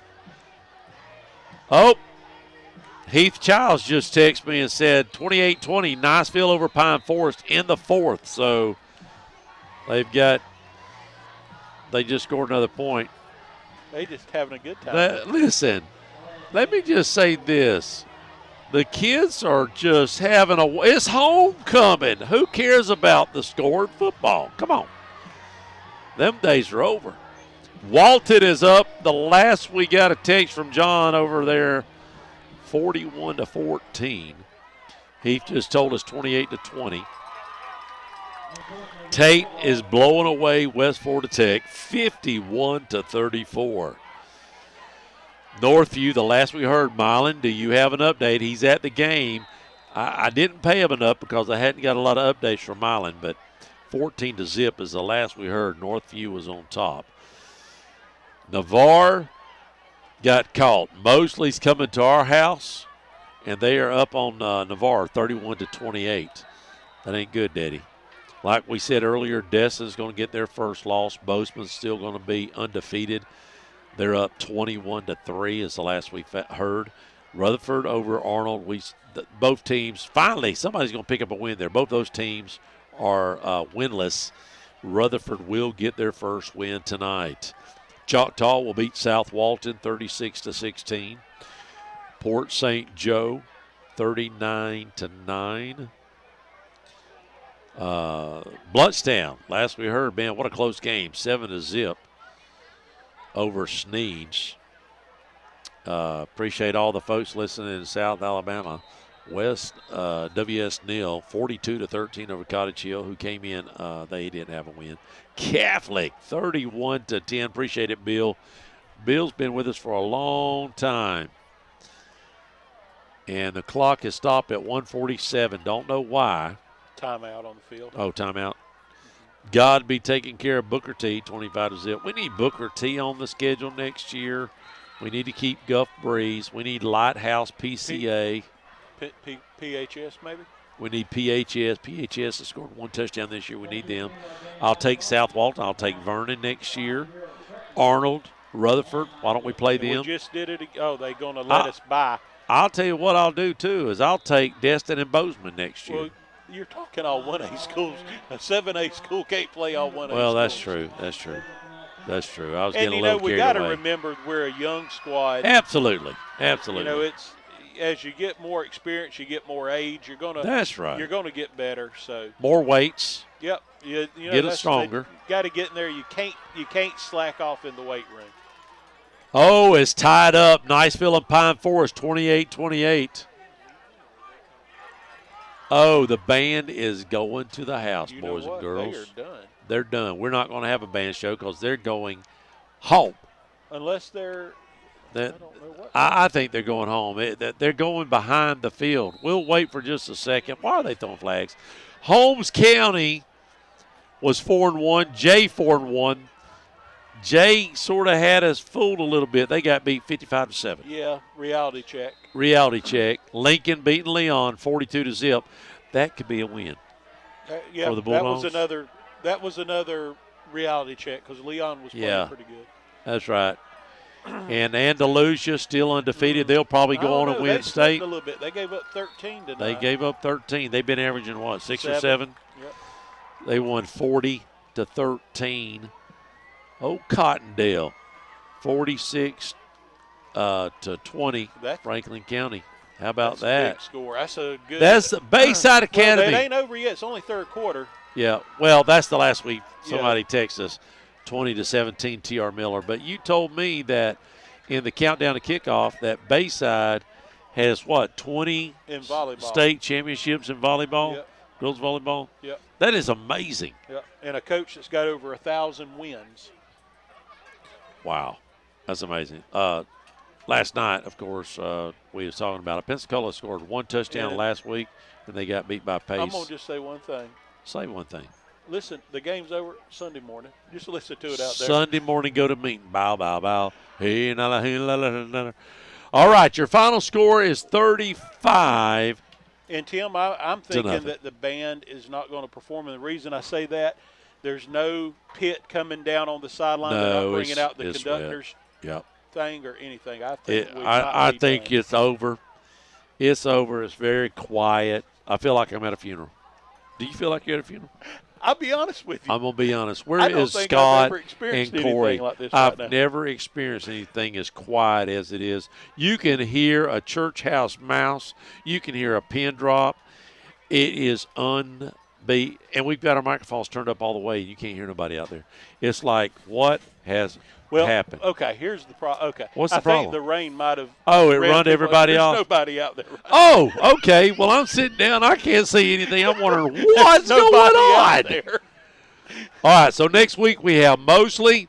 We follow up with pig stickers. We go on the road over to Milton. You're going to miss it, aren't you? Yeah. I just like going to Milton for the pig stickers. The pig stickers, man. One night, you remember that one time you bought like 30 of those? Didn't we buy like? We bought a bag full. A bag of pig. Bag of pig. and you want it. You don't want to miss out on the bag of pigs. Oh, Navarre over Mosley in the fourth quarter, 35-31, and that is going to be it, folks. We appreciate you staying with us. We thought we was going to have the band, but we did not have the band. I think my little thing slid down because I feel like a dwarf on camera now because it was up almost touching that top. You see what I'm saying? You didn't realize that. Hope everybody has a wonderful weekend. Again, 35-0. Let me just double check. I got more text coming in. You know, some of these post-game shows when you're driving around and we don't even have crowd noise to help us out here, and we apologize for that. But Walton, again, looks like they're going to win their game. They're going to go 6-0 or 7. That's going to be 6-0. They have Catholic next week. Yeah, that's going to be a great. That'll game. Probably be the best game this season around here. Yeah. That head-to-head matchup, Catholic and Walton. Walton's going to go on and win their game. Right now, Heath told us 28-28. Was that right, Heath? Hold on just a second. 28-28. Niceville and Pine Forest is tied up down in the Boggy. So we'll see if before we go off air, if we get a final on that, if Heath can help us out. Tate's going to win their ball game against West Florida Tech. Baker still don't have an update, but the last we heard from Milan was 14-0 Northview over Baker. We knew that was going to be a low-scoring ball game. Yeah. Mostly possibly can beat Navarre there. Bozeman's going to beat Destin. Rutherford's going to beat Arnold. Choctaw is going to beat South Walton. Port St. Joe will beat Vernon 39-0. Bluntstown was in a close one with Sneeds. That's always been a big battle there. 7-0 was the last that we heard. PCA Lighthouse was beating Pike 19-14. WS Neal was still on top over Cottage Hill. Cottage Hill comes in 0-6. That should have been no problem for a 4-2 WS Neal. Catholic's going to beat Gulf Breeze. Again, big matchup next week. Godby beat Booker T handedly. Holmes County beat Jay. Eyes out, 55. Beat the brakes off of them. And Leakin beat the brakes off of Leon, which is a team we've got on the schedule. Thankfully, maybe Leon, although they're 5-1, they're finally playing no puff cakes. And Andalusia's going to win their game. Appreciate all the folks from South Alabama. What happened to, I hadn't heard from T.R. Miller still in a close race. I haven't heard from, let me look and see if I can, somebody text me on that game. And let me just see if I can find it real quick. Opp was playing, who were they playing? I can't remember who they were playing, but was it Daleville? Yeah, Dade. Oh, no, wait a minute. That's next week. Yeah. They're off this week. That's no wonder I didn't get it.